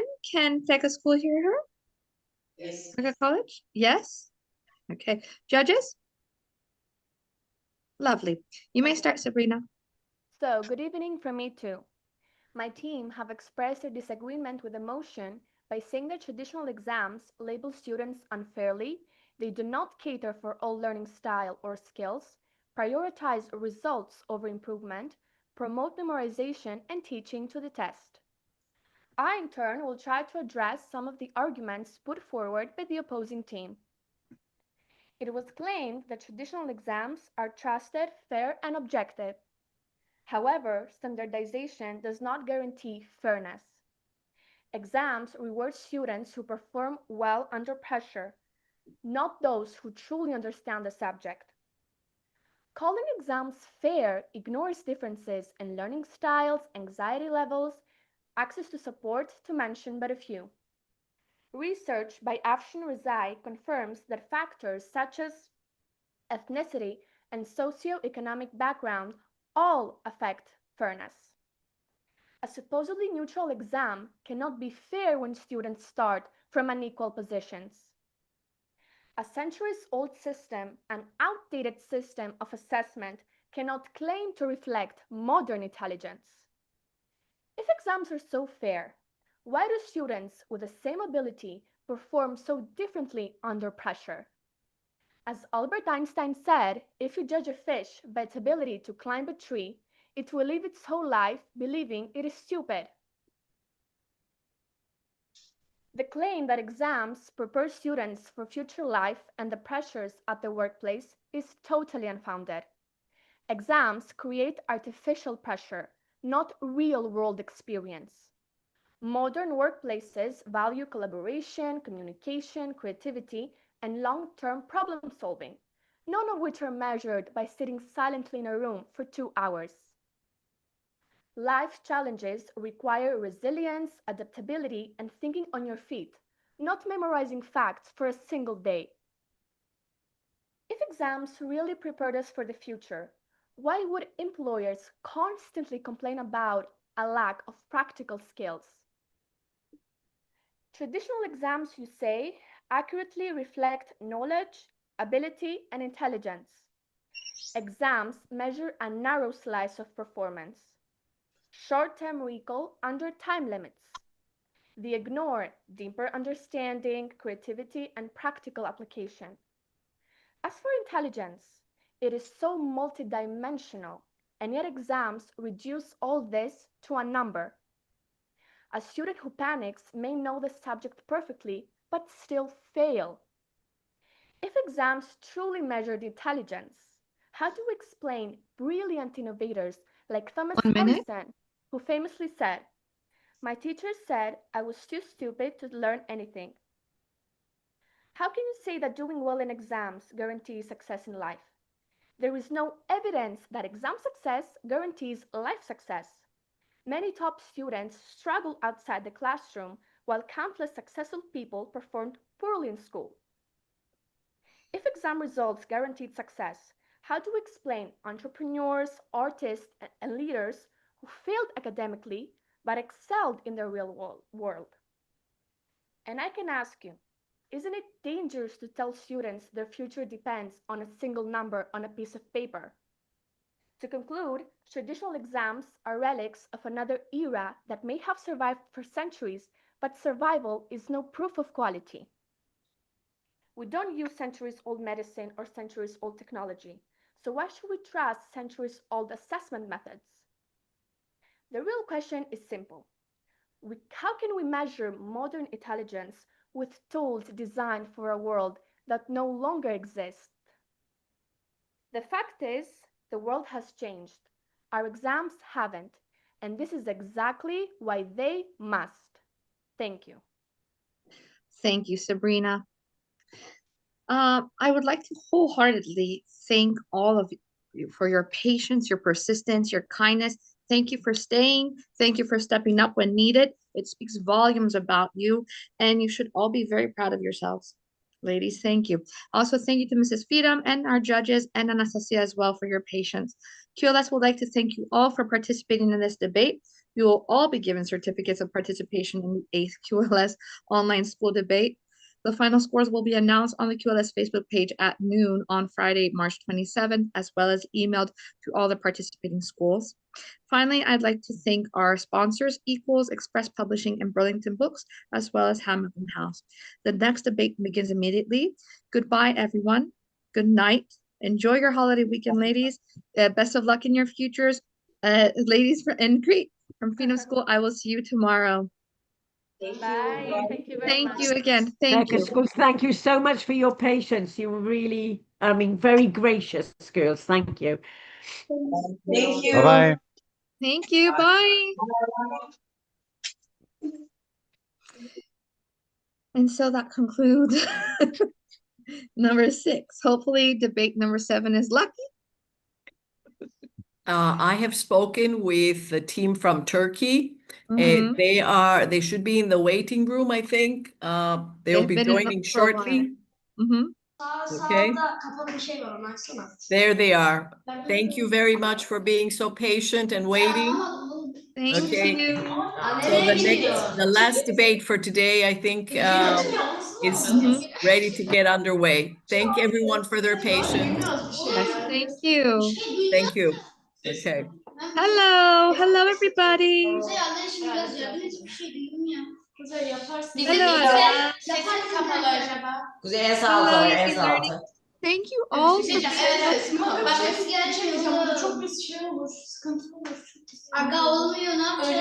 Hello. Hello, everybody. Bluetooth'u kapa. Gerçi Bluetooth'u kapatırsak hoparlör de kapanır. Epson PJ. Uzamsal ses kapalı diyor. Nasıl yani? We can see you and we can hear you, just so you know.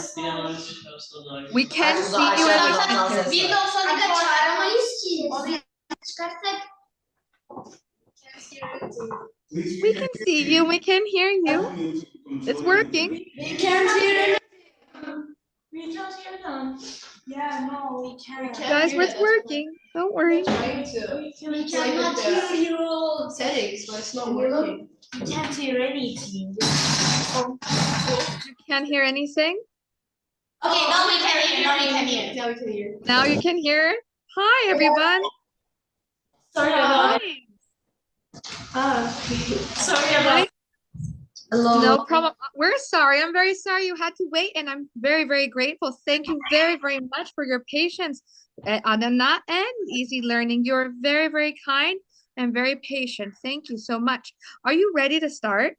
Yes. Excellent. Can I just do a sound check with Easy Learning before we start? Hello. Hello. Hello, everybody. Hi. Thank you again. Thank you so much for waiting for us all. We had some technical issues, but luckily that was able to be fixed. So I just want to confirm with Adana that we have a change in your speaker. Is that correct?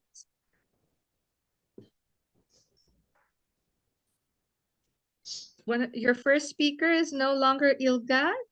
It's Elif. Is that correct? Yeah. Okay. 1 second then to make sure that I've got every name correct on the form since that changed, and we'll start in 1 second. Okay. Okay. You can set up and get ready, and I will tell you in just a second that we'll be ready to start. Okay.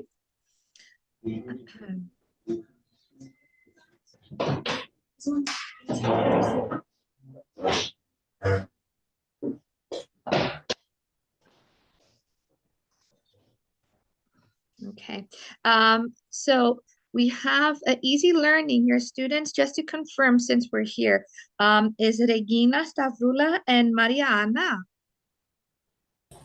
Yep. Do they call you, is it Maria Ana or Mariana, just to It's just the same. Just the same. No Okay, way. excellent. And then we have Elif, Ruya, Yes. and Zeynep. Yes. Yeah. Okay. So, are you all ready? Yes. Excellent. We can start recording now. Okay. Good evening, everyone, and welcome. My name is Athanasia Karadimas, and I'm your coordinator this evening. On behalf of QLS, I would like to welcome you all to today's debate, which is part of the 8th QLS Online School Debate. I would also like to introduce the judges for today's debate, Mrs. Mandy Watkins. Hello, good evening, everyone. Mr. Philip Lauder. Hello and good luck. And Mrs. Rebecca Chlibaris.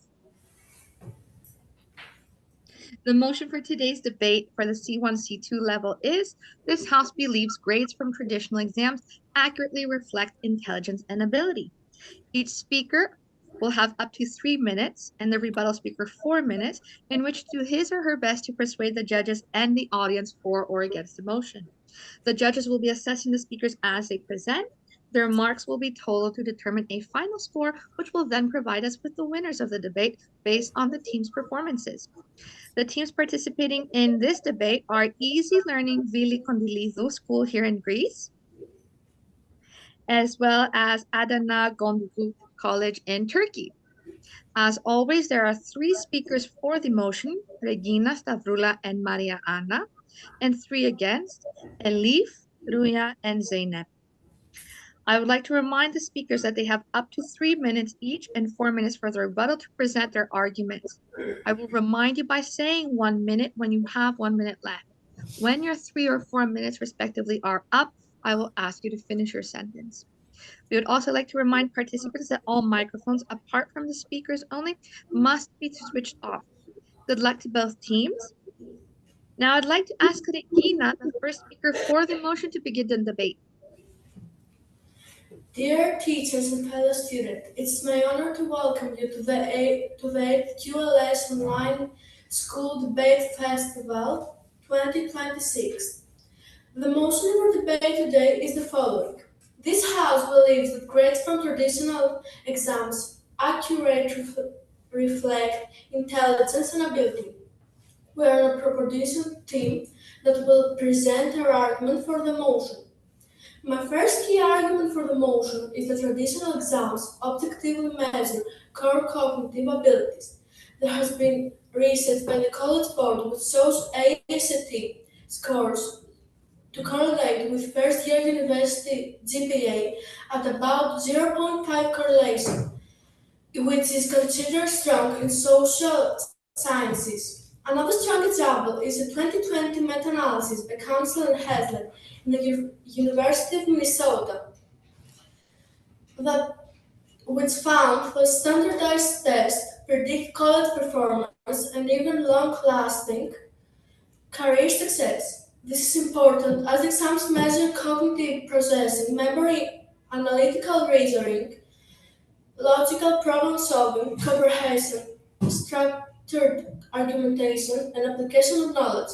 All those are core component of intelligence. So traditional exams are specifically designed to measure those capacities. Another correlation does not equal perfect measurement as it ignores non-cognitive skills, like creativity, empathy, and charisma, which are also significant. Lastly, my second argument indicates that development key skills as intelligence includes problem solving under pressure. According to many psychologists like Robert Sternberg, they define intelligence partly as adaptive problem solving. This means that traditional exams test stress, tolerance, anxiety management, and speed retrieval similar to real life. Professionals, for example, lawyers, doctors, engineers. Moreover, professional listening exams like bar exams, medical boards rely on time testing because performance under pressure matters. While preparing for it, taking tests builds essential transferable skills like time management, focusing on perseverance and working under pressure. Some may oppose that pressure may disadvantage capable students, causing them anxiety and underperformance. On the contrary, this pressure reveals preparedness and mastery. Therefore, exams measure applied intelligence, not just memorization. Thank you. Thank you, Regina. Now I'd like to hear from the second speaker the first speaker against the motion, I'm sorry, Elif.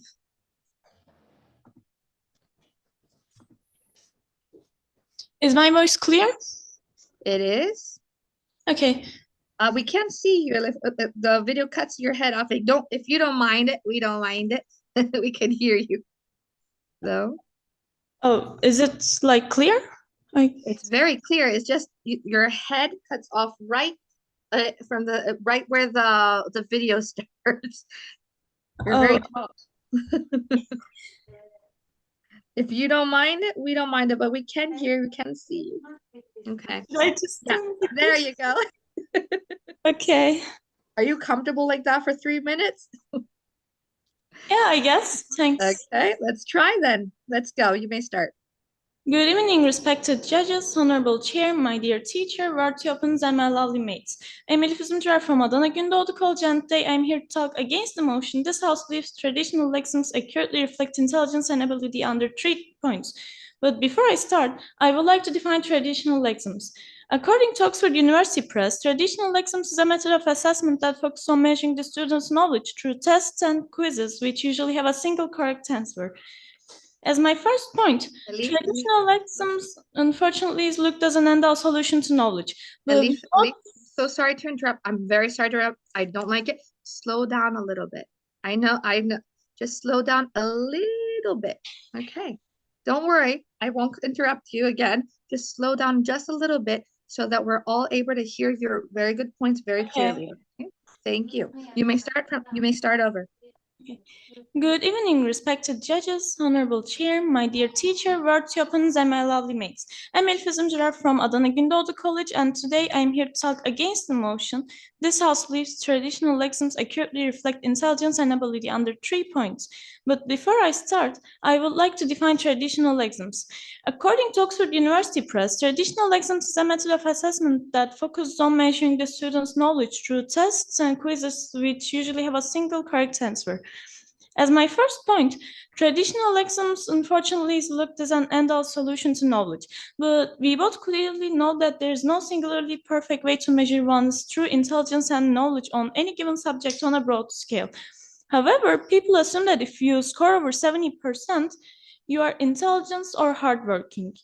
Also, there are many real-life situations where students are way more comfortable without exams, and many of such students has their own businesses as well. As an example, Albert Einstein failed his entrance exam to Zag Polytechnics even though he excelled in maths and physics. And he says that everyone is a genius. But if you judge a fish by its ability to climb a tree, it will spend its whole life believing it is stupid. As my second point, traditional lexemes is an unfair evolution of ability, whether the grades are good or bad. Take English lessons in British schools as example. Students has 2 hours 15 minutes to complete 3 8-marked questions, 2 16-marked questions, and 1 24-marked question. And students has 15 minutes just for reading, 12 minutes for writing one, and in the end, they just get a C. And finish within the time limit increases stress and does not benefit the students at all. Politicians, businessmen, or women, or teachers does not have 12 minutes to complete a speech. So why do we put students in unrealistic time limits? As my third and final point. 1 minute, and Elif, just come down a little bit. We can't see your face. Sorry. Children develop cognitive abilities at different rates. In child psychology, intelligence grows through stages. Each child learns differently. Traditional lexemes usually focus on reading and writing, which may not show the full range of a child's intelligence. When children couldn't remember words and get low grades, they can start believing they are not smart enough, and this believing can cause fear, failure, or anxiety. So grades should represent the child's overall emotional and creative abilities because only they can truly reflect the true potential and intelligence that the child is giving. Thank you so much for listening me. And I wish everyone a good luck. Thank you, Elise. Okay, then. Now it is the turn of the second speaker for the motion, Stavroula. Ladies and gentlemen, from my part, I would like to welcome you all to the debate. Proponents argue that traditional exams, when designed properly, provide a fair objective measure of academic knowledge and objective skills. One strong argument for the motion is that exams measure knowledge mastery, which is the foundation of ability. Several scientists like Daniel Willingham have discovered that cognitive science shows that strong factual knowledge improves critical thinking and memory recall, is linked to higher reasoning capacity. Moreover, nations of analyzing exams like China's Gago system, which produce large numbers of STEM graduates and innovation output. Students preparing for the Gago study for years, demonstrating sustained focus and resilience. Those who succeed slow long-term planning and mental endurance. Some may oppose that innovation also requires creativity, not just memorization, but knowledge retention is a core part of intellectual ability. Therefore, ability is not just raw intelligence, it includes effort, perseverance, and organization, all of which exams reflect. My second key argument for the motion is that exams predict long-term career outcomes. According to a study that was published in Psychological Science, found that cognitive skills strongly predict job performance across industries. This means that employment often use aptitude tests because they correlate with productivity. Moreover, civil service exams globally select candidates through standardized testing. This means that exams do predict job success because they determine access to education or licensing, while the system strongly ties credentials to employment.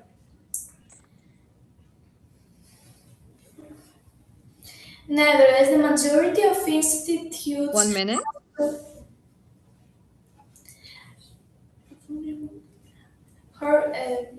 Nevertheless, the majority of institutes, as well as the QLS services, rely on standard tests to evaluate their future personnel. So, in a way, the exams predict job success, they reflect real ability. Lastly, my third argument for the motion is that large-scale systems require measurable standards. A representative example of this is that university process millions of applicants annually, so competitive universities admission globally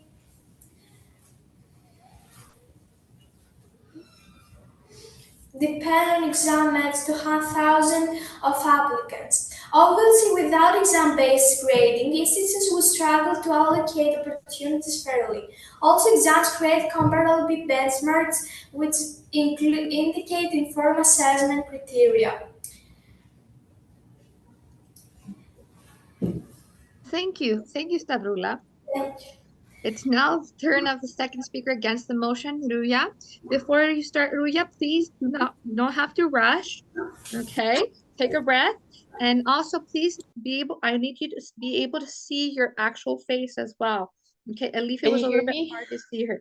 Oh, okay, and you're also tall. You're gonna have to move your camera a little bit upwards because it cuts off your face mid-face. Okay. We can't hear you. Oh, lovely. You have to move your camera up a little bit. Can you? No. We can't hear you. I think there's a problem between connections. Oh, maybe. Okay. Can you hear me now?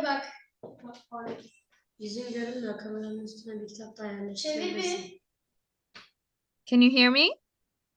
It's like so low, we can't really understand. It's very low? Okay. It's good now. Okay. Can you hear me now? Yes. Okay. So 2 things. First of all, there's no need to rush very much. Okay. Breathe a little bit so that we're able to hear everything you're trying to say. And second of all, now that now we got the second part fixed because we couldn't see Elif's face very well. Okay, we need to be able to see you and also hear you. So slowly pace yourself a little bit. Okay, breathe. Okay, are you ready? Yeah, of course. Okay, now you may start. Good evening, dear chair, hardworking jury members, wonderful opposing team members, all and sundry listening to us. My name is Ria Elmas from Adana Gündoğdu College, and I'm here to speak against the motion this House believes grades from traditional exams accurately reflect ability and intelligence, based on three main points. Firstly, traditional exams are a waste of time. Why?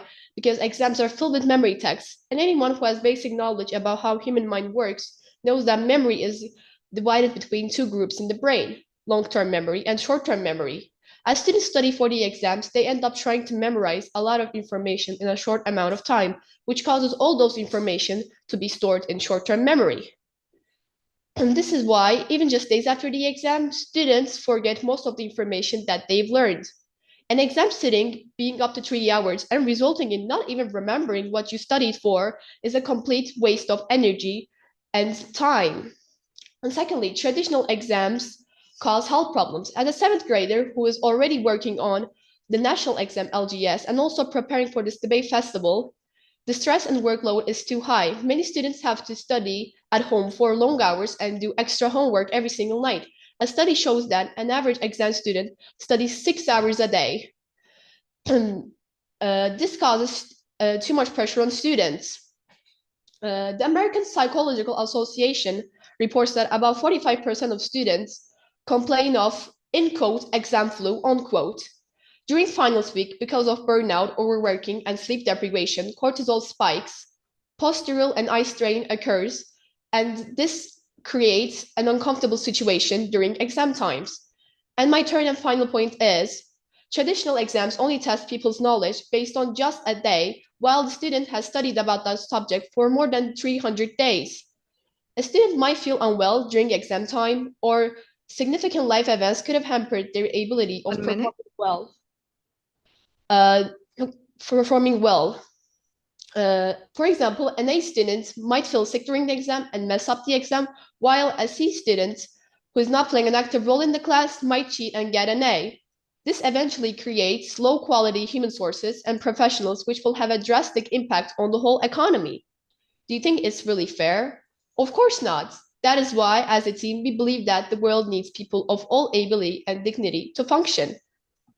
Einstein once says that a person's education depends on how much he knows after school. Thank you for all listening to me. This was my presentation. Thank you very much. Thank you, Rhea. And thank you all for doing a wonderful job so far. Now, there will be a 10-minute break for the teams to prepare their rebuttals. I will tell you when there's 1 minute before the 10 minutes are up. Please switch off your microphones. Leave your cameras on.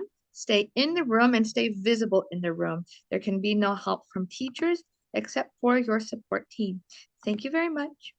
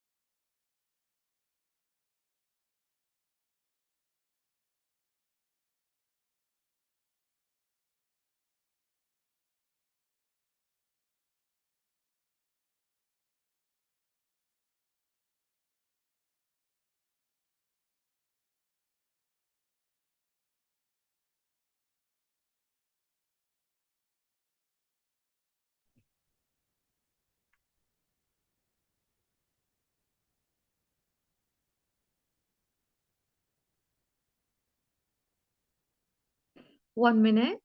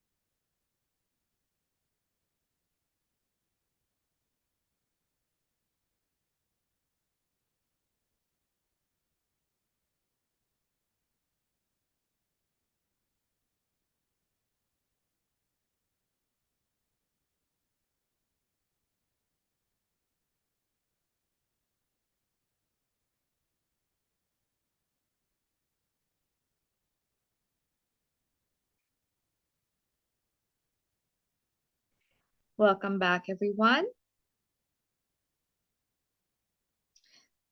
I would like to ask Maria Ana, the rebuttal speaker for the motion, to begin.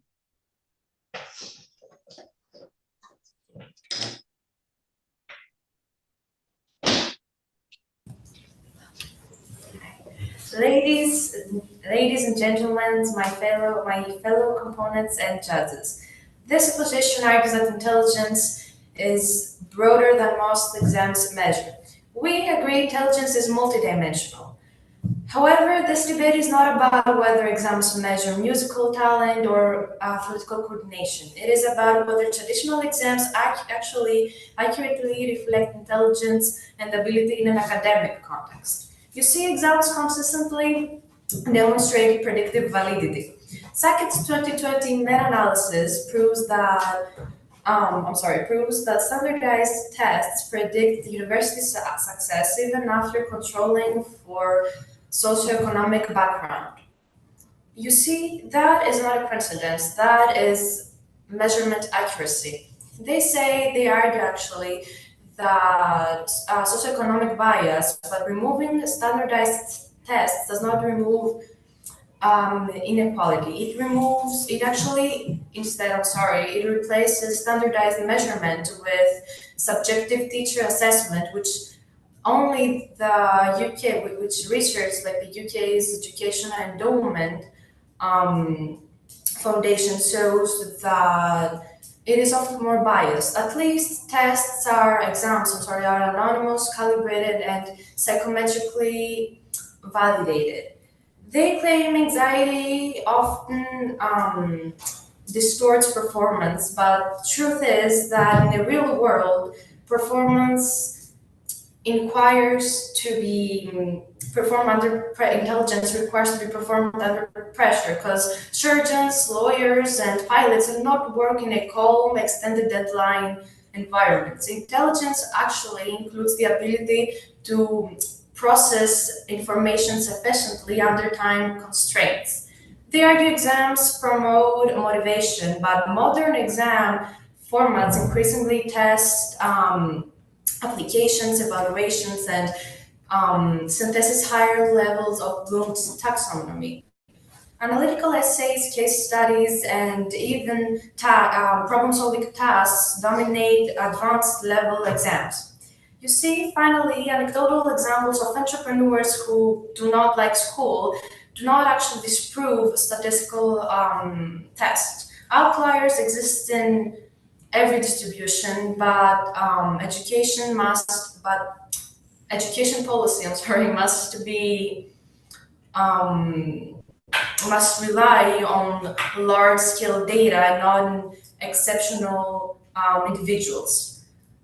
Exams are not perfect, but perfect is not standard, and the real question is accuracy, because decades of psychometric research, global institutional reliance, and predictive success demonstrate that traditional exam grades do indeed reflect intelligence and ability.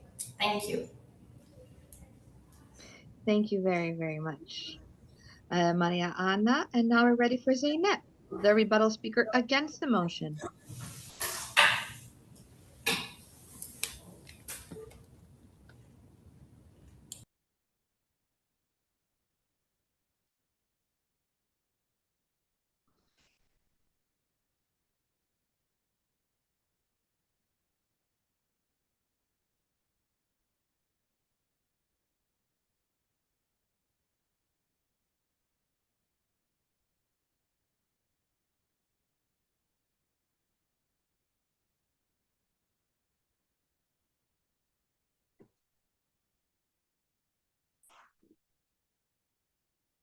You just have to unmute.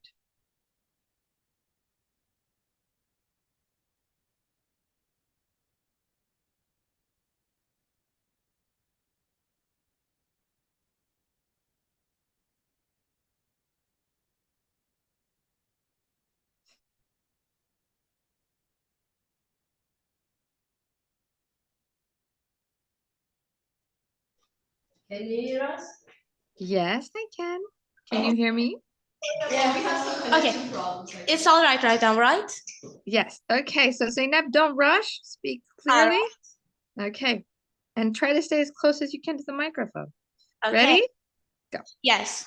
Good evening, Honorable Miss Chair, respected jury members, my dear teachers, and my dear friends. I'm Zeynep Mira Kabachi from Adana Gündoğdu College, and today I will be speaking against the motion grades from traditional exams accurately reflect intelligence and ability. So, to start off, the first speaker on the other team said that traditional exams measure core cognitive abilities, which my team and I strongly disagree with this statement, because while traditional exams measure stuff like logic and memory, studies show that these reflect only a part of human intelligence. Studies on the SAT and YKS find correlations with IQ around 0.5 and 0.7. This means that traditional exams only explain about 25 to 50% of the variation in cognitive ability, not all of it. That's a decent link, but far from the broad, full picture. Psychological intelligence theories like Howard Gardner's multidimensional intelligence theory and Robert Sternberg's therapeutic intelligence theory emphasize multiple components of intelligence, such as creative, emotional, or practical intelligence, which traditional exams don't assess any of these at all, making them an incomplete measurement of somebody's intelligence. Secondly, the first speaker on the other team also mentioned that traditional exams encourage discipline and time management. But my team and I, once again, strongly disagree with this statement, because most students shortly cram information the night before the test and forget it afterwards. Studies show that 70% of students say that exams are one of their biggest stress factors, and high stress levels can lead students towards short-term memorization rather than deep learning. This suggests that traditional exams may measure test-taking strategies rather than actual knowledge or deep learning. To finish off, the second speaker on the other team mentioned that traditional exams provide standardized, comparable results. But my team and I strongly disagree with this statement as well, because traditional exams are strongly affected by other non-cognitive factors, such as socioeconomic status or anxiety. Studies show that students from families making over $200,000 score on average 300 points higher on the SAT and YKS than students from families making under $40,000. These are differences not explained by intelligence alone. And anxiety can also significantly suppress scores. Studies estimate that traditional exams scores can be lowered by 1 minute. half a standard deviation by anxiety. This means that traditional exams mostly measure access, resources, and stress tolerance rather than actual raw cognitive ability. And that is why my team and I think that traditional exams aren't enough on their own to measure somebody's intelligence, and actually measure other stuff like access and resources, like I said. Thank you for listening to me. Thank you very much, Zeynep. And thank you all, first of all, for your patience. You were very patient, very kind, very gracious in your waiting to debate today. QLS would like to thank you all for participating in this debate. You will all be given certificates of participation in the 8th QLS Online School Debate Festival. The final scores will be announced on the QLS Facebook page at noon on Friday, March 27th, and emailed to all the participating schools. Finally, we'd like to thank our sponsors and Equals Express Publishing, Burlington Books, and Hamilton House The next debate begins tomorrow morning at 9 a.m. So I thank you all for your patience today and wish you all a good evening. Good luck to all of you. Good night, everyone. Good night. Good Good night, night. everyone. Thank See you. you tomorrow. Thank you. Good Good night. Good night. See you. Bye-bye. Bye. All right. Good night. See you in the morning, judges. Good morning, guys. Bye. Okay. Good night. Good night. Feel better. Thank you. I'm dying here. I'm dying. Oh, Okay. I'm sorry. We're not Feel recording better. tomorrow. Get some rest. At least you can't catch it online, you know. Yes. See you all in the morning. Okay. Good Bye night. now. Good night. Bye.